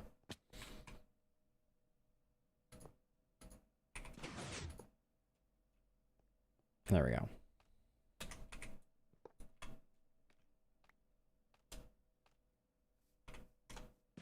Into that, into that, into that, into that. Okay, so this one's going to push into there. So everything should end up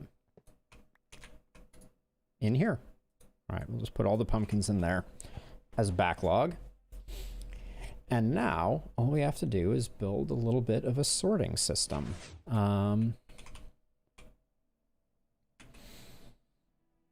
Always sounds easier than it actually ends up being.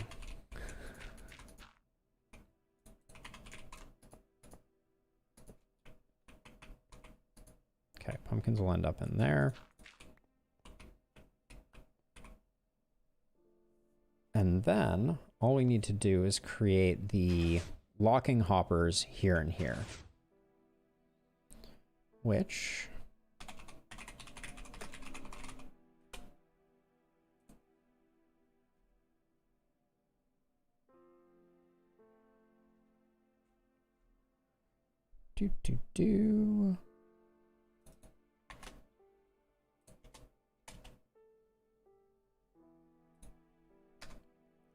I always forget which way the first row of hoppers go.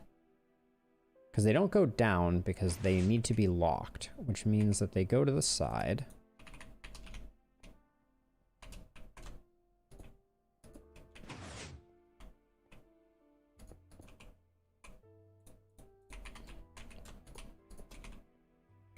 There we go.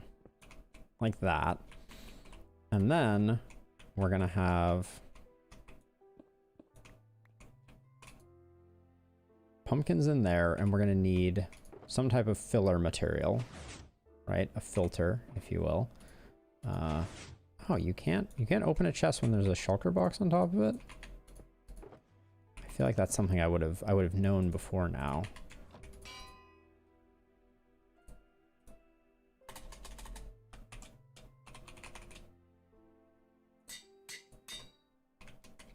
Okay. So we don't want... I'm gonna move all the pumpkins out of this so we don't have to deal with them. There we go. Okay, so we have our filter blocks.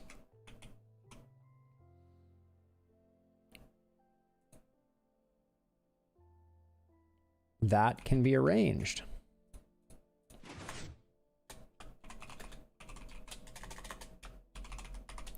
There we go. As you request. All right, so we're going to take a comparator output from these. You are very welcome.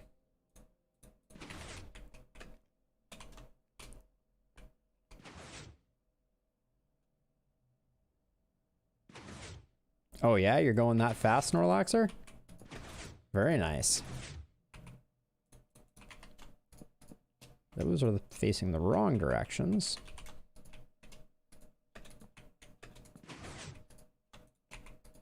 I'm gonna break this hopper so that we don't end up with any more stuff randomly ending up in there.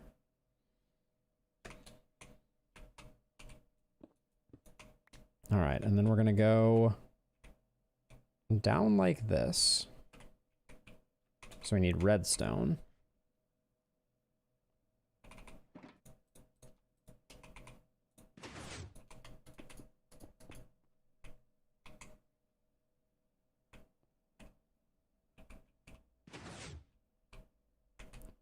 And then we want... Do we go further than this? I feel like... Hold on. You have a titanium chest plate already? You are absolutely cruising.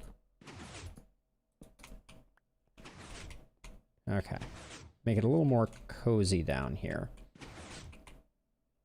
And then... Oh, we're gonna need some sticks, which we don't have.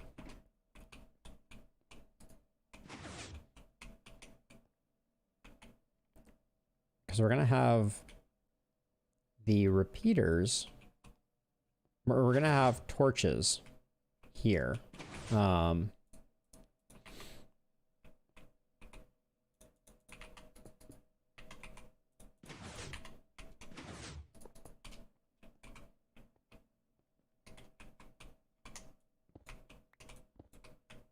Yeah, I feel like this goes one further out. It's not looking right to me at in its current form.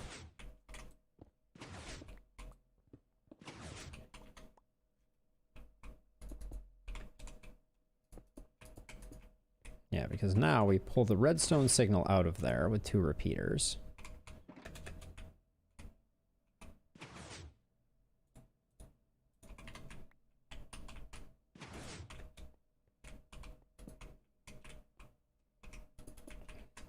Back in, and then, yeah, now we need our sticks.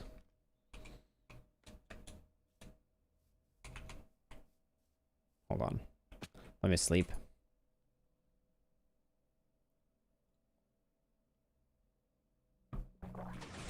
There we go.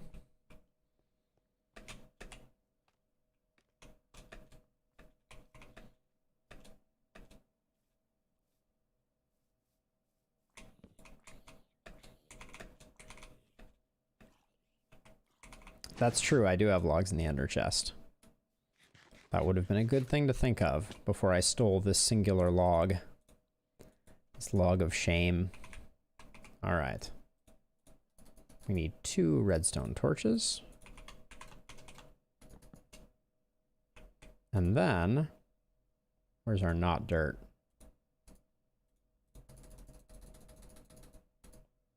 It's 45, right? 11, 11, 11, and a pumpkin. And then if we put 2 pumpkins in, 1 pumpkin goes out. Beautiful. That is a sorting system. All right. Now we need to do the same for melons, but we don't have any melon slices. We're also going to need more not dirt. So let's go get some dirt and some melon slices.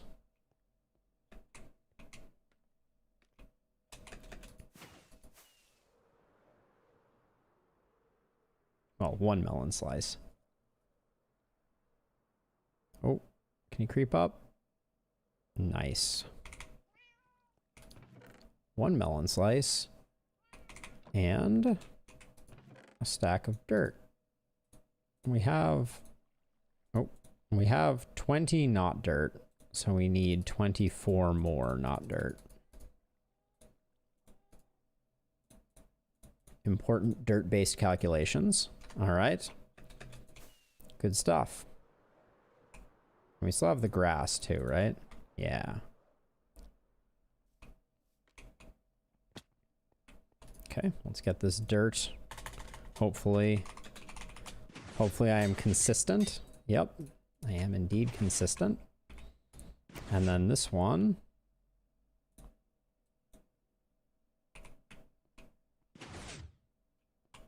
Huh?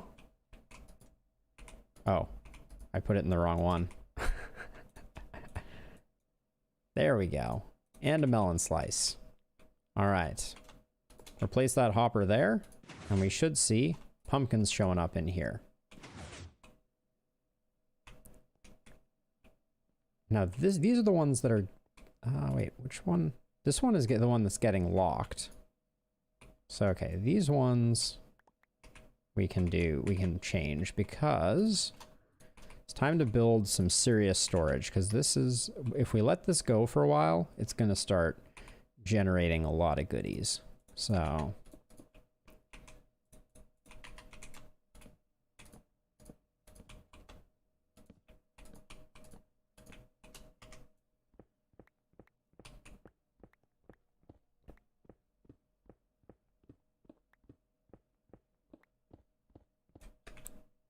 I was seeing the corner of my bed and it really looked like zombie legs.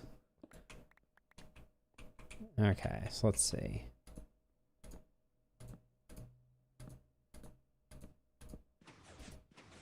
Oops.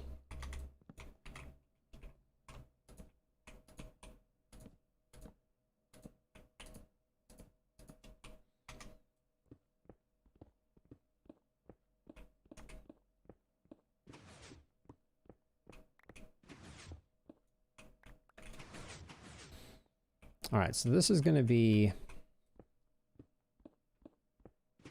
the stacks. So I think actually I want the entrance, because the primary reason we're going to come down here is because we need melon or pumpkin. So I think that's going to be where I'm going to put the entrance.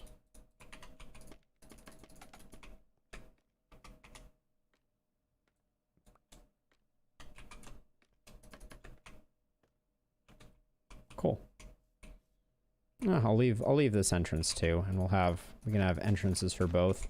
Yeah, now I'll just clean up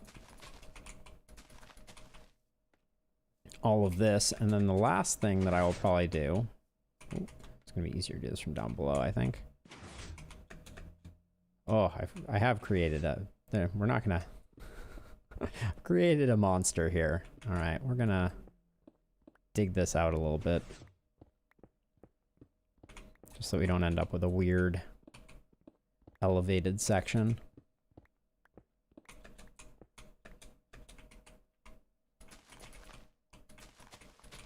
Oops.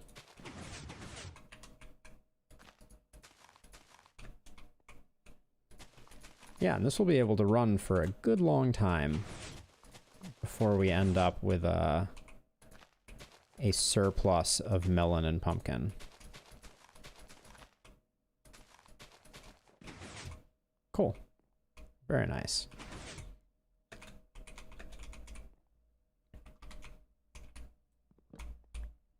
And in fact, I'll leave this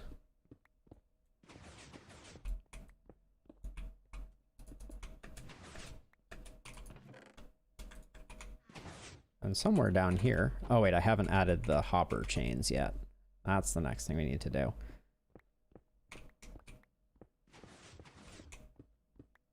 All of this needs to be fed. Oops.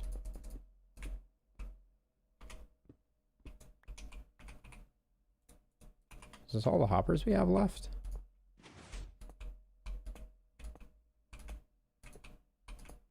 I guess so. Good thing we have all the iron we could ever want. Oops. We don't have a crafting table though. Hopper. 10 more hoppers is good.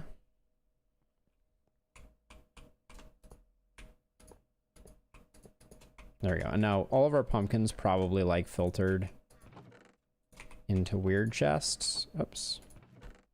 So we'll get all of them, and then this is going to be chest pumpkin, and then this will be melon side. Now, while we're at it, before we finish this up, I'm going to grab some bone meal, and we're going to come upstairs. Actually, hold on. We should make sure that this is spawn proof, so we don't come back downstairs to find some exploding friends.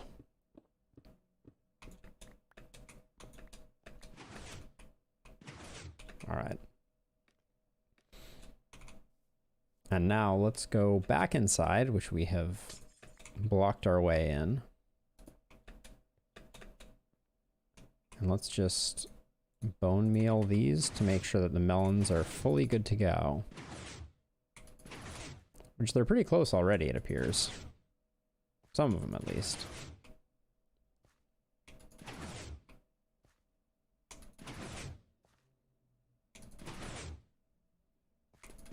And then this should start us generating melon slices, which we will occasionally have to process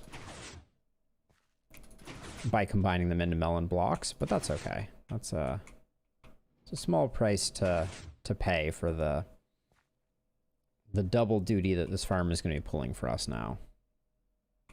And obviously we could get a lot more, right? This design is scalable. We could get a lot more, but this will get us going.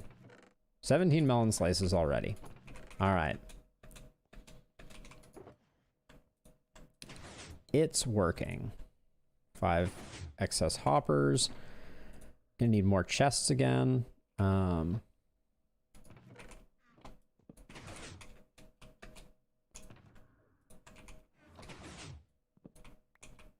Oops. The sound of windows.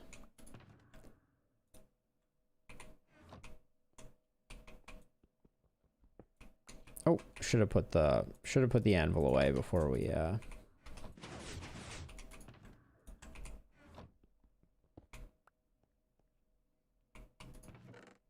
There we go. So as you can see, melon slices, they produce significantly faster than pumpkins. But they condense down 9 to 1. So yeah, all right. We have improved our melon and pumpkin farm by adding a sorting system in record time. I'm trying to decide if I want to do something with the top of this. I could just cover up the redstone. So they don't generate as whole melons because the mechanism that we are using is to crush the melons with pistons. And when you break a melon tile entity without silk touch, it turns into melon slices. So the pumpkin has no like broken form. So that is the reason why. Just a quirk of the way that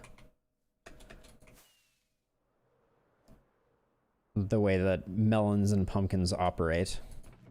All right, let's dump some stone in here. Wicked whack. But you get a lot more melon seeds than pumpkin seeds as a result of that, if that's any consolation.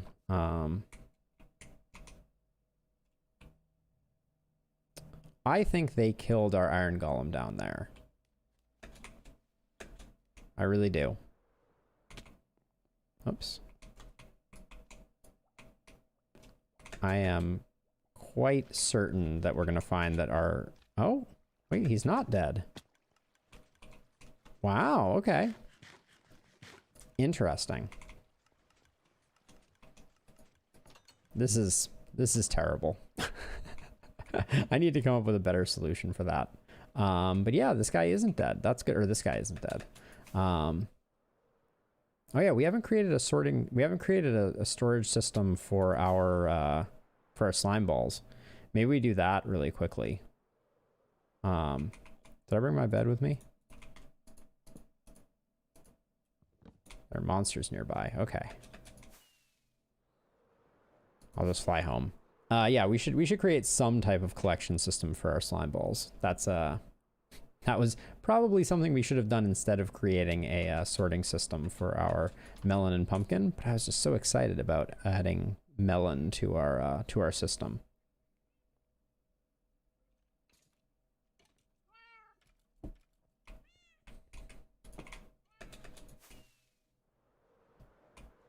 I want some glass actually for this. Oh, our smeltery area is like really safe. There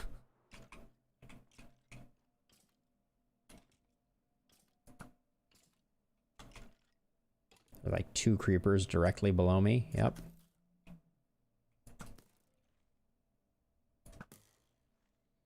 That's kind of weird that you can be standing on the edge of a block and shoot in the direction facing the block. There we go. All right. Good enough for me to get some glass.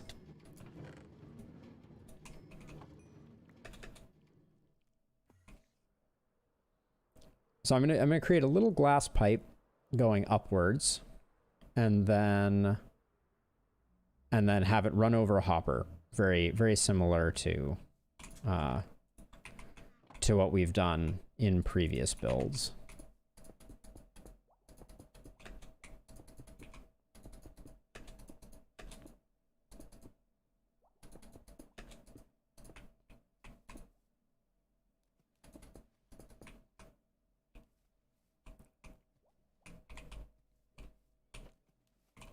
Now, there's a bit of funkiness that's going to take place here, because if you break a block of ice and there is water beneath it, it does not make a source block. So we're going to have to do something a little different to make this work. Like we can...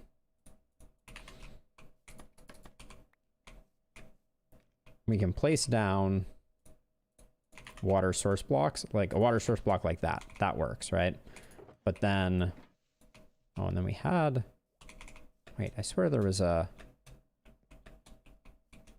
there wasn't a single block. Okay. And then we can place the ice down like this, break it,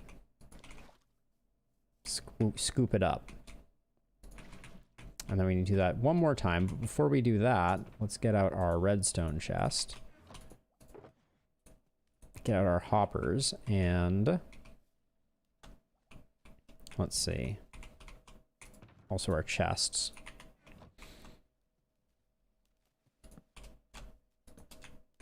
And we're just gonna do... I think I'm gonna keep it simple. This is another one that we have to be able to,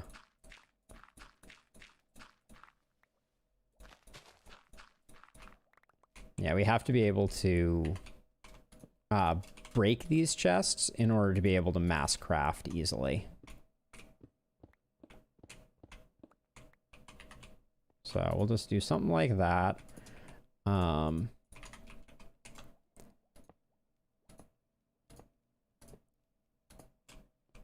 we need one more.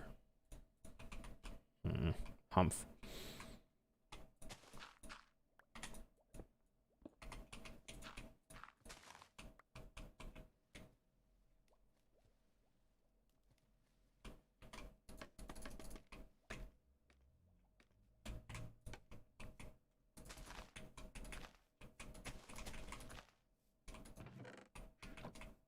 All right, so we need to enclose this like so. And we need another piece of ice.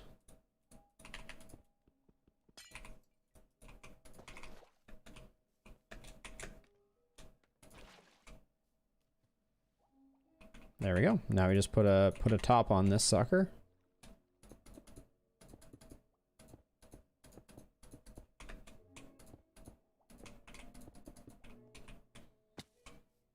And just like that. Oh, is this gonna fill top down? That's interesting. I don't think I mind that. And that's our slime haul so far. It's not bad. And there's more, obviously. Like, we've taken a lot back home, etc. Now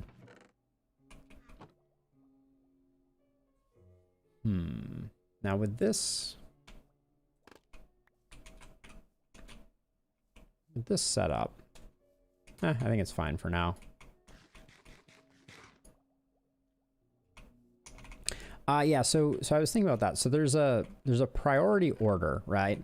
And so because this hopper is facing this way, it tries to push into this inventory before it tries to push down. I can never remember the order, but yeah, it will consistently push off to this side, which is fine. So we'll have 2 chests at ground level full of slime, and then excess that will kind of be down here in the pit. Oh yeah, I need one more I need one more hopper, though.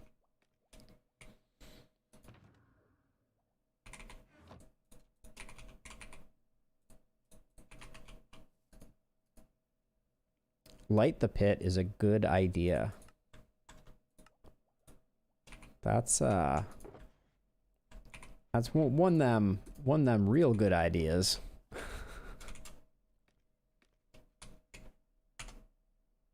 Yeah, it's lit by the day, but now we good. All right. Pit lit. But there we go. So what I will do is I'll probably, so the nice thing is we now know that if we AFK here, this is in range and the pumpkin farm is still loaded. So both of those can kind of run in tandem. We do need to at some point spend an episode repopulating our book villagers. That needs to happen at some point. But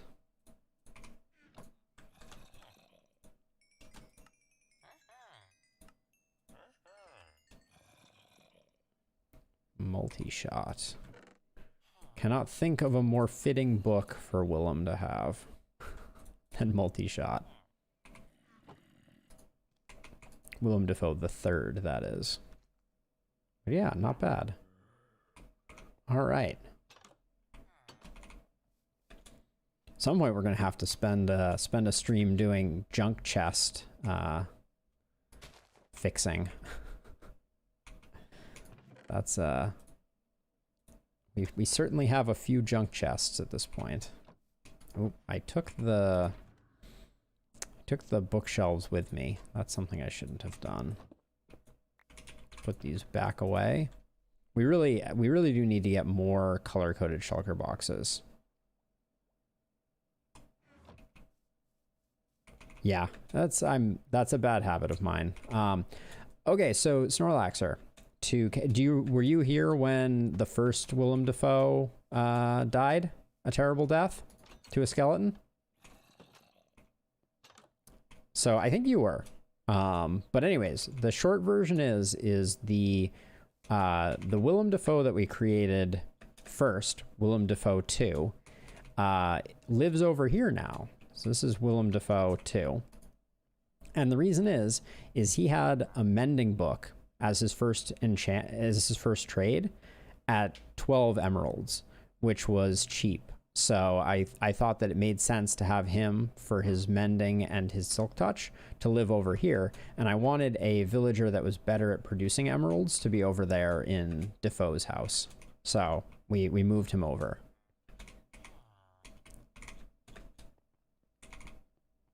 Yeah, and so number 2 is over there. Number 1 sadly passed away. And number 3 is in here, hanging out.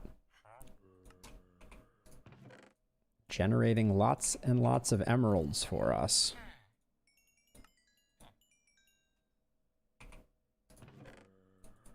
I can't help but feel like we do need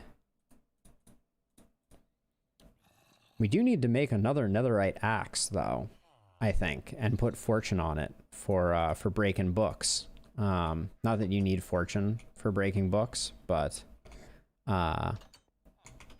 because if you're not putting silk touch on it, you got to put fortune on it. But yeah, we have so many of these junk chests that we need to sort out.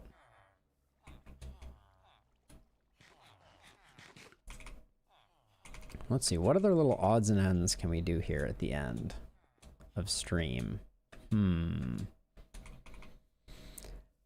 Decisions. How are we doing on sugarcane?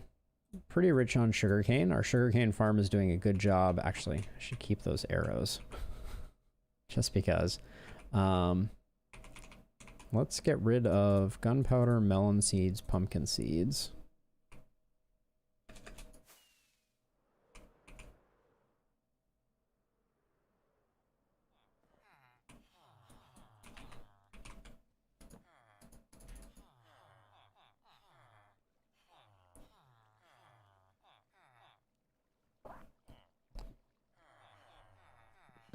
So let's see, yeah. I'm trying to think of things that we need to take care of. At some point, we also probably should fix this because we have a decent amount of loss that comes off of this, of sugarcane ending up on top of this. Like, if every single run we lose 17 sugarcane, that's pretty bad.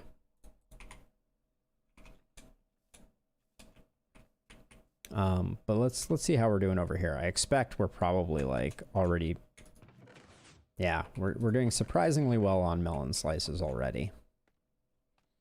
And this'll just keep running. I'll probably leave it running overnight some night. But yeah, now that we've got our slime farm sorted out,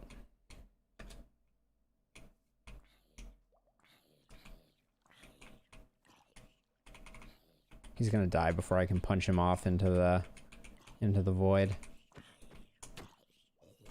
Yeah, bummer. Almost got him. Now we're gonna end up with some zombie flesh in our storage here.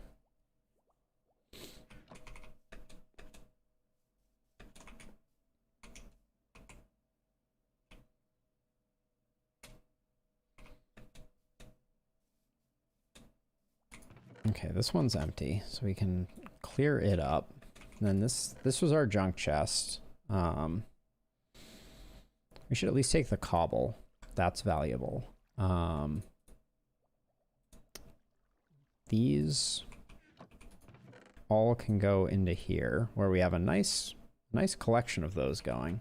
Dirt there. We don't have a place for gravel here. We're gonna keep the cobble. These are all smooth stone. We have a bunch of iron blocks that we should at least return to the iron farm. Same with the sticks. Stone shouldn't be in here. Coal can go back to base, so can netherrack, excuse me.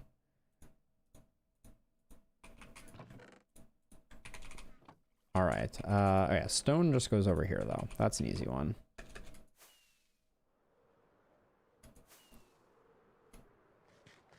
Let's return the iron next. Hey Fletch, how goes it? We've made good progress on the slime farm. I'm gonna call it done for now. I'll give you the super quick tour in the last 2 minutes here. Right after I put some cobblestone away. Whoa.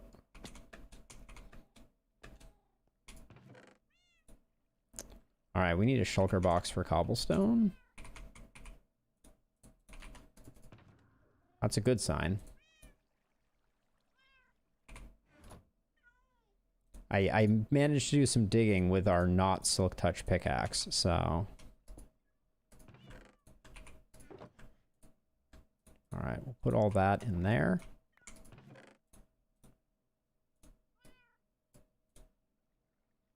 All right, let's do the 10-second tour. So, slime farm is done. We still have more caving to do, but basically it's repeating patterns of this platform here.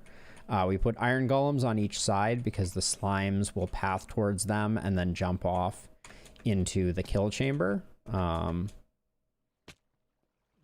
Speaking of the, all right, I managed to make it in this, not the most effective entryway, but basic design here. We have a dispenser, much like before, with a minecart that's picking up all minecart hopper. So pumpkins are a couple of things. They are great for cheap lighting. Oh, you weren't talking about the pumpkins at the pumpkin farm. Sorry, I'm moving a little slow here. Oh no.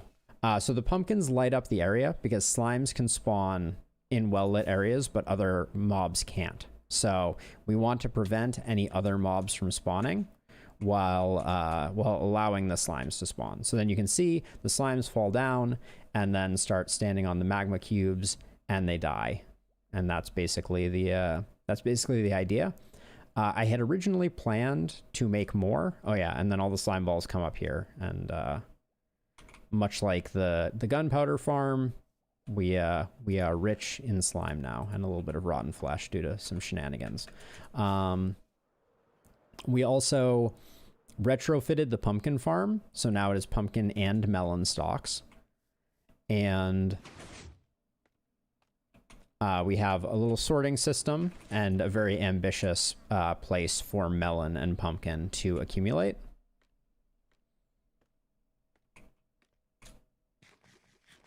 And then trying to think what else we did during this episode. The slime farm took most of the time. That was the primary effort. We did also take some time to convert Willem Dafoe III to a zombie and back a few times so that we could get all them delicious emeralds from him. Still doing well. Willem Dafoe III, a true champion. Oh yeah, we did have a debacle where our backlog of villagers up here got converted. That was exciting times. Reasonably sure that what happened was a zombie spawned up here, fell down, landed on the bed, and then pathed up this way and killed one of our villagers and caused them all to chain reaction. Yeah, and then obviously some progress has been made on the cathedral. We're kind of at an intermediate point, but the plan for the next phase is I want to do bulk villager trading. And to do that, I want to create large circular rooms down below the floor of the main floor of the cathedral. And I think I want to do a large spiral staircase that wraps around the entire perimeter of these like circular mass villager trading chambers, and then put different types of villagers on each floor. So put like farmers on one floor and then pipe the pumpkins and the melons from here down to that floor so they're kind of available for trading. That's the idea. So we'll see how far we get with that, but I also recognize that we really need a gold farm in order to be able to get the quartz and get the blackstone that we need. And then we also need to make the first circular floor of that trading area. We need to make it masons so that we can get quartz from them, because we can't keep mining quartz. But yeah, I think that's pretty much the progress that we've made this episode. It was mostly building out the slime farm and getting it all good to go so that it was producing lots of slimes. I don't like that the iron golems sometimes get a hidden edgewise, but I don't know that there's anything we can do about that. Anyways, we have reached the end of my stream. So this was a good one. Thank you everyone for coming to visit and hang out. And on that note, I'm going to call it an evening. And yeah, have a wonderful rest of your weekend, everybody. Reminder, no Saturday stream anymore. I'm doing Monday through Thursday now, like a real grown-up. So yeah, I'll be back here on Monday to play Darkest Dungeon again. But until then, have a wonderful rest of your nights / weekends. And I'll catch you next one. Bye, everybody.